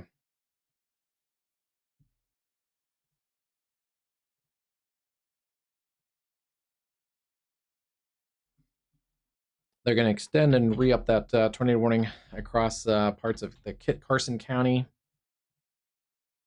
area there. Radar indicated tornado warning continues south of Bethune and south of Seibert. Again, that is well south of the interstate.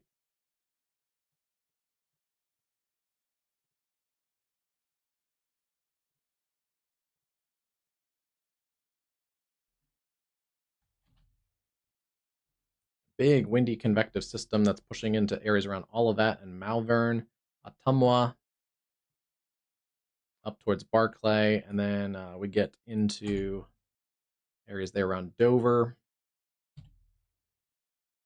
Still seeing a little spin in there, but basically coming up into the Topeka metro. Let's get that camera back in the Topeka metro.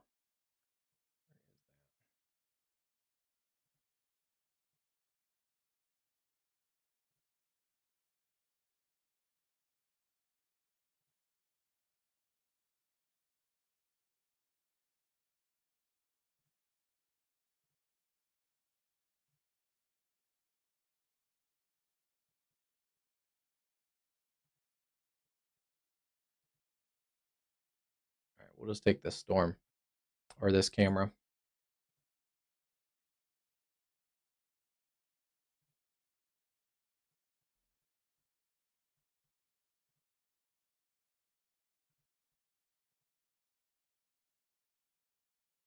Okay, yeah, this one's good. Once again, I-70 is still, parts of I-70 are closed because of high winds and crashes, they said. About 20, was it 20 miles of I-70?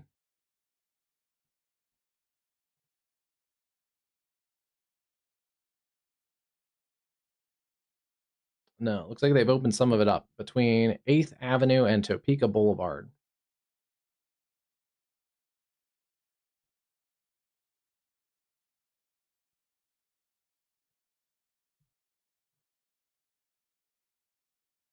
So yeah, it looks like the highway is moving a little bit again. You can see some more cars than earlier, but I wouldn't make that drive right now. That's going to be a nasty drive. This is all pushing into the south sides of Topeka around the Dover area, Forbes Field, the airport, Topeka, North Topeka, pretty much closing in on you guys right about now.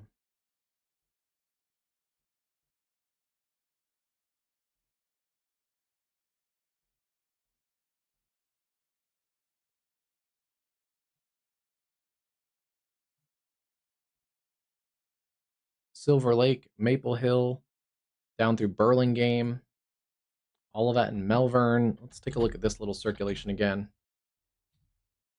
Still seeing it in there. Wouldn't be surprised if it does tighten back up. They could put another tornado warning on that. So keep an eye on that one if you're out towards Williamsburg and Homewood, the Ottawa, Kansas area. Nasty storms coming into that area.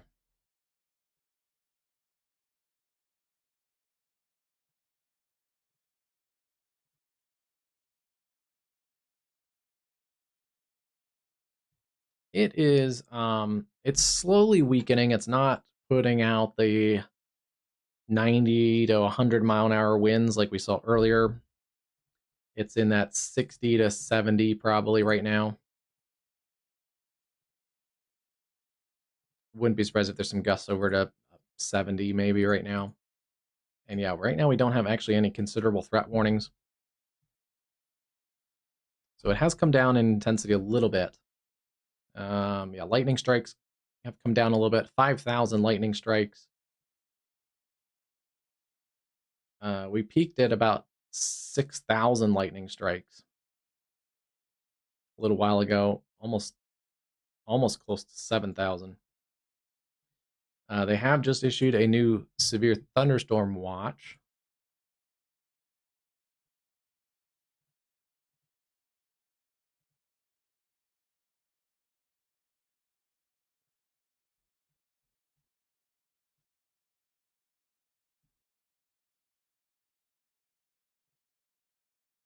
This watch, you can see it filling in there on the east side of the screen, is basically the Kansas and Missouri border, Leavenworth, Kansas City, Spring Hill, Paola, down to Pittsburgh, Kansas. Fort Scott is in there.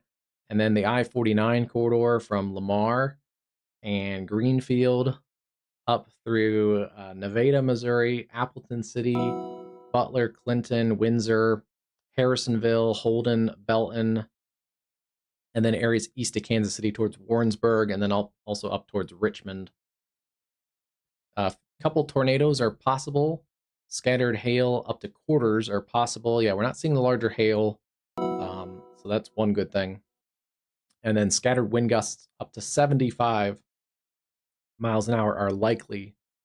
So they have dropped a little bit of the wind intensity from some of those storms earlier. And that severe thunderstorm watch goes until 4 a.m. on Tuesday. Although this is progressing, I think it'll get through most of this watch probably before that.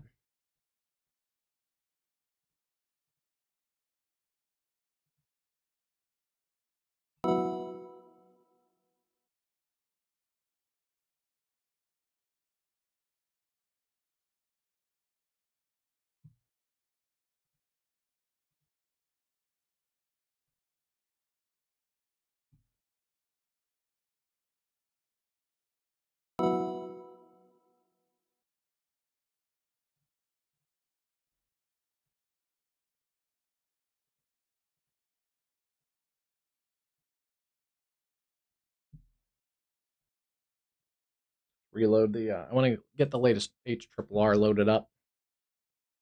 And let's just see what this looks like.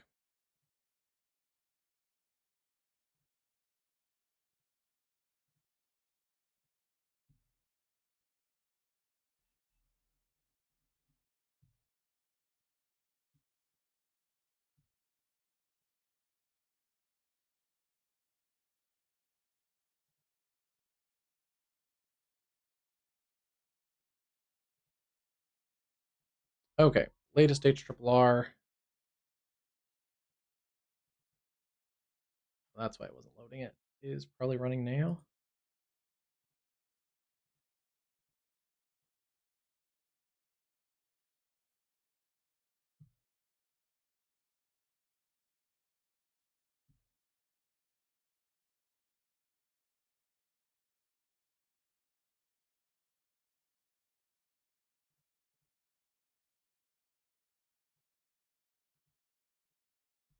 Yeah, the newest model run is just loading up now, so we'll get it in a few minutes. But it's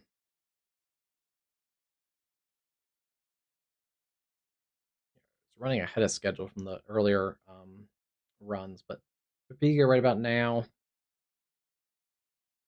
and then roughly about an hour after that into the Kansas City Metro. So if it's going to be close to midnight into Topeka, it's going to be close to about 1 a.m. into Kansas City.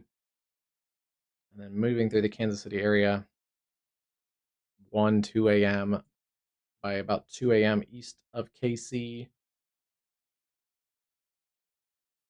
And then it starts to kind of weaken after that, after it gets out towards Windsor, Sedalia, Concordia, Marshall. But the remnants of that is going to continue to go. And let's see. Yeah, the models don't really portray it that well, but the remnants of that could spark some more storms in the Ohio Valley. Maybe kind of hints at it. Tomorrow afternoon, that may spark some more storms in the Ohio Valley tomorrow. The one thing this model is not showing is it's showing the MCV cluster working east. It's not showing a lot of these storms that are in the southern end of this watch area. So, so some of that timing that I kind of mentioned earlier could be similar to some of those southern areas. So about 2 a.m. back towards Girard, Nevada, if those areas hold together, Howard, and maybe Independence. Then yeah, probably the southernmost end of this watch area, probably some of those areas around Greenfield, Missouri, Joplin, Carthage, Lamar. That area could see storms 4 a.m. or greater.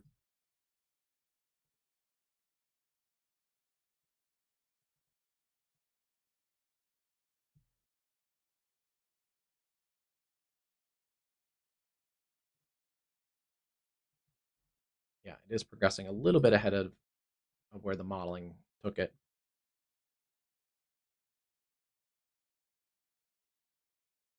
Multiple spotters have reported, and weather stations have reported 60 to 70 mile an hour gusts along this line, 70 mile an hour winds, and nickel-sized hail. Considerable threat continues there. So they have re-upped the considerable threat, looks like. Oh no, never mind. That's earlier. Sorry about that.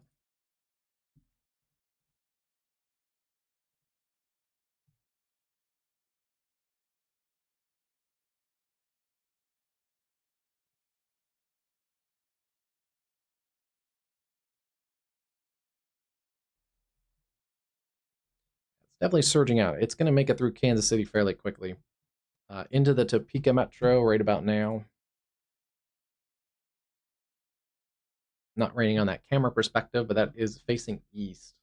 Yeah, it's just about to get stormy on the 470 loop around the Topeka area. And those heavy winds are just tucked back behind that. Still seeing a little bit of a rotation in that area to the south and east of Carbondale around Overbrook, Kansas. The leading edge of this line really shows up on this the spectrum width. You can see the leading edge of those gusty, heavy winds in here. Still a couple spins. There's one there, and still kind of a broad area there north of Auburn. And you can see those kind of in the velocity as well.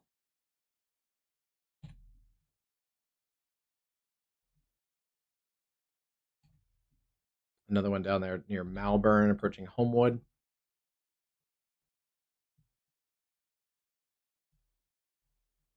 And then still the tornado warning continues out in Kit Carson County, 17 miles south of Stratton, moving east at 30. It is staying in the remote and rural areas of Kit Carson County, south of I-70. Still seeing some rotation in that cell. It's a good tornado warning. Even though there's not many populated places out there, it's still a worthy tornado warning. That other cluster of storms that's about to enter western Kansas, 66-mile-an-hour gusts reported near Kirk, Colorado. So strong storms north and west of the Goodman area. And then still seeing strong storms there near Colby, Kansas. There is still a severe watch out in this part of the country too. The northern parts of this watch have significantly diminished. The storms in Nebraska are basically over. So I wouldn't be surprised if they start trimming some counties off that watch. They'll probably keep like this area still in that watch for the next couple hours.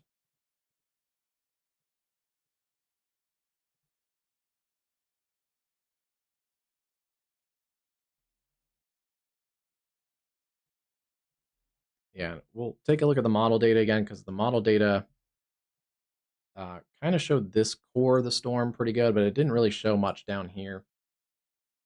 I would guess if it takes this core this way, then it should probably take that other stuff towards this area. So, but we'll take a look at it. The heaviest part of this convective system is now this area running through Topeka down through about Burlington, Kansas. We've transitioned from the original leading edge. The original kind of part of this convective system was the surge to the south, southeast. That has dissipated. And yeah, with the MCV, the vortex up in here, that has accentuated, as that kind of developed, accentuated the wind risk on the eastern flank of that.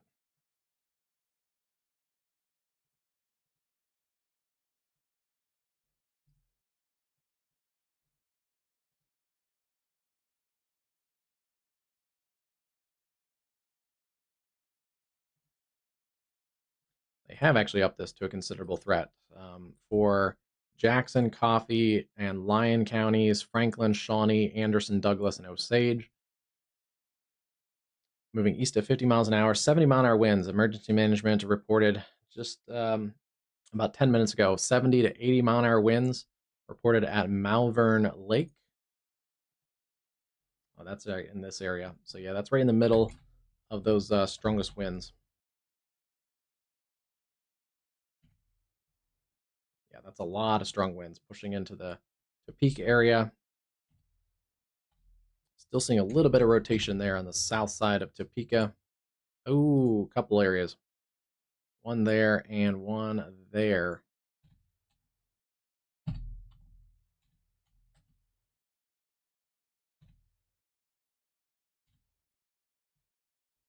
you can see them also on that kind of 3 or 4 areas there. Bam and bam. Couple still QLCS spins in this.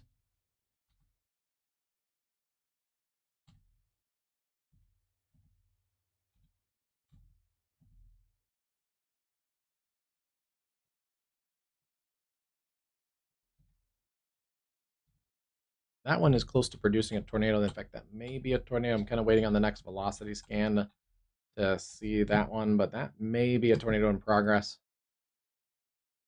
Just on the latest scan there. Near Barryton, to the east of Forbes Field, south of Topeka. That is a weird CC mark.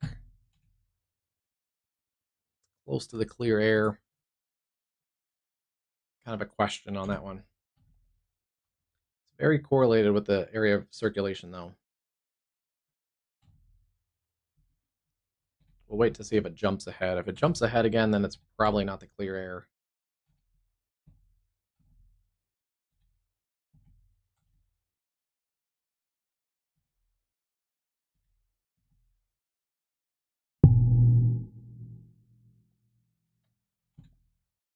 We'll wait on that and see what it looks like in just a minute.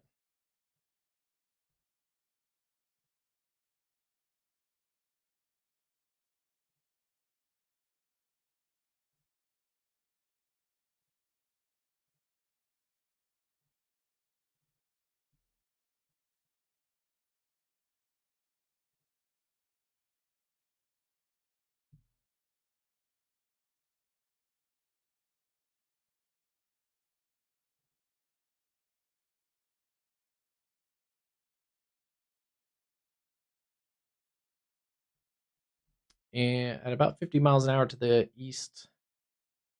That's going to put it at Baldwin City, 19 minutes, Reno, 30, Spring Hill, 42, Olathe, 44, and then getting very close to Kansas City, about 58 to 60 minutes. Hey, Cruz, welcome back. You're up late. Oh, yeah, that's probably a tornado in progress, just looking at them. In fact, this one also may be in progress. Waiting on the next radar scan to see if we can confirm these two areas of circulation. They're right on the leading edge, so can get clear air contamination. They show very prominently on spectrum width. They also show on ZDR and correlation coefficient.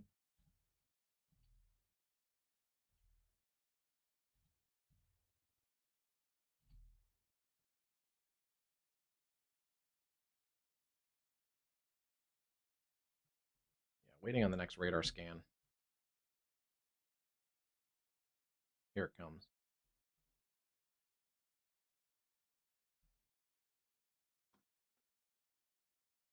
Thanks for Cruz earlier keeping the chat vibrant and everything when I was having the technical issues, and then I had a dinner issue. Yeah, it disappeared. That was probably a brief QLCS tornado. Otherwise, we'd still see the clear air contamination out ahead of that.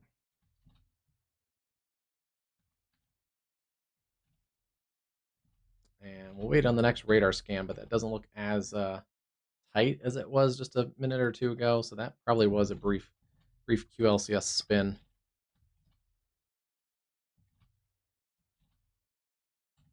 Also seeing a ton of wind in there.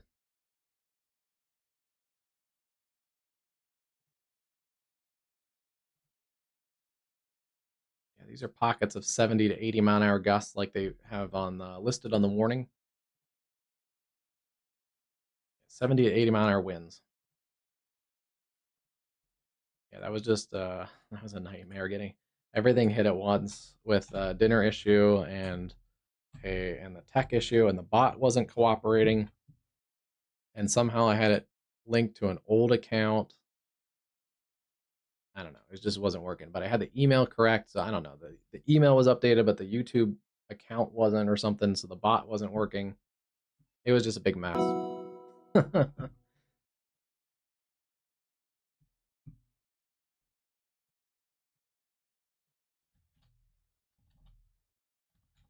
It's going to be a threat for the Kansas City area here in the next hour or so.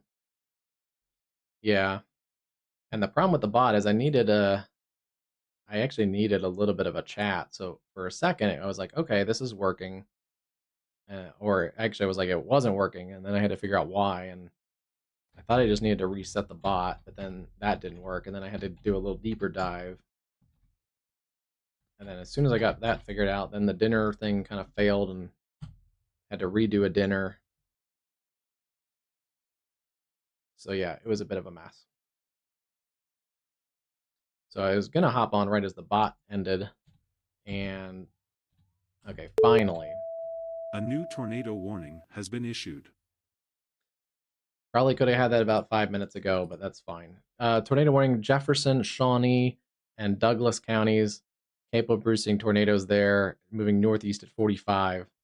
That's going to be Lawrence, Eudora, Richland, Perry, Lecompton, Clinton, Lone Star, Pleasant Grove, Williamstown, Perry Lake, Clinton Lake, and the Kansas Turnpike.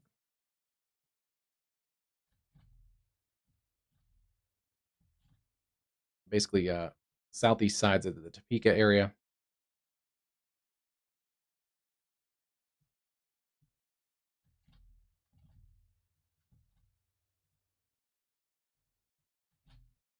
Well, basically, I was messing around with the bot and trying to fix that problem. That the dinner got a little overcooked, so basically had to kind of restart the whole dinner. And I don't think my wife was happy about that. Yeah. Let's see. still continuing that tornado warning in rural Kit Carson County, lime-size hail. That's still a nasty storm. Luckily, just is out in the middle of nowhere, with not many people affected by that. Yeah, it wasn't great.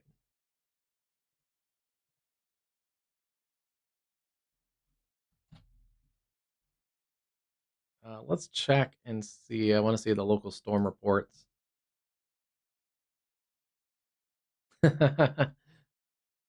Yeah, it seems to be working though. I haven't had any issues. Have you guys had any issues in chat besides it like putting you in timeout at the very beginning? I think I fixed that issue, but it was a little too sensitive, I think, on the caps issue or something.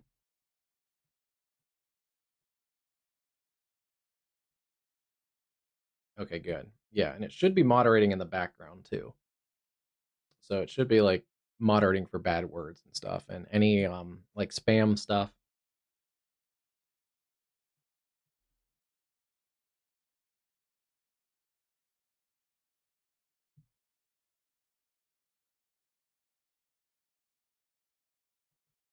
Okay, yeah, let's see. 75-mile-an-hour wind gusts reported at Malvern and Osage. Estimated gusts 70 to 75. That was at the top of the hour. It's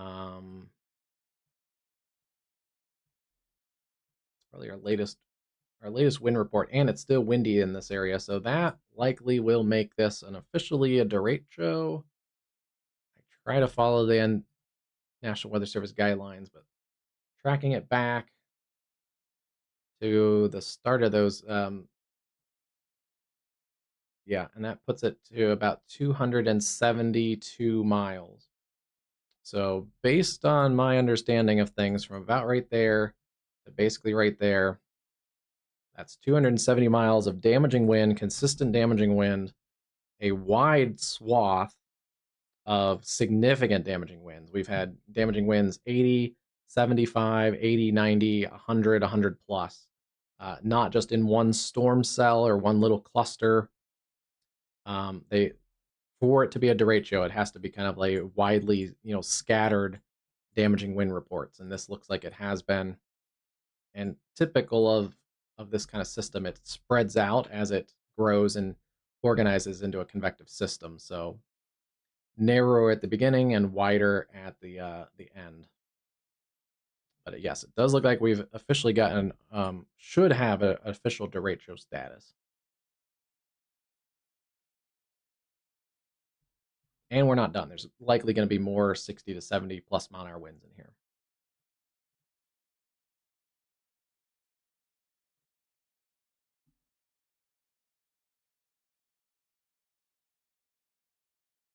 here. Yeah. Well, and I like earlier today, I thought I was totally ready to go. I thought it was all connected. Apparently, it says it was connected to YouTube, but I didn't realize it was connected to an old account, even though I updated the email. I thought when I updated the email, it would update the whole thing, but apparently it didn't update the primary. So I don't know what happened, but I put all the tags in and I customized things so I can hit. It'll do it sometimes automatically too, but I can hit socials and it should call up. It should call up in a minute. There it goes. The social links. And like earlier, someone asked about the radar. So this is a really good custom link. We'll see if the bot does it back to back, but it should pull up Aguacero weather. Yep, there it goes.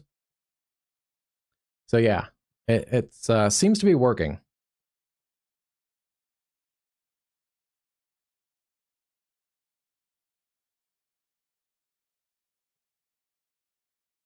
Yeah, I try to go through some especially when I have time, I try and go through the pre-checks, and sometimes I'll even do like a streaming test just to make sure everything is really well organized. And I do some audio checks and all that.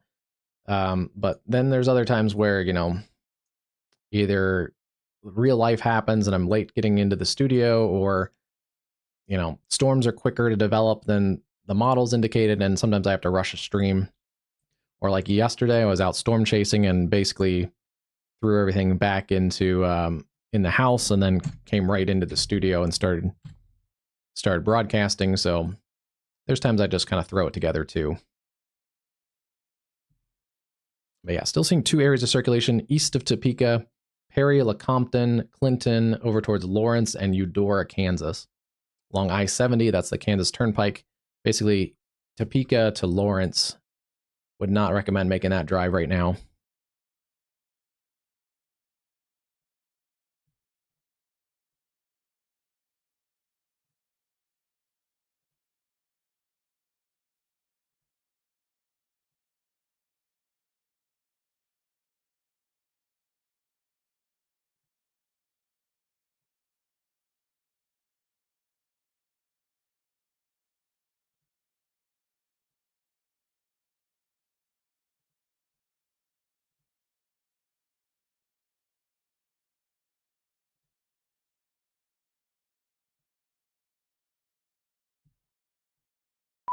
Still seeing A a new couple flash circulations flood in there. warning has been issued. They're not quite as tight as they were just a little bit ago. There's also a little bit of a circulation over the Topeka Metro. A little bit of a circulation in there too. You can see all 3 of those, actually kind of 4. You can see them on the spectrum width pretty good. That one there. There's also one broadly just outside of that warning polygon. A new tornado warning has been issued.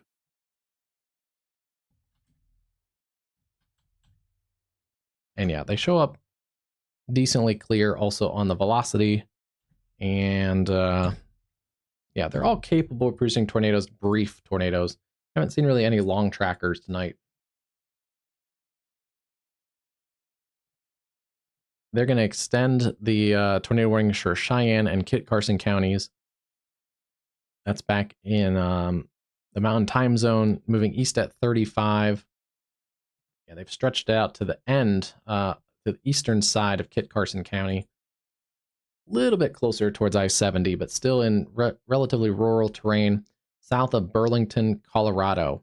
Continue to take tornado safety precautions there. It's rural farming area. It has broadened in the last few scans, but still there's enough rotation in there where probably needs a tornado warning. And then still seeing the radar indicated tornado warnings here. It's moving pretty fast, so they've trimmed up a couple of those, couple of that warning polygon.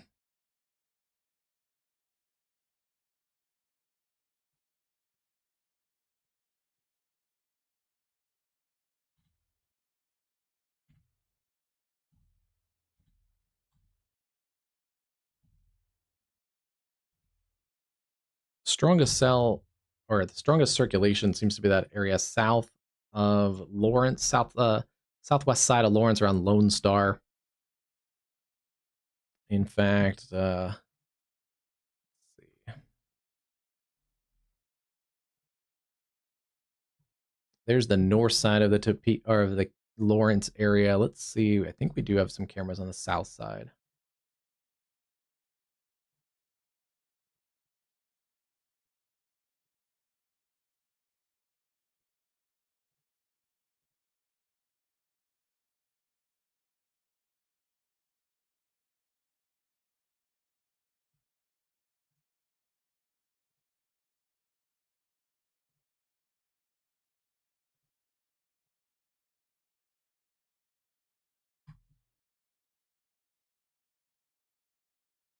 Let's see if this one loads. That is on the south side of Lawrence, close to the circulation around Pleasant Grove.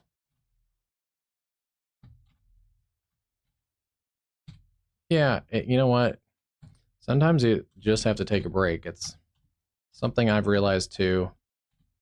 The first year I started streaming, I was really upset when life got in the way and I couldn't stream or something, or I was on vacation and a tornado happened. You do kind of have to realize you might miss something every now and then, and you do have to take a break when stuff comes up, or spend time with family, because family is important too. But yeah, today I thought today was going to be my day off, but yeah, late last night, after last night's stream, a couple of the models started to hint at this a little more. And then I woke up and saw the latest morning models, and they really hinted at it. And then I think it was the morning, maybe the 8 a.m. central update, they put the slight risk into Kansas, and I was like, okay. Still thought like maybe with the slight risk, we don't have to stream tonight. And then I think it was the 11 a.m. update that the Storm Prediction Center put the enhanced risk across Kansas. And I was like, all right, I guess we're going to stream. So that's when I really kind of got prepped for everything and got the graphics made and all that. Yeah, still seeing circulations in here. This northern cell has weakened as it's come towards the Lecompton area along the Kansas Turnpike. The southern cell near Clinton, approaching the southwest sides of Lawrence, still going with a potential QLCS tornado. I don't see anything screams it's on the ground. Yeah, that's clear air right there. We'd be looking for a tornado. We'd be looking for a signature right in this area.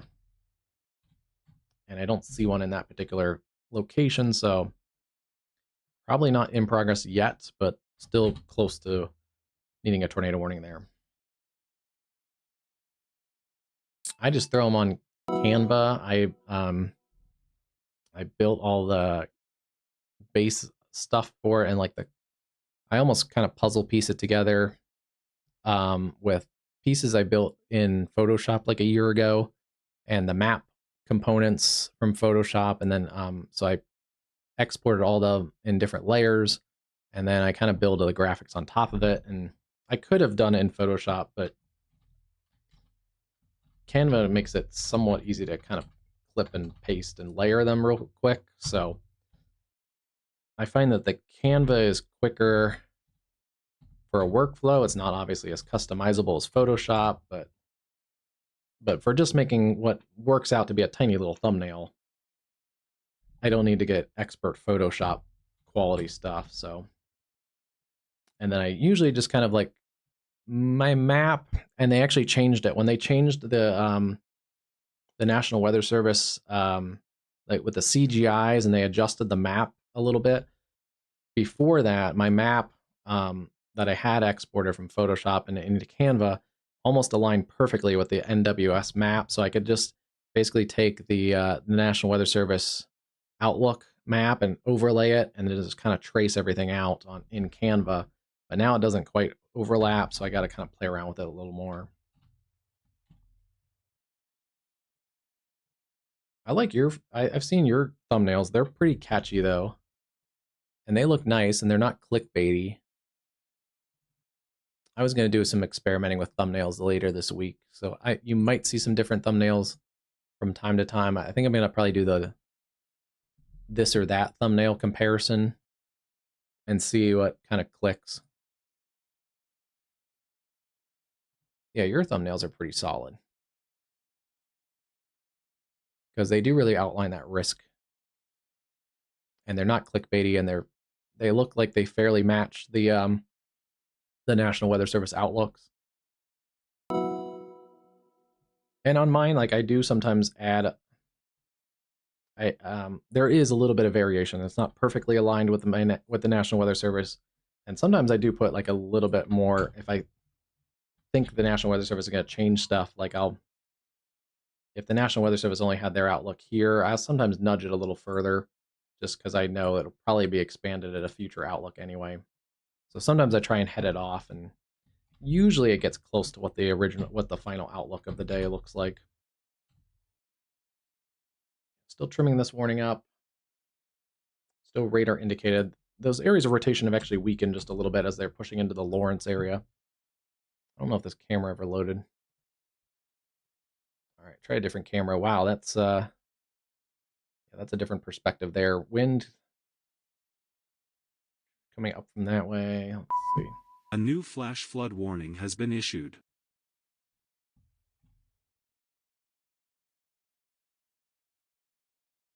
Yeah, it's looking southeast. So that checks out. That's actually right near this area of rotation.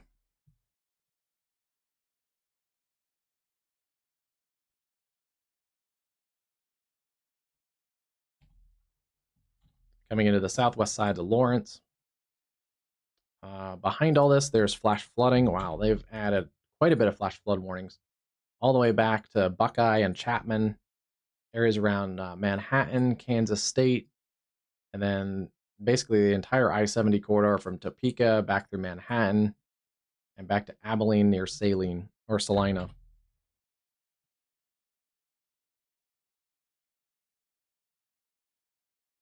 Yeah, that's what that's what I thought about changing on mine, because I do sometimes highlight the general severe storm out risk, or the severe storm, not the severe storm, the general thunderstorm outlook. I do sometimes highlight that, and sometimes actually that takes the most work because it covers quite a bit of area. So yeah, I might do a little bit of tweaking on mine and see if I can simplify it, but still keep it somewhat scientific. Yeah, yours works pretty good.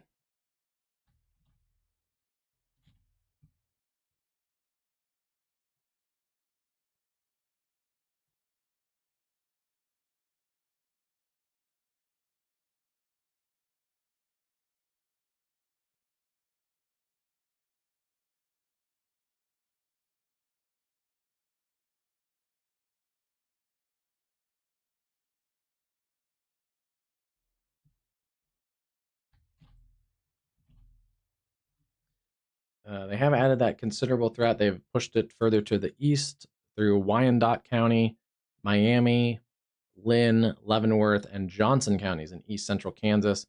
Moving east at 45, 70-mile-an-hour wind, quarter-size hail is the main threats. It does look like that the tornado threat is diminishing as this works to the east. It should. That's expected. Yes, seeing a lot less circulation in this. There still is a little bit there.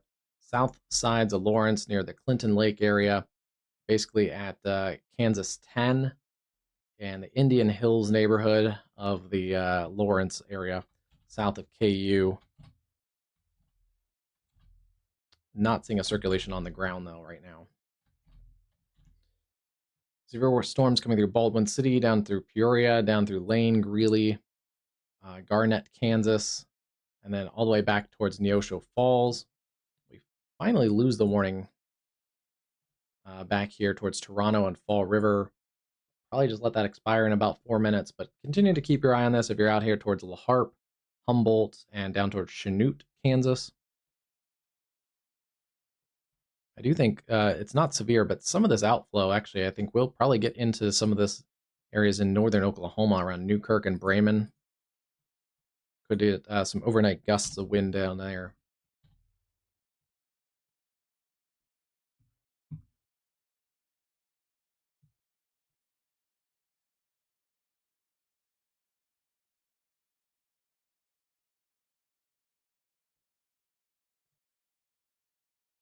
This is kind of a dark camera, but it's on the Kansas Turnpike at the East Lawrence Toll Plaza, I think it is. It's dark, but it's starting to light up with quite a bit of lightning.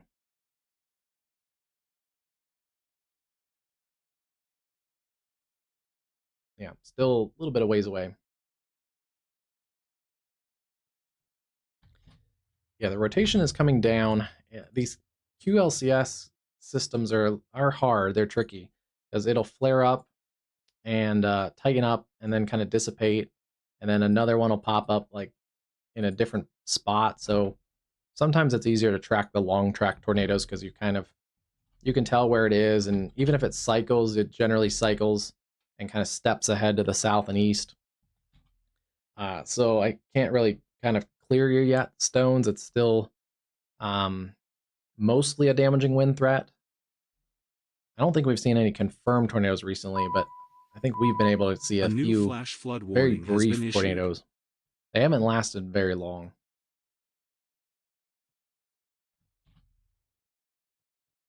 Let's get into timing on this since it is a little bit closer to the Kansas City Metro. It's through the Lawrence area now. Still at about 40, 45 to 50. We'll put it at about 47. Brings it into Tonganoxie, about 10 minutes. Edwardsville, 24. Peculiar, Missouri. I believe that's up here somewhere, about 44 minutes. Or no, that's down, right?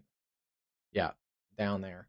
Along the I-49 corridor, about 44 minutes to Belton, Peculiar, Harrisonville, 50 minutes or so. Downtown Kansas City, about 40 minutes. And then Shawnee, 29, Lenexa, 25. Out here in Johnson County, Prairie Highlands, about 20 minutes. And Overland Park, about 33.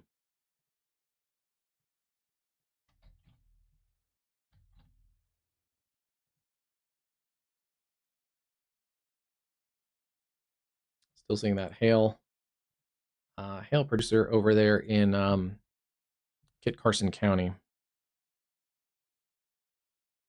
We can recheck that.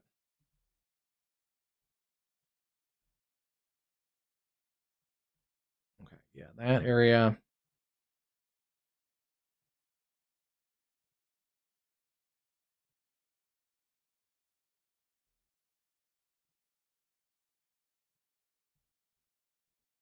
That area around Wyandotte, like Victory Hills, about a half hour.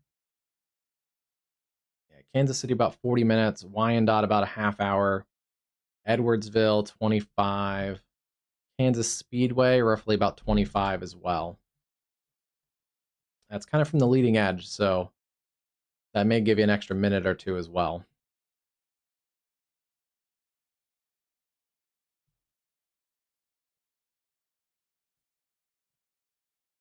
Ignore that one.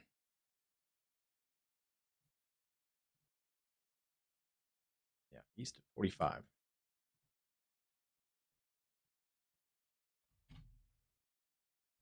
New radar scan seeing less of that tornado threat. They have dropped the tornado warning across the Lawrence Metro. Yeah, we're not seeing as much of those tornadic circulations.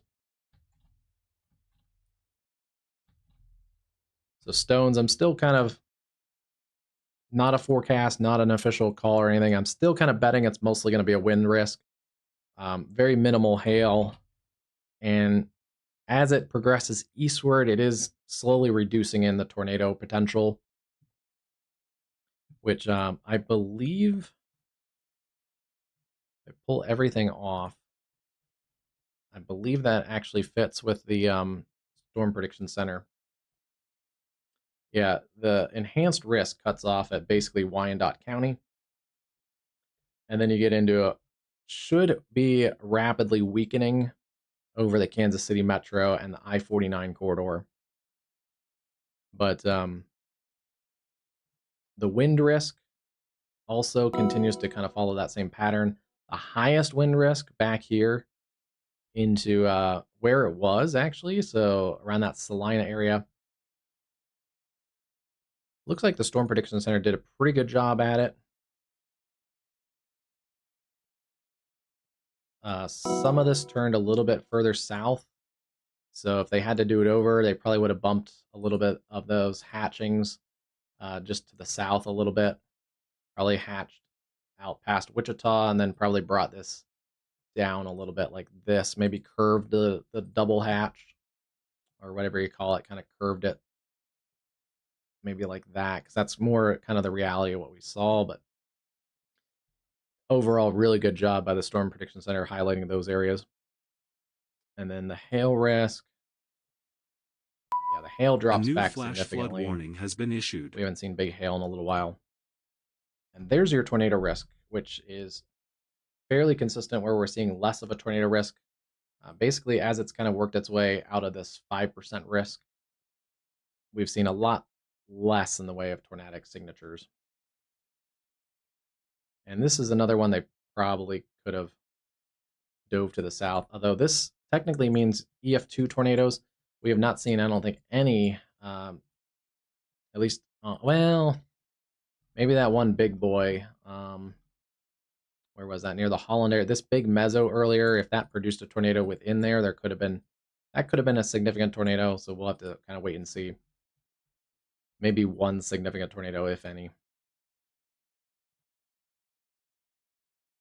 Oh yeah, we're going strong. And yeah, Storm Team, I think I was saying earlier to Cruz that it was supposed to be my day off today because more storms tomorrow. The Storm Prediction Center, I think, noted that there could be a moderate risk that goes out tomorrow.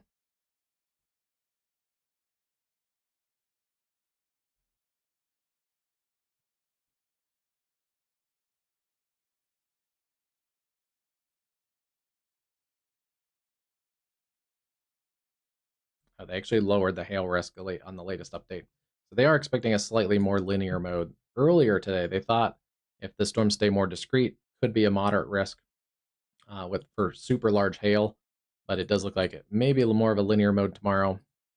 Yeah, and then we're going to be live on Tuesday, Wednesday, looks like a live day. And Thursday looks like a live day.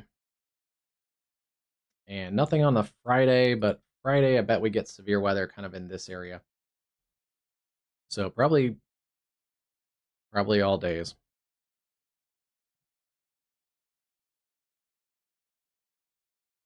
Yeah, I think so. If I had to guess, which I try not to do too much because stuff does change, I'm guessing we probably get a moderate risk somewhere in here. Based on the current model data, probably somewhere like this area gets a moderate risk. Just based on the current model data.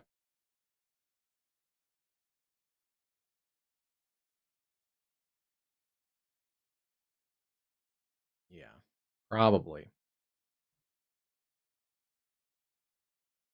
And then day 4, I think, could change a little bit between now and then. This is going to depend on a new system that kind of ejects, a new low pressure, so timing could change, location could change a little bit. I'm not fully locked in on where exactly that's going to be yet, but if it ejects a little bit further south, you could see this kind of stretch out a little bit.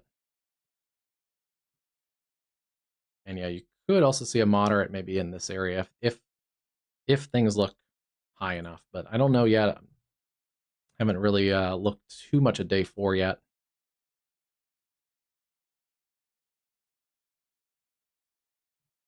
And then tomorrow, we don't really see it on here, but tomorrow, some of the highest tornado parameters are kind of in that same area where we saw severe weather yesterday.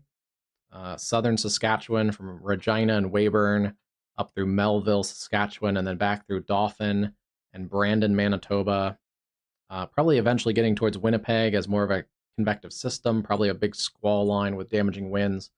But potentially up here, Yorkton, Melville, that area, Brandon, and probably north of Brandon, there's models data that shows some pretty beefy supercells. Discrete up in here, there's a warm front that kind of sits up here, and there's a bunch of moisture that's going to get pooled right along the southern side of this warm front. So yeah, as the cold front kind of crashes in from the west. So that triple point right there, south of the warm front, just ahead of the cold front, that could be an area here that would definitely, if it was in the Storm Prediction Center, this would probably be a moderate for that area already. It would probably be a moderate risk, kind of like that.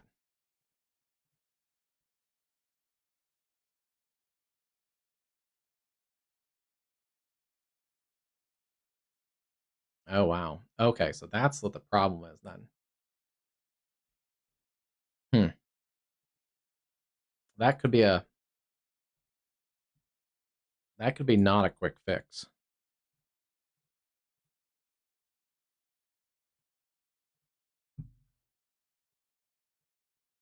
Hopefully they get that fixed for Thursday.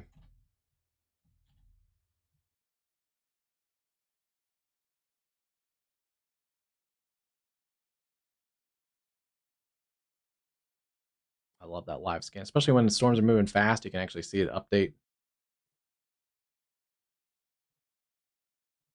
The other day, the storms were moving like 15 miles an hour. You really couldn't see the live scan work that much. But let's see, newest HRRR, yeah, puts us through the KC area. It still is a little behind on the timing, but it does generally continue to weaken it after it gets through the Kansas City metro.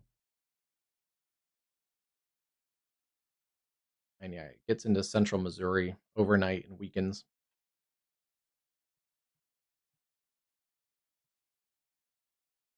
But yeah, tomorrow afternoon, it kind of hints at some storms along the Ohio Valley. But whatever kind of this MCV in here tomorrow afternoon, I think could spark some more storms across the southern Illinois area. So the model, I think, is a little bit low on where that MCV goes. If that MCV kind of continues to track along the I-70 corridor, this area could have a little more storms tomorrow.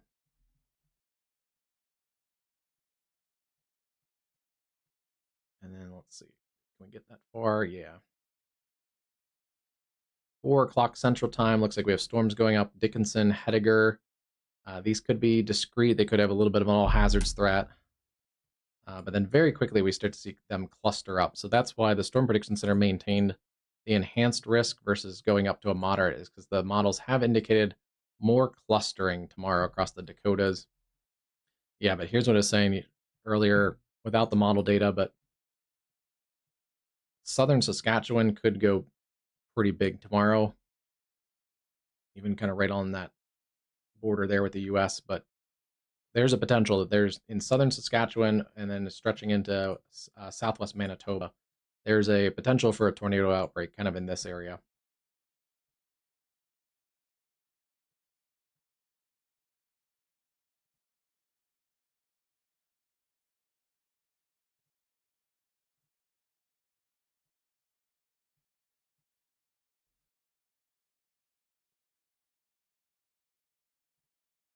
We do have one tornado warning. I haven't covered it as much as our storms approaching the Kansas City area, just because Kansas City has much more population than this part of Kit Carson County.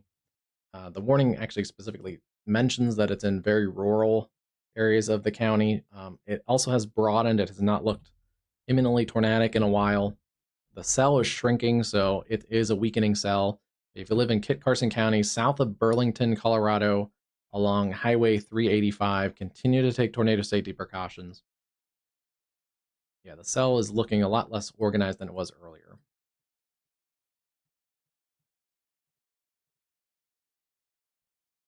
This is still looking pretty strong, not quite as windy as it did earlier. The other thing is you are going to have wind for a while. It is still windy back across Topeka. You have the MCV, this mesolow, that's spinning through this area. So you are going to get a prolonged area of gusty winds.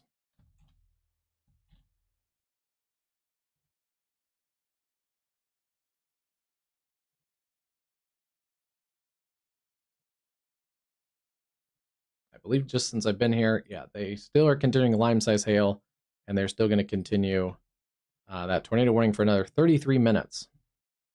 It's a fairly slow mover.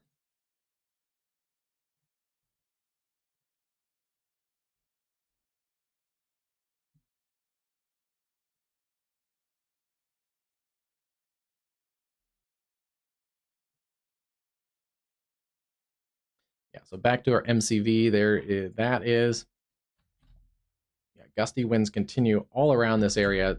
Linden, Topeka, Ottawa. There's a lot of lightning, a lot of heavy rain, a lot of gusty winds. One hail report, Clinton County Emergency Management report, quarter-size hail. At least based on that one model, it looked like 4 o'clock, kind of that 4 o'clock time frame in the central time zone. 70-mile-an-hour wind gusts, Perry and Jefferson County there by emergency management. So yeah, that's all under that MCV. Because that was just about 10 minutes ago. That's behind kind of this big cluster of storms. I think I looked at that one. Yeah, 75 to 80-mile-an-hour gusts there at Malvern.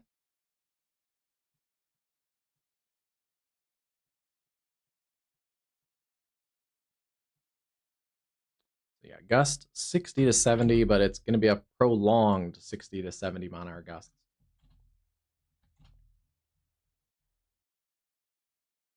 In fact, it's even gusting probably 50 to 60, even back towards the areas around Newbury and west of Topeka, even back up towards the Manhattan area. It's potentially gusting. 40 to 50 to 60 mile an hour gusts at times up in there. Still a ton of lightning in that.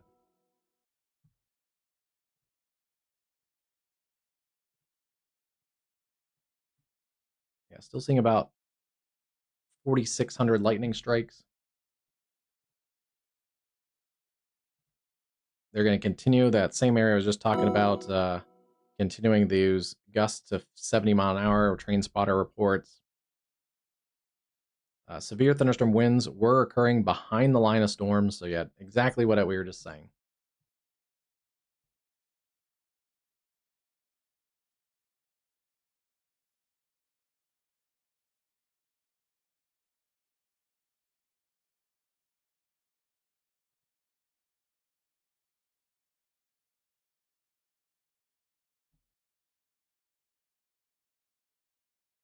It's going to depend, Stones, on yeah, it's not crazy. It's not like 80, 90 mile an hour winds like we had earlier today. It's 60 to 70, but it's going to be windy for a while. So, um, I mean, personally, I I love sleeping through thunderstorms and a windy night and stuff. So, personally, I love it, but some other people may not. It depends. Stones don't like, you don't have to dox yourself. It depends on what kind of structure your house is or your dwelling. It depends on how high you are. It depends if there's trees around your property. I'd be a little more concerned if I lived in like a forested, woody property with a bunch of tall trees around, because then you kind of have them swaying back and forth for a prolonged time. A lot of rain falling, it's saturated soils, so trees can fall a little easier, especially with prolonged 60 to 70 mile an hour gusts. So, um, yeah, in the end, I'm not giving a really answer, but it's going to be a personal choice. It's not something personally that I would just spend the whole night in the basement for. Basically, if you get through this leading edge without tornadoes, any quick spin up would be basically along this leading edge. Once you get past those, the tornado risk really diminishes. And then you're just dealing with strong winds, a lot of lightning. It's a very electrical complex of storms. But yeah, it's not to the level that it was earlier. Yeah, so then I mean, that's a better situation because I assume like the townhouse, you have other structures beside you. It's, big beefy building. Um, I'd probably ride it out in that if I was, but again, I love a windy, stormy night, so it's not probably going to be sustained either. That's like looking at, let's take a look and I'll pull the camera. This is Lawrence, Kansas. So this is behind the line of storms. This is kind of right about there on the backside of the heaviest rain. You can see it's not gusting as much as it was earlier, but you'll get kind of steady winds, and then you might get a big gust, and then it relaxes for a little bit. But a lot of lightning and thunder and stuff. But yeah, I think 4 to 5 is probably accurate.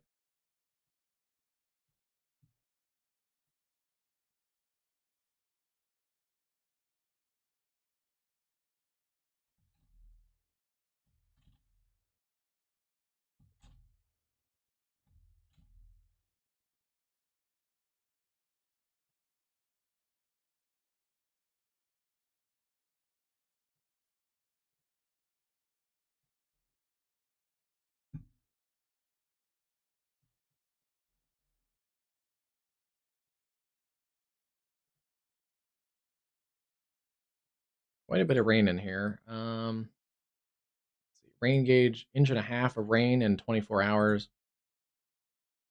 So a lot of heavy rain. If you need the rain, you're gonna get it. Let's see. New storm report: tree damage, power line out. So yeah, stones. That's the other thing. If you're in the Kansas City area, if you need to right now, just make sure you got your flashlights ready. Um, your battery packs for your phone chargers and stuff. I'd make sure those are ready because even if your tree doesn't fall, if someone else's tree falls on the power in the neighborhood, then you're without power for a little while, and probably for most of the night, because that is the one bad thing is this whole big bowling ball of wind. They're not going to just run out right after the storm comes through because there's too much wind to get that power reset right away. So you could have a prolonged power outage if you do have power outages.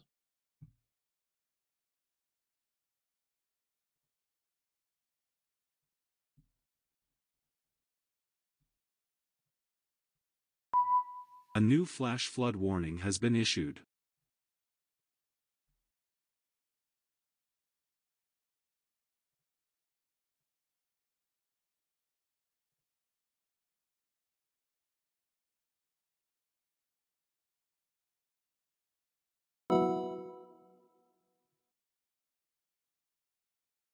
Oh, this is a beauty of a shot.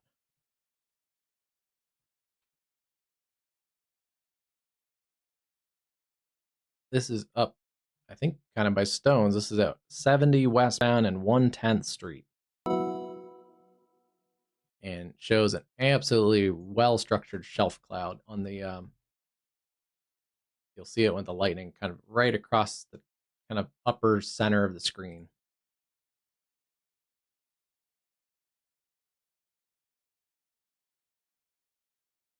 Kind of like right in there. And it goes up even further. You can see some of the plates up there, kind of the striations of the shelf cloud, the lowerings on the leading edge.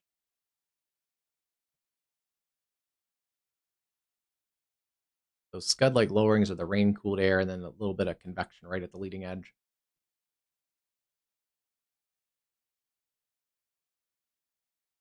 There's kind of convergence right in there.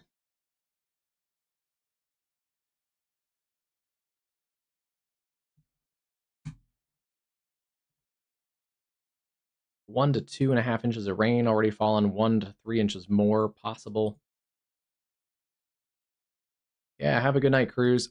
I saw, when I was looking at a setting a little bit ago, I saw that you sent me a message that you were live, and I completely missed it because I was busy getting all of my stuff set up and then recooking the dinner situation. So I totally apologize I didn't see your message earlier, Cruz. But I'll try and tune on. If you're on tomorrow or the next couple days, I'm sure you're gonna be on at some point when I'm not on, and I'll try and tune in. Have a good one. Get ready for tomorrow.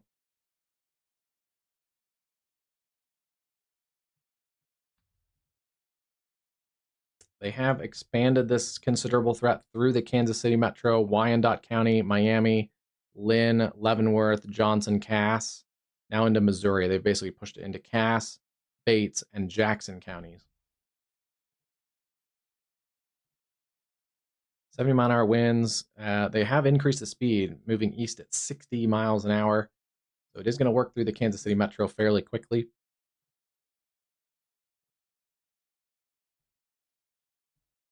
That is a beautiful shelf cloud. Probably looks very impressive in the daytime.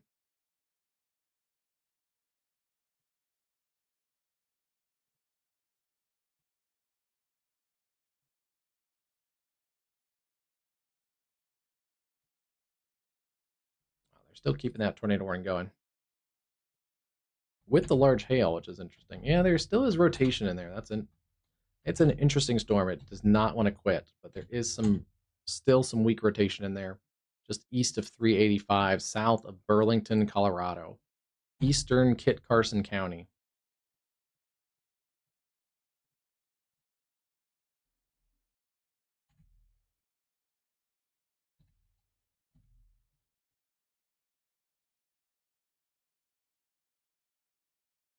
This is slowly weakening as we step back just about 20 minutes or so. We can see a lot more blues in here.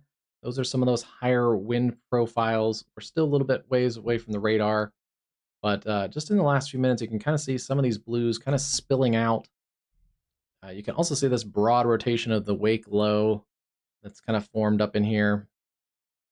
Not really a tornadic component anymore. It's just kind of broad rotation with that associate MCV.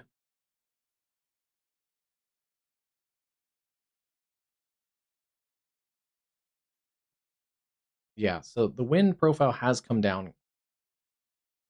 Still damaging winds pushing into the Kansas City metro from Tonganoxie and Fairmount down through Olathe and Spring Hill, down through Drexel and Paola, approaching the areas there into Johnson County, Prairie Highlands. That pocket right here has a little bit higher, Gardner, Kansas.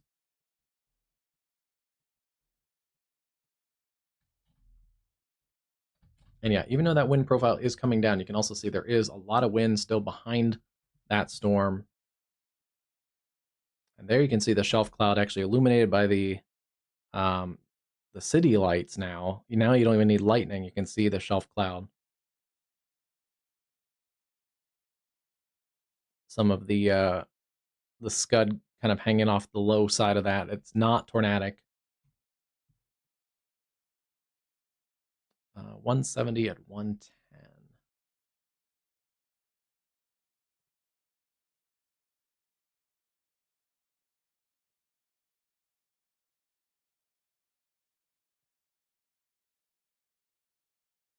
Okay, yeah, that's right by the Kansas Speedway. So yeah, looking at that area,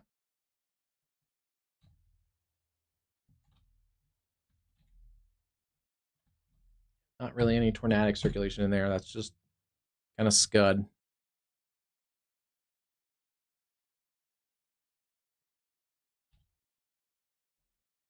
And yeah, not really showing there anything on um,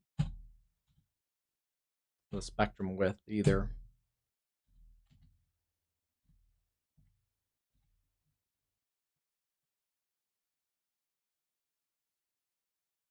Behind that leading edge of the shelf cloud, that's where we get the stronger winds.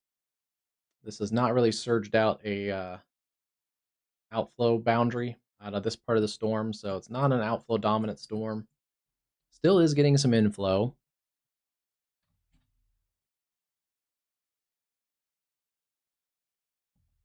But yeah, the leading edge of that is pushing through Lenexa, about to come into Shawnee and Overland Park, and then up towards the Fairmount area, and eventually gets up towards the Leavenworth area, though a little bit less probably up that way.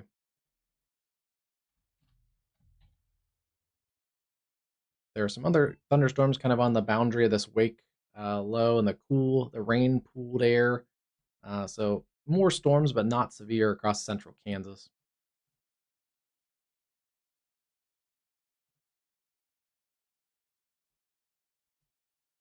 Yeah, it's gonna rock and roll for a little bit, but then it's your call. I'd sleep through it, but it is gonna be a prolonged wind event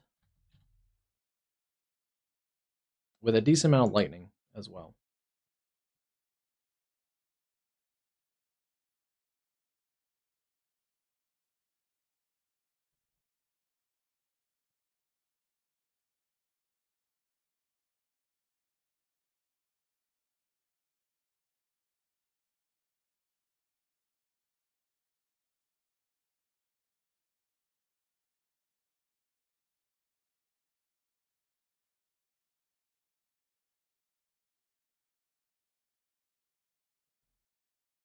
I'm right here. I'm just gonna stay muted for a second while we're watching the shelf cloud, and I'm gonna eat a peanut butter and jelly sandwich real quick.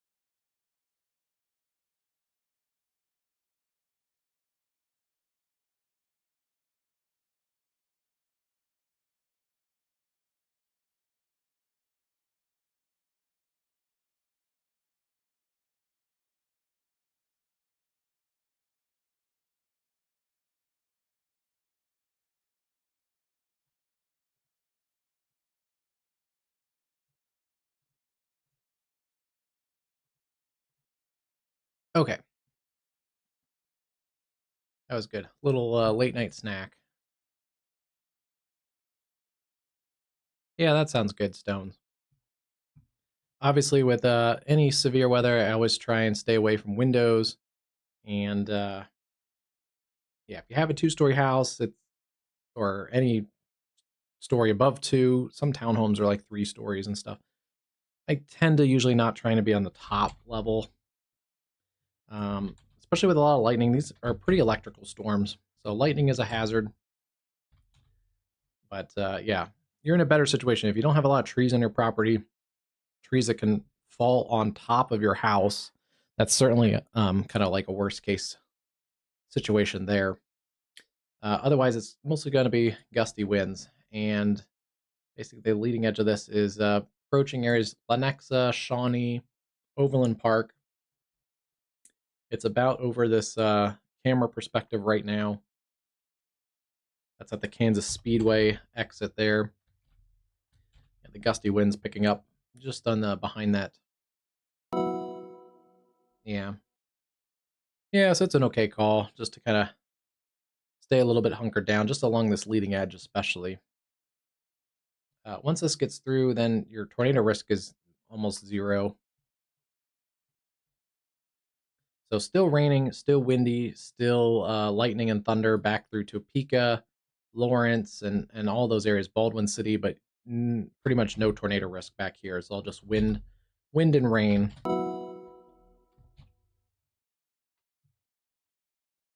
We had a mesoscale convective system where I am worked through the area this morning, and it was rocking and rolling, even though it was like, I think, just a special weather statement, but it was 50-mile-an-hour winds, and it was crazy thunder and lightning that shook the house, and really heavy rain.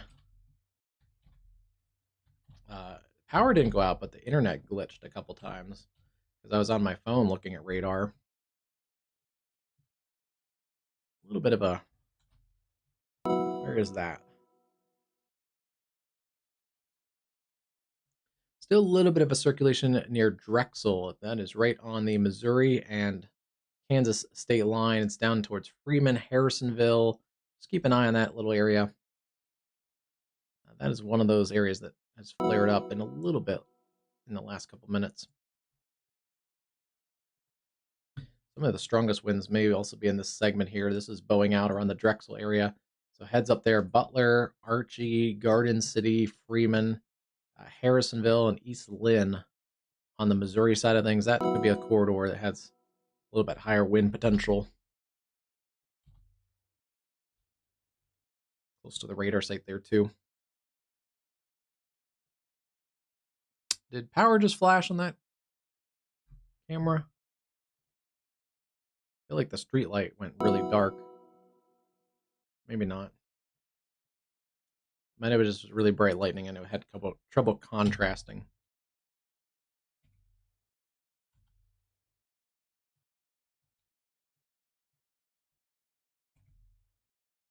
Yeah, okay. It just did it again. I think it's just a problem with the camera. It wasn't actually, yeah, it's not power out. It's just um, the lens of the camera is having problems with the brightness of the lightning.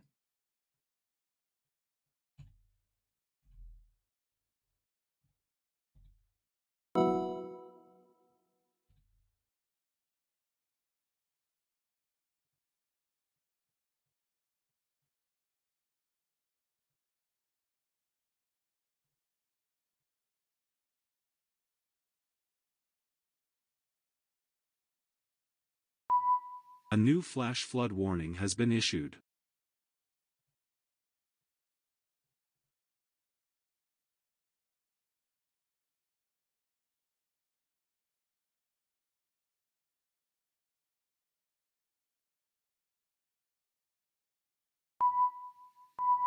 A new flash flood warning has been issued.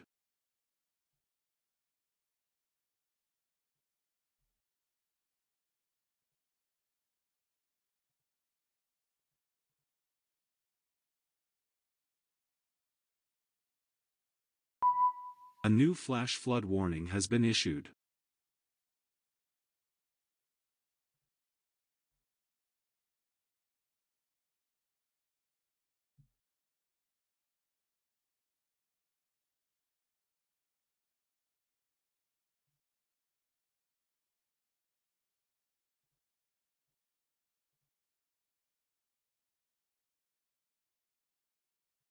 A lot of east-facing cameras in Kansas City tonight. Trying to get a shot of the actual storm. There, this might be a decent one.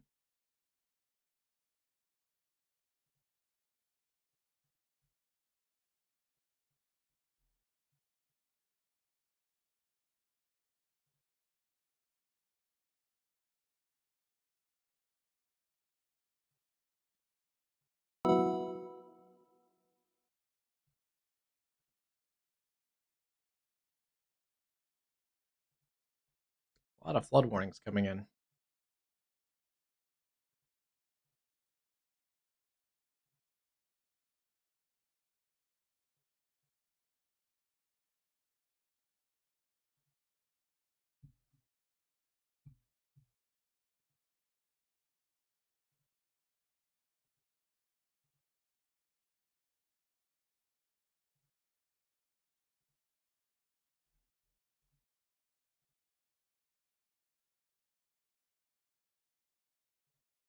Another eastbound camera. I cannot pick a westbound camera. Northbound camera. There we go. That's a northbound camera. That's a great shot of the sky. So I think we'll keep that one for a minute. Yeah, that one works.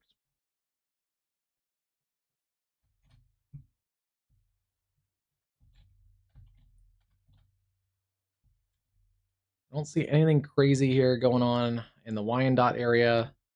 Shawnee, Edwardsville, coming into towards the Kansas City metro. Mostly just wind and lightning and thunder and heavy rain.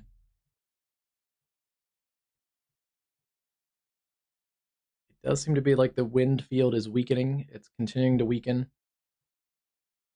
See, it's not as many of those blues and purple colors.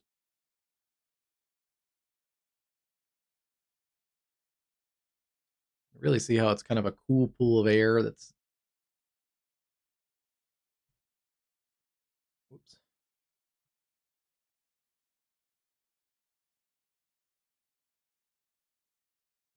See that rotation of the MCV, the low pressure out of here, but you can also see it's a bunch of cool air just rushing out of these thunderstorms.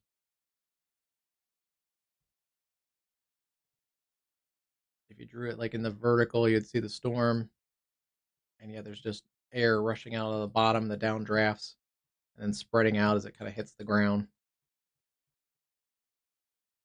So that's where we're seeing kind of this leading edge on radar, and that's the bowing out feature. And on the map, it's right about there.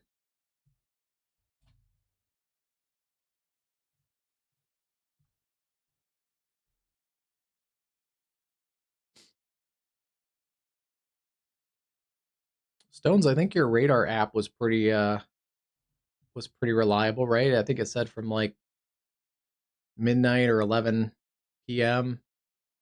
to about 2 a.m. and it's about 1 o'clock right now for storms, so pretty accurate.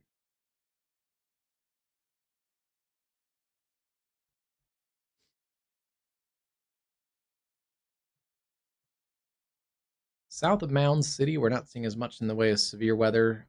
Still strong storms down through La Harpe and Chanute, Kansas, and then it kind of trails out. Yeah, the tricky part is technically severe thunderstorm might end, but you'll have this windy broad mess for a little while, and there may be a couple other storms, likely not severe though, on the backside of this.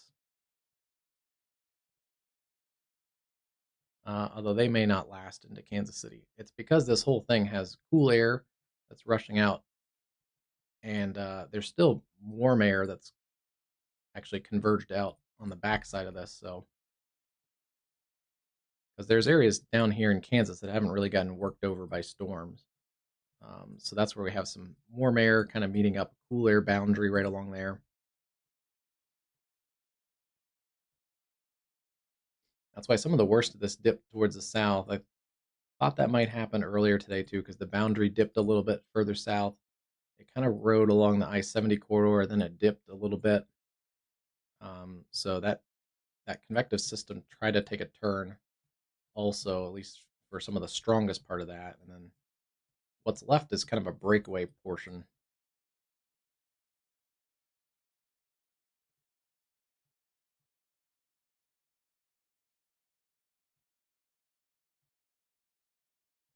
So strong winds coming into the Kansas City metro.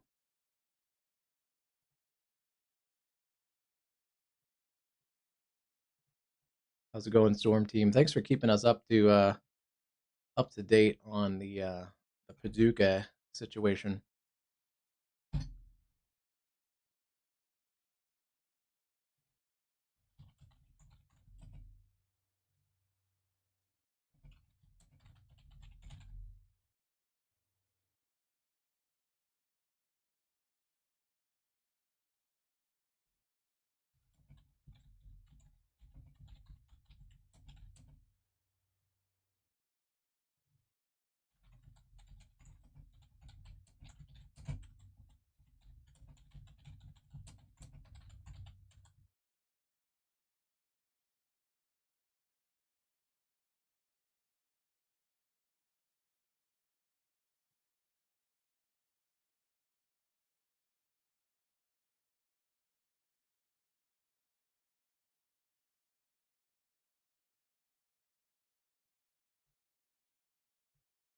Yeah, tomorrow looks calmer across Kansas City.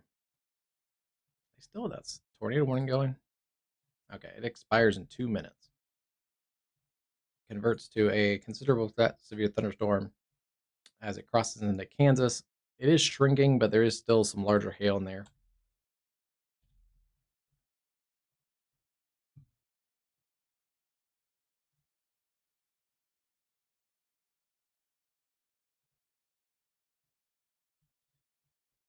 Let's see. Oh, wow. That's a new update from the Storm Prediction Center. That's the latest Storm Prediction Center update. They've done a lot of work. They've extended the enhanced risk all the way down into parts of north central Nebraska. And they've also extended it further east across the Red River, across the areas in Fargo, Grand Forks, into northern Minnesota. They have a separate area of enhanced risk now back to southwestern Kansas tomorrow. Stones tomorrow, the Kansas City area is actually kind of on the edge of no thunderstorms and just a general severe thunderstorm. Slight chance or marginal risk further to the north and back towards Topeka and up towards St. Joseph. But Kansas City looks to be in better shape tomorrow. Tomorrow is probably the lowest severe risk for the next couple days.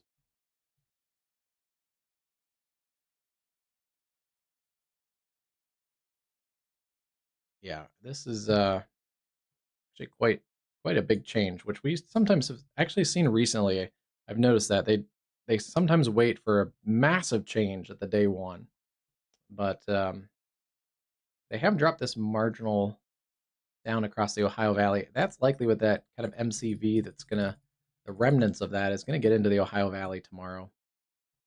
And yeah, I still think the models are a little underdoing storms in this region right here, as that MCV is going to track along the I-70 corridor over the overnight and just be kind of a remnant in the atmosphere that'll help spark storms tomorrow across southern Illinois.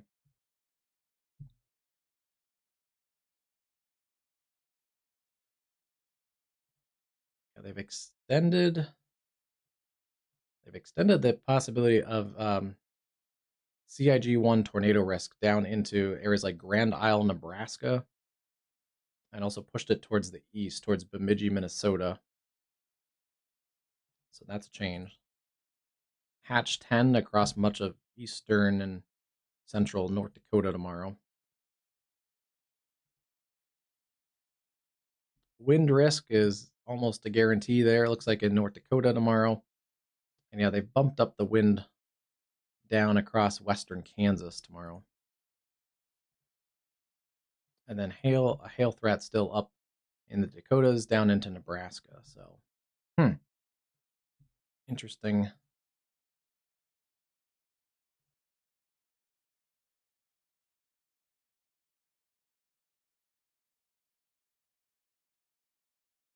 They've made some changes with the day 2. This would be for Wednesday. Yeah,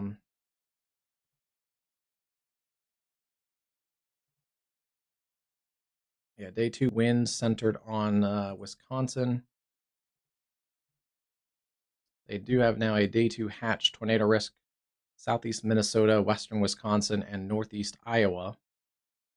And then surrounding that up through the Twin Cities and much of Wisconsin under a all hazards risk for Wednesday, stretching down into far northern parts of Missouri. And then, yeah, hail across eastern Minnesota, western Wisconsin, into Iowa. Looks like isolated significant hail potentially back through the areas in Kansas. So, Stones, watch out for hail on, what is this, Wednesday? Yeah, Wednesday. Probably not a widespread, but any storm there that could go up in Kansas and northern Missouri could have some larger hail. See, that's a day that bugs me more than like tonight. Tonight, that wind and rain, I'd sleep right through that. But I'd be nervous about my car and stuff with hail. A low end tornado risk also right now for Wednesday across the Kansas City metro.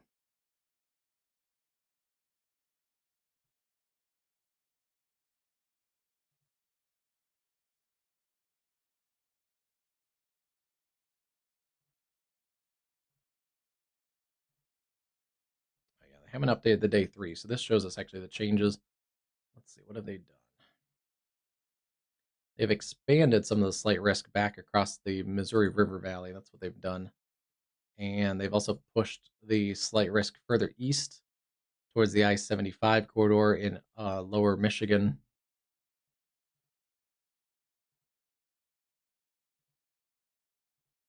And the enhanced risk has stayed the same between their last updates.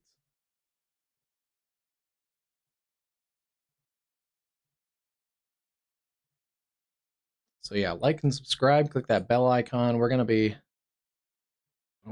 busy this week. And if you don't live in areas that we're talking about, feel free to, if you see us streaming, send us over to friends and family that are in severe affected areas. This system is slowly weakening as it advances to the east across the Kansas City metro. Severe storms still about to roll into Kansas City. I like that camera, but let's get into downtown.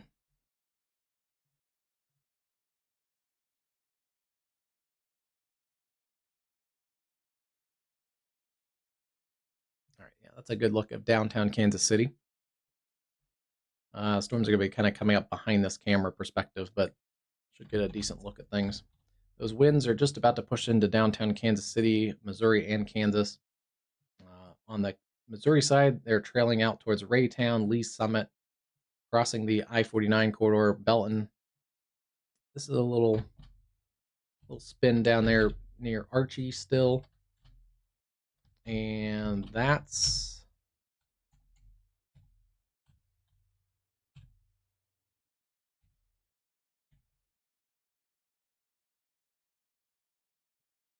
close to producing a tornado near Colville, Missouri.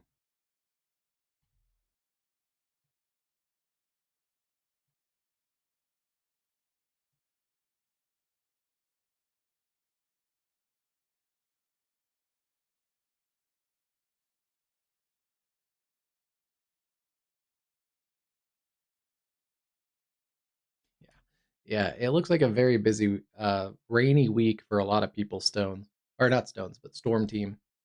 Because yeah, beyond the severe risk that we were just kind of outlining, there's just going to be a lot of rain across parts of the east and the Ohio Valley the next few days. Yeah, it's just kind of a rainy time. I got some stuff I have to do that needs some dry days too, and I just haven't had many. This weekend I had some family obligations with family coming to town and stuff, so I didn't get any of the dry days over the weekend, any kind of chores that needed dry activities. But yeah, this just crossed near Adrian, Missouri. I don't see anything in progress, but that is a suspicious area of rotation there. And yeah, you can see it on the spectrum width as well. That other area that we were looking at earlier near Archie and Austin, that has broadened out. This one may be trying to take over a little bit. Curious to see the next scan if it picks back up or not.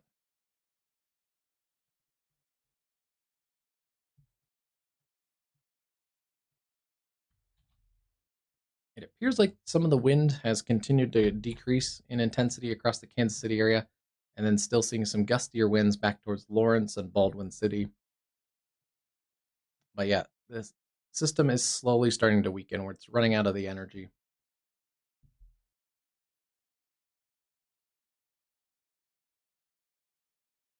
Oh no.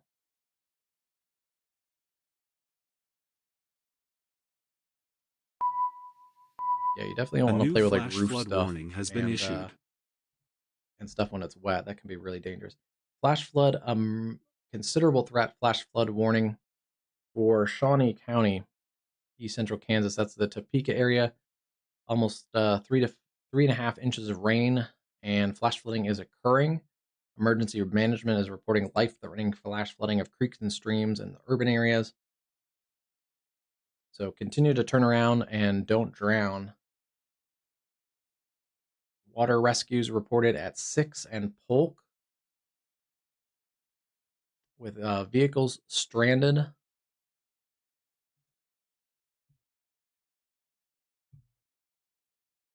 That is a dangerous situation there.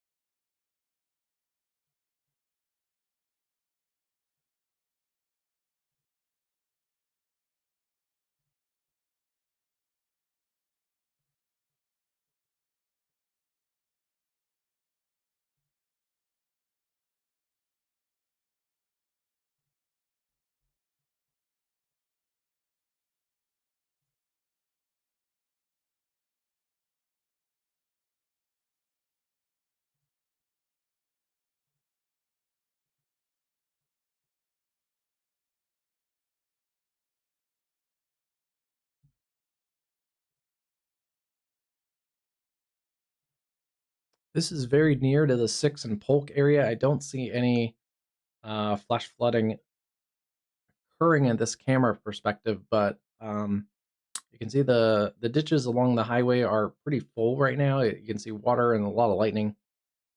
This may be part of the highway that's closed because I haven't seen a car on this camera yet. That I believe they opened up, but they may have reclosed it due to some flooding. There was one car on the other side, but I still have not seen any westbound traffic.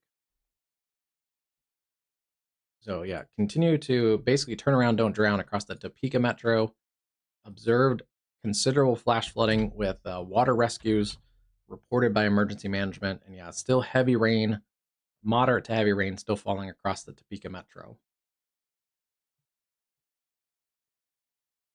Sounds good, Storm Team. Yeah, me too. I'd be sleeping great right now. High and dry, but great across the Kansas City Metro if I was in this area. This is just the severe threat continues to diminish across Kansas City, so it's mostly just a big windy and thunderous mess, which is if you're not out and about and don't live in a low-lying area, it's just a great summer night. Still watching a couple areas of circulation on the leading edge of this into Missouri along the I-49 corridor, though. Yeah. Check a couple of our cameras out. I still have not seen any eastbound traffic, so.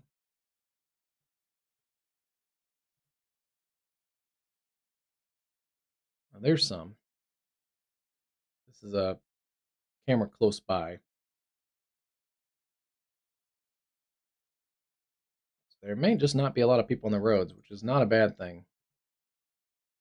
Yeah, there they go. Okay. There's not many people on the roads. That's a good thing. It's still a pretty nasty night for travel. They've continued a severe thunderstorm warning across these areas in Missouri. This is now for Cass, Henry, Bates, Lafayette, Jackson, and Johnson counties. Severe thunderstorm moving east at 60 miles an hour with 60-mile-an-hour wind gusts. So for the first time in a while, they're reducing the considerable threat that's back across Kansas. Ton of lightning, still close to about 5,000 lightning strikes.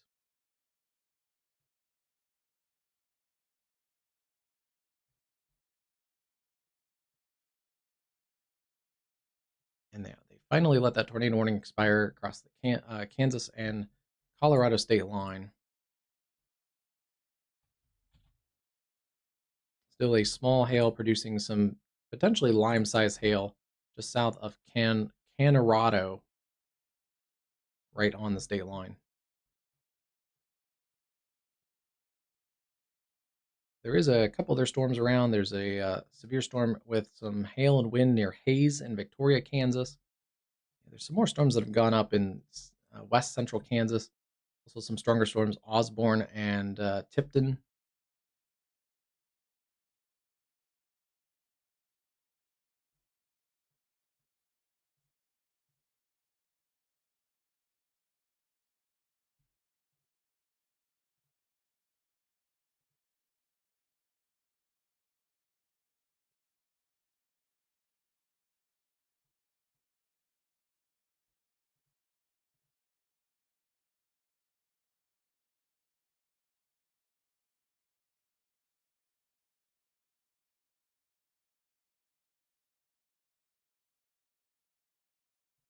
So some of the model data does bring some of those storms in central Kansas towards the east. Unfortunately, that may bring that into some of the flash flooding areas, Manhattan, back towards areas north of Salina, Kansas, and then potentially back through the Topeka area. This is about 3 or 4 a.m. Yeah, still back through here, potentially some more storms. And then, at least on this model data, the storms do kind of weaken as they push into the rain-cooled wake across eastern parts of Kansas, but yeah, likely less of a severe risk, but just more rainfall in that Topeka metro. So that's why the flash flood considerable threat does call for more rain, with life-threatening flash flooding already occurring.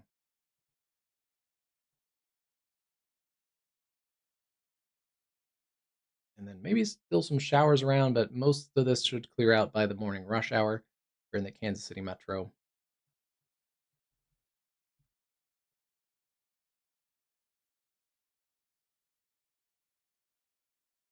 And some of this may get over towards St. Louis and southern Missouri by the time the morning rush starts. Likely not severe, but just the remnants of it, with still potentially some rain and storms.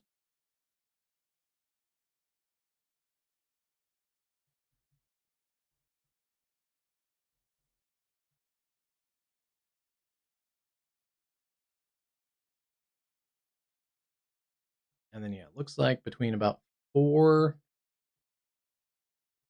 to 5 o'clock, we got to watch a few different things going on. Supercells in southern Saskatchewan, southeast Saskatchewan. And then initially discrete cells potentially upscaling pretty quickly into Boeing line segments, and then potentially some storms back here on the high plains that work also in some Boeing segments. Yeah, kind of clusters and Boeing segments, but we watch out for those supercells up in Saskatchewan, and then maybe an isolated cell or two that could have an all hazards threat also across the Dakotas.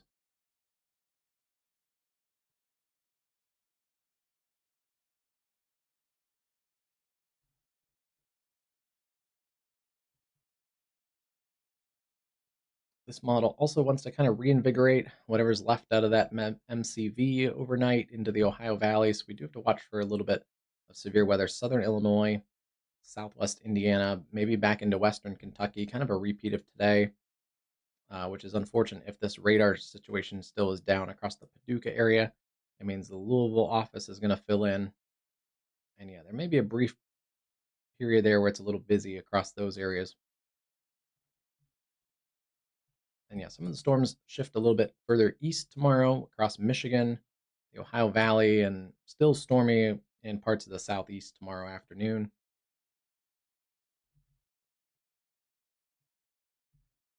Still another kind of generally stormy day tomorrow.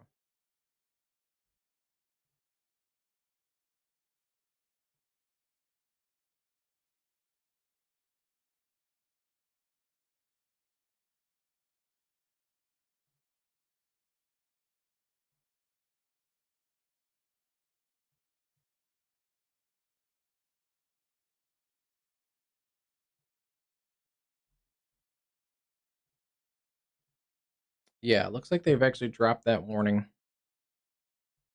Yeah, they've canceled the warning for the Kansas counties. Still, a severe thunderstorm warning continues across especially south and east parts of the Kansas City metro. Still a lot of lightning and thunder. You're still going to have gusty winds overnight. Gusty winds, heavy rain, just kind of a mess. But your severe threat should be diminished. Still probably gusts to about 40. And let me check something. I want to see if we have a...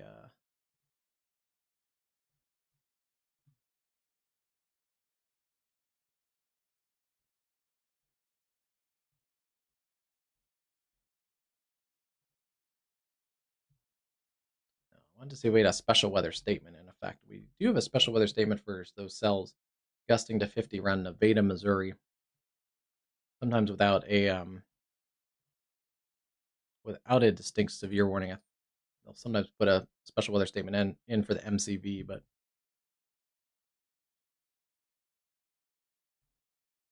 maybe another round of storms later, but not as severe. Yeah. Yeah, you should be okay. Still seeing the wind threat come down. We're seeing the wind field. Not seeing as many of those bright blues and greens. Completely different look than just it's 1:30.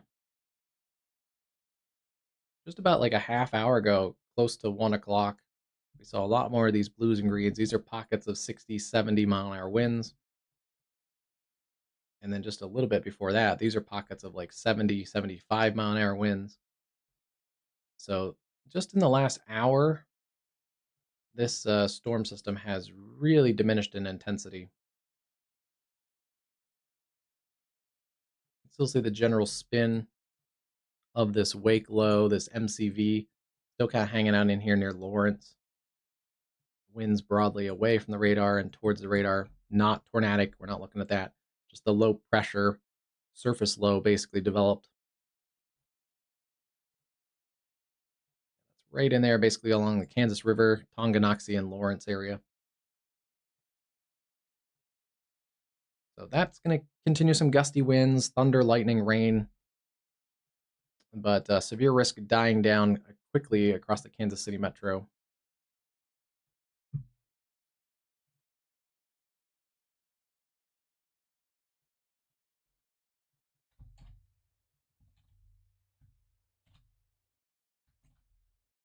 And that one little area of rotation still shows, but it has broadened also.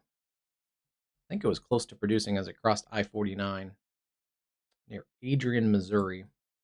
That is now along Highway 7 near Creighton, Missouri.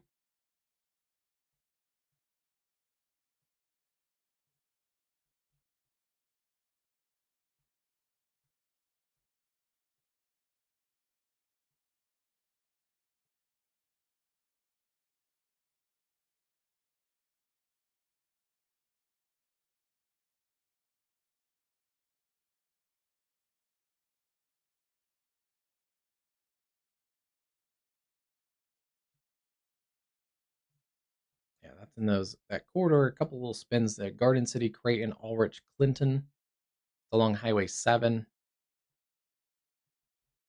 Most of those strongest part of the storms are through the I-49 corridor. That really also pretty quickly lunged to the east. It went from about 45 to 50 miles an hour forward progress to like 60 in a fairly short amount of time. Yeah, still moving east at 60. Latest radar scan, we'll see it jump ahead again. There it goes, and not as much circulation in there. Approaching the Ulrich, Missouri area, or Urich. There's no L. Urich area.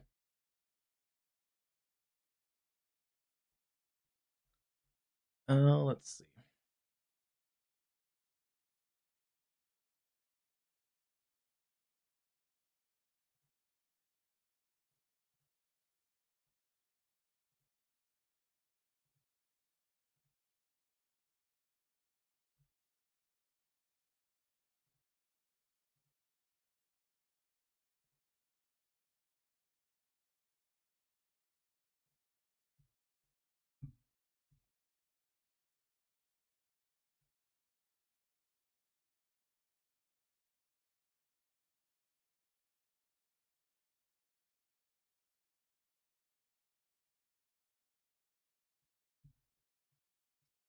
And it's hard to say. We don't have great data yet. It doesn't go quite out. The highest res models don't go quite out that far yet.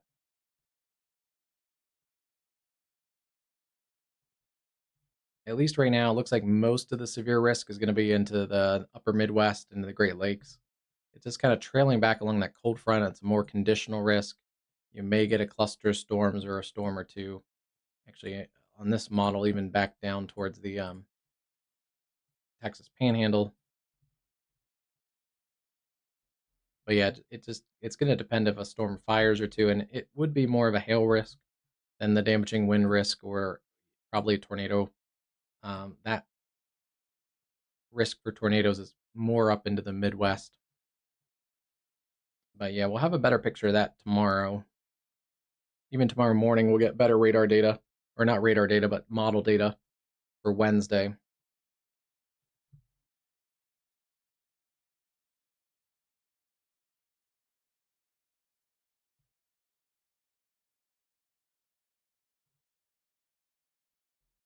Sarah, you're up late. How's it going tonight?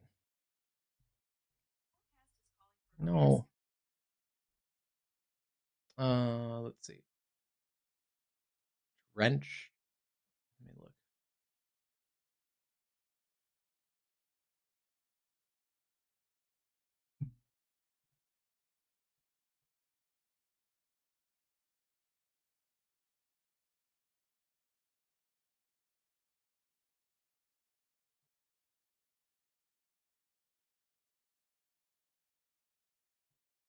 Oh, thanks.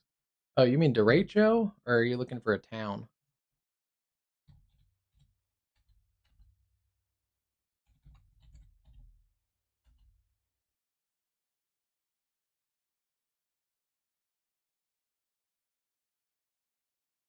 Yeah, so this is the end of a derecho.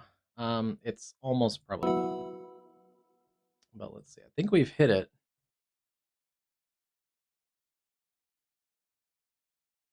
I'll take off a few of the things. Let's take off hail, rain, snow, fog, dust, heat, cold, all those things. Yeah, we've probably hit derecho status. I think by now we've had about there all the way into basically just west of Kansas City. Yeah, about 270 mile an hour, or sorry, 270 miles of wind reports. Significant damaging wind in this swath here. So this should qualify for a derecho. Basically from about like this through the Kansas City area. And still seeing a few wind. Oh yeah, still seeing a 75 mile an hour wind report there.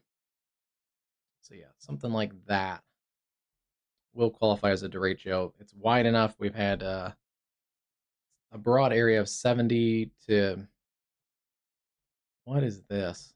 What? Oh no, okay.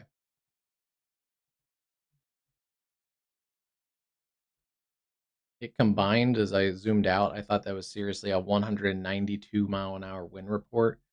It's still significant. There's two reports in here. One is 111 mile an hour winds. Vehicle mounted anemometer. Multiple utility poles broken. Trees debarked. What? I mean, if that's an actual report, then that's probably a tornado report.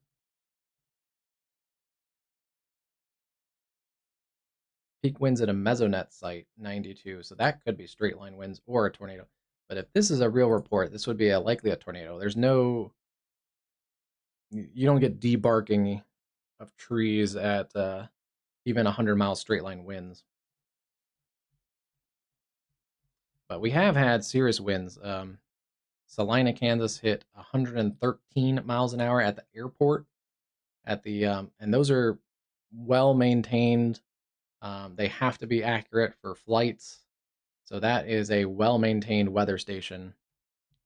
It should not be over calibrated. It should be, that's a pretty accurate report there at 113. I don't think so.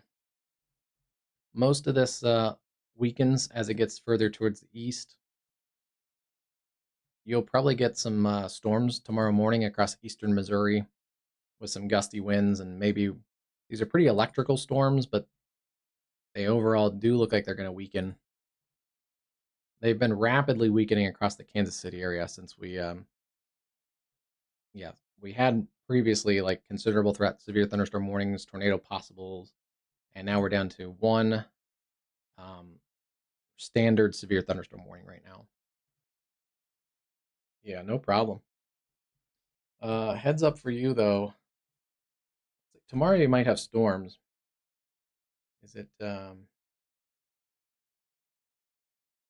see, day 3? No, it's day 4. Yeah, heads up for day 4. Let's see, tomorrow, Tuesday, Wednesday. So it's gonna be Thursday. Thursday across eastern Missouri. Already a slight risk, and then an enhanced risk already for areas around St. Louis and points north. But this could shift around a little bit. This could easily shift south. Whoops, I just shifted the whole thing. But yeah, this could easily expand to the south and east.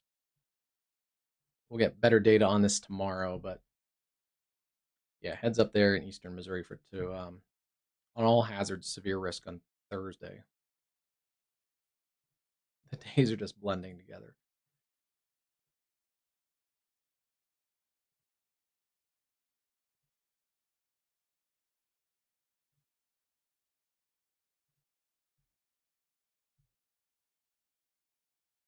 Oh, I think I can look at that. Let me check.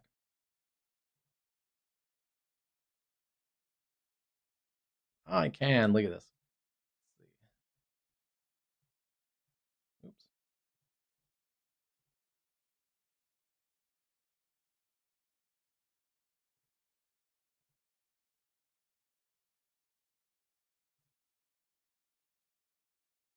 Oh, no, that's not quite what I wanted.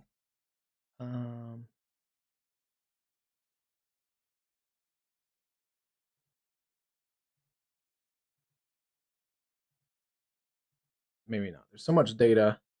I have to filter through and see if I have heat indices, but I did see that. I did see it's going to be very hot.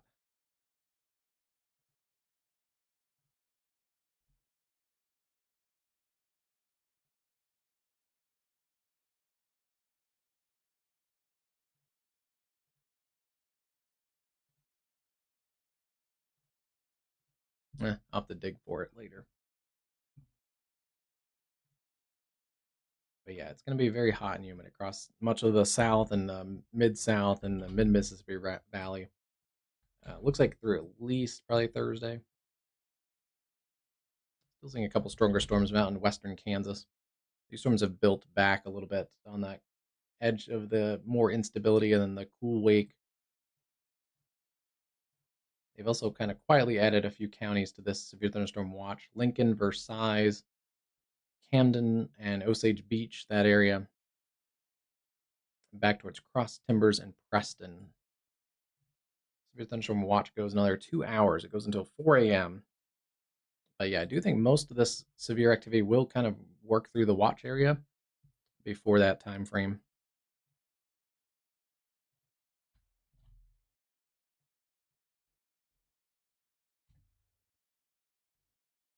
Yeah, still seeing wind gusting out here around Creighton, over towards Clinton, up through Holden.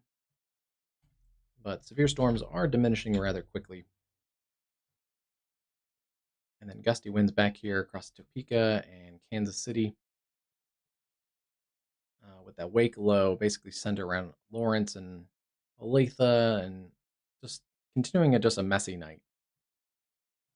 But we also do have that considerable flash flooding. Water rescues were reported across the areas around 6th Avenue in Topeka. Trying to see if we have any water on the roadways in some of these Topeka cameras, but some of them aren't working.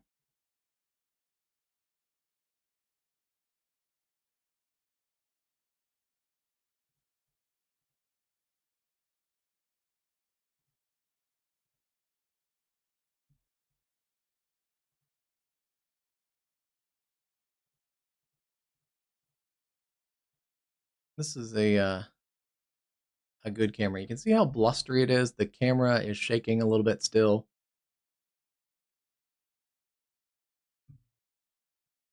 The next camera over. You can see some of the flags on the construction signs are blowing a little bit, and some of the trees in the distance. So it's still a blustery night, still rainy and stormy.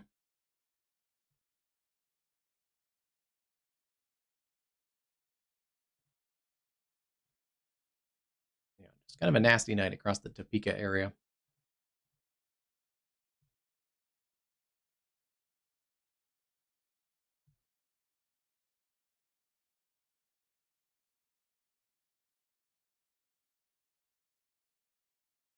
Let's see.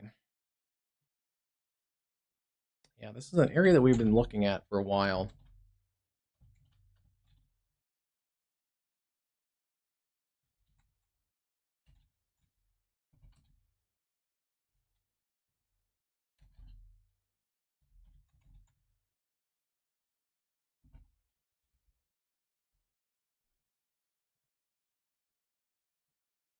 Probably not anymore. It was tighter earlier. Still a big bulge of wind in here. But yeah, there still is a little bit of region of shear. It was much tighter just a little bit ago. Let's see. Yeah, back here when it was near Archie, Missouri, I was surprised it didn't get a tornado warning. This is let's see. This is about a half hour ago. But that has broadened out since it's worked towards the east.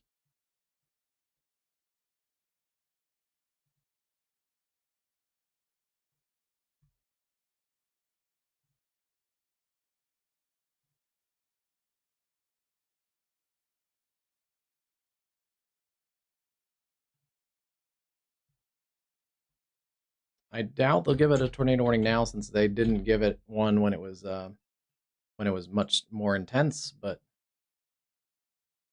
yeah, it was very close, I think, to needing a tornado warning, because it tried to flare up back here, basically at the Kansas state line.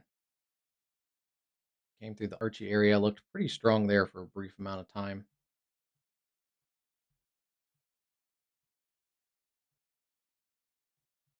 Still a little bit of an area there that has a little bit of tighter rotation, but it is more sheared. It doesn't look quite as intense as it did earlier.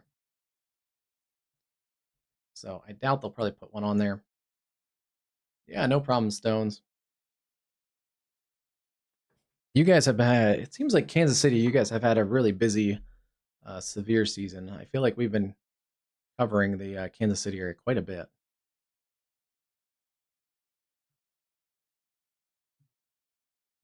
Let's see, Sedalia. Yeah, you guys are in the next county, 2 counties over. I wouldn't be surprised if they continue this, but it's the good news is for you guys, it has calmed down quite a bit. 60-mile-an-hour winds, less than 1-inch hail. It is continuing to downtrend, but there are pockets there still of some gustier winds, pushing about 60 miles an hour. Yeah, 62 there.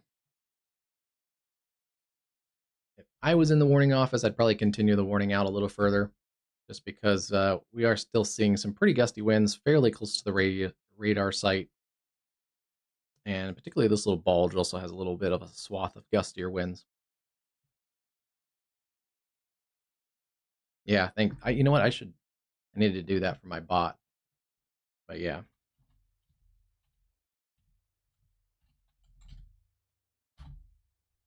And follow on our socials. Come on, where is it? Wake up. There it goes. That was a little slow. Yeah, there's our social links. Stones, once I finish getting that Discord done, which may get delayed a little bit because I think we're going to be covering a lot more severe weather than I originally anticipated. Again, I thought I was going to be off today, so I was going to catch up on some of those kind of back end details. And but yeah, once I eventually get that, I can add the Discord link in there too. A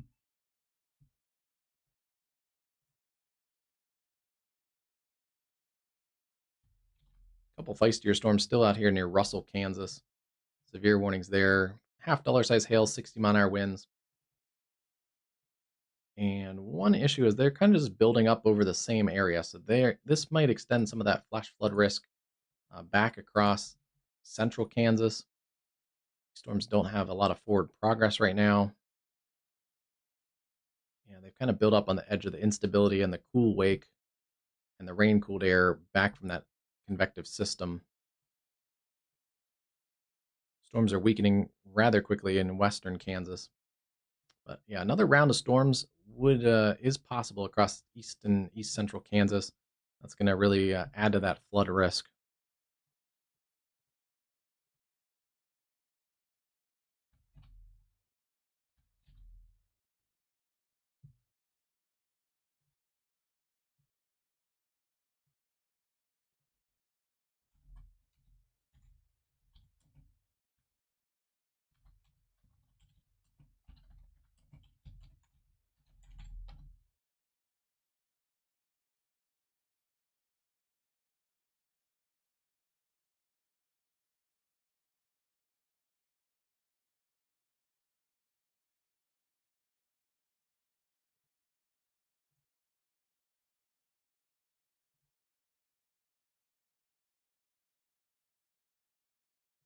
And for some new storm reports.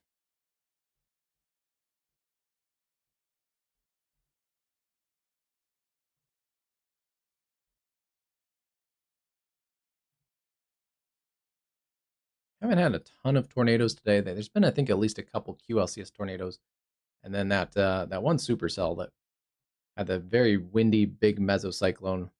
Probably, I would guess, had at least some type of vortice touchdown for a little bit. Let's see.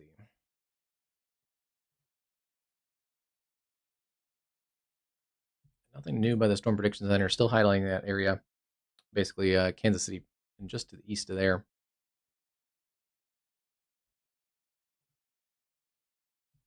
A big area of enhanced risk tomorrow.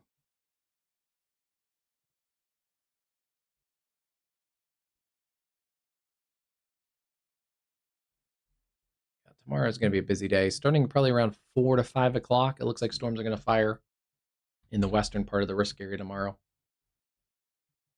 This area probably will get a new warning at some point, I think. Wouldn't be surprised if they extend that fairly soon. Still seeing some gusty winds in here. Deepwater, Clinton, Leesville. That's also the remnant area where there was some rotation earlier. Doesn't look crazy impressive on the reflectivity. It looks a little bit more organized in the velocity scan. That bulge of wind in there. And on spectrum width, not much rotation anymore. The rotations come down. More just kind of a bulge of wind.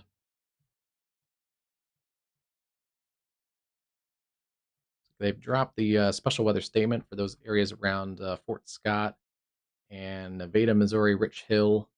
So some strong storms, a lot of lightning, gusty winds, but less of a severe threat across basically the I-49 corridor.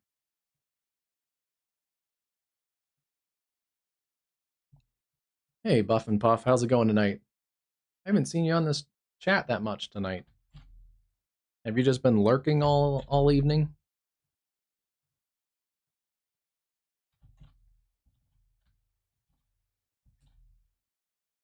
Still windy or still rainy across the Lawrence area, but those winds should diminish as the evening continues.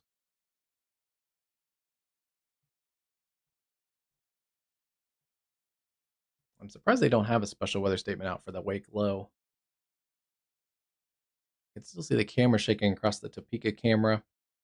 Now this is elevated, it is more of a sky cam, so it is going to have a little stronger wind up at this level, but still, we are seeing some gusty winds still, eastern Kansas.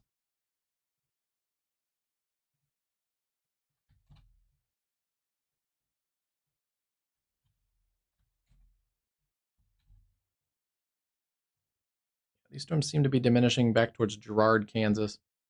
We'll see if they up a new warning. If they don't, then I think there's still a chance at some isolated severe winds.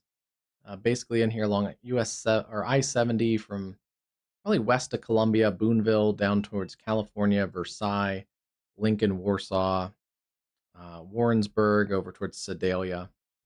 That corridor, I think, does have a chance of some isolated severe gusty winds.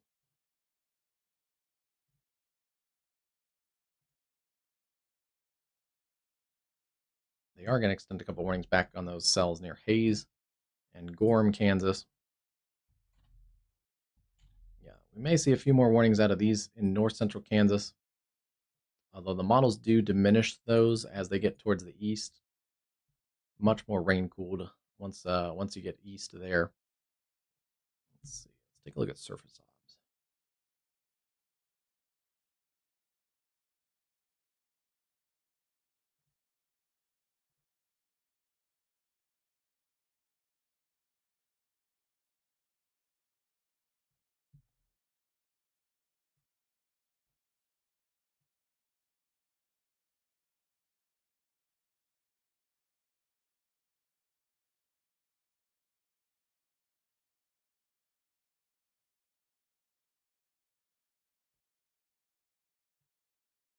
Yeah, they're kind of forming right along the boundary between some cooler air and some warmer, untapped air, it looks like.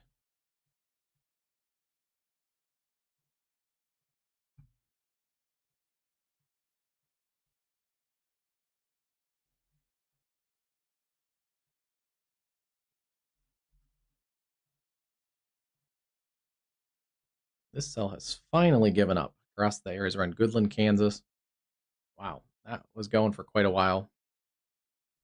Across eastern Colorado, there is also another cell that has gone up in northeast Colorado. Special weather statement there for some hail and gusty winds.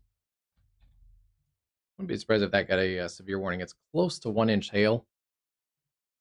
Let's take a look at, yeah, there is a pocket of likely large hail in there. In this ZDR, you can see it in this grayish color. Should see it somewhat in the correlation coefficient as well. But yeah, that lines up with that hail core. Right in here, eastern Colorado, just north of Raymer.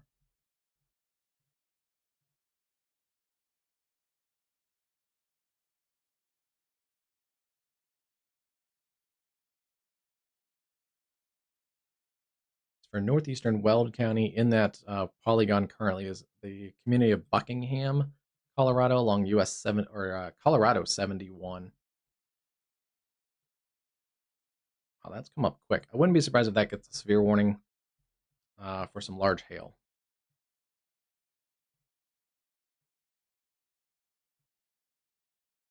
Okay, 2 a.m. It's clean.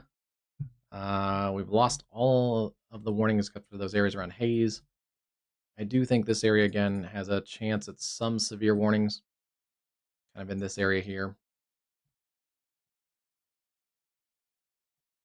So you may get a couple of severe warnings, but we're not seeing those 75 to 90 plus mile an hour gusts. No large hail in this cluster of storms. It's mostly just lightning, thunder, and gusty winds.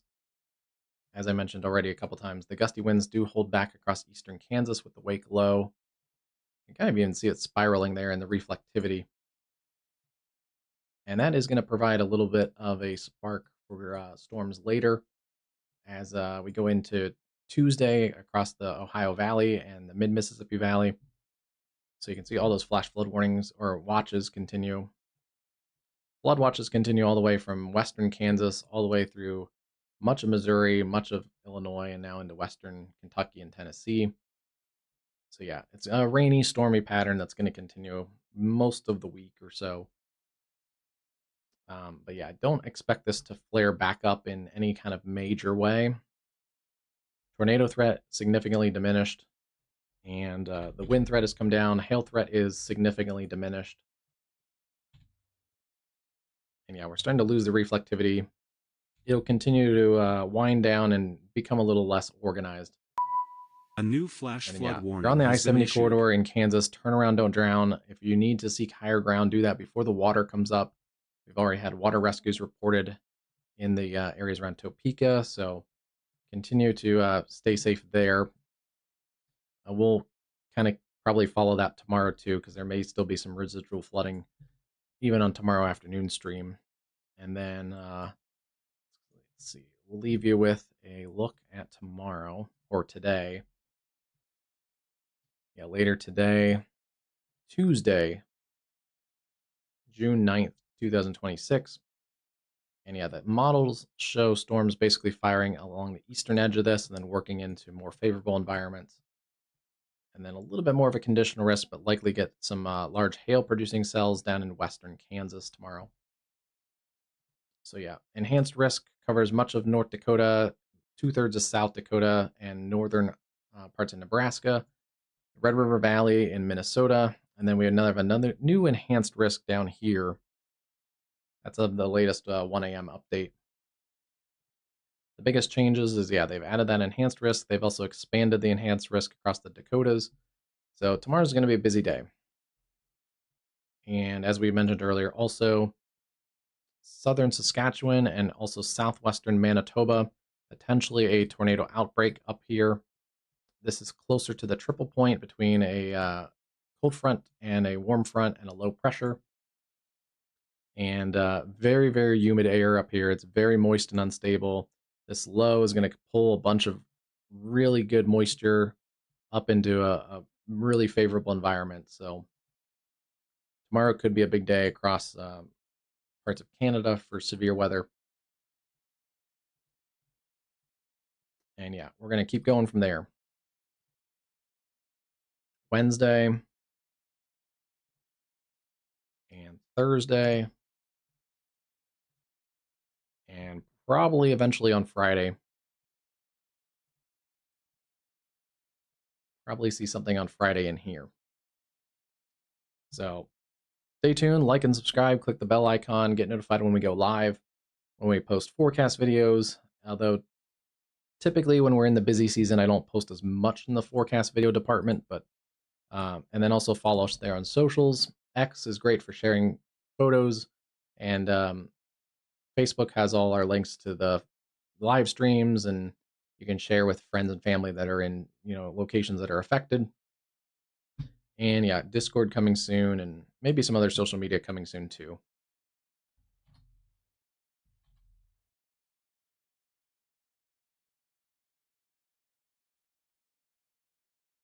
The ecotops is a kind of a proxy, a loose representation of storm strength. You can also see those have come down as well. So we are seeing decreasing storm strength, except for around Cherryville. Keep misclicking the drawing tool tonight. Yeah, that area has actually come up in intensity just a little bit around Independence, Kansas. Anyway, isolated severe risk still continues across western Missouri, far eastern Kansas, and then some isolated severe risk into central Kansas there. Have a great night, everyone, and we'll see you on the next live stream, which looks like it's going to be tomorrow, roughly 4 or 5 o'clock Central Time. That may adjust depending on new model data and stuff like that. But we'll see it tomorrow afternoon and evening. Have a good one.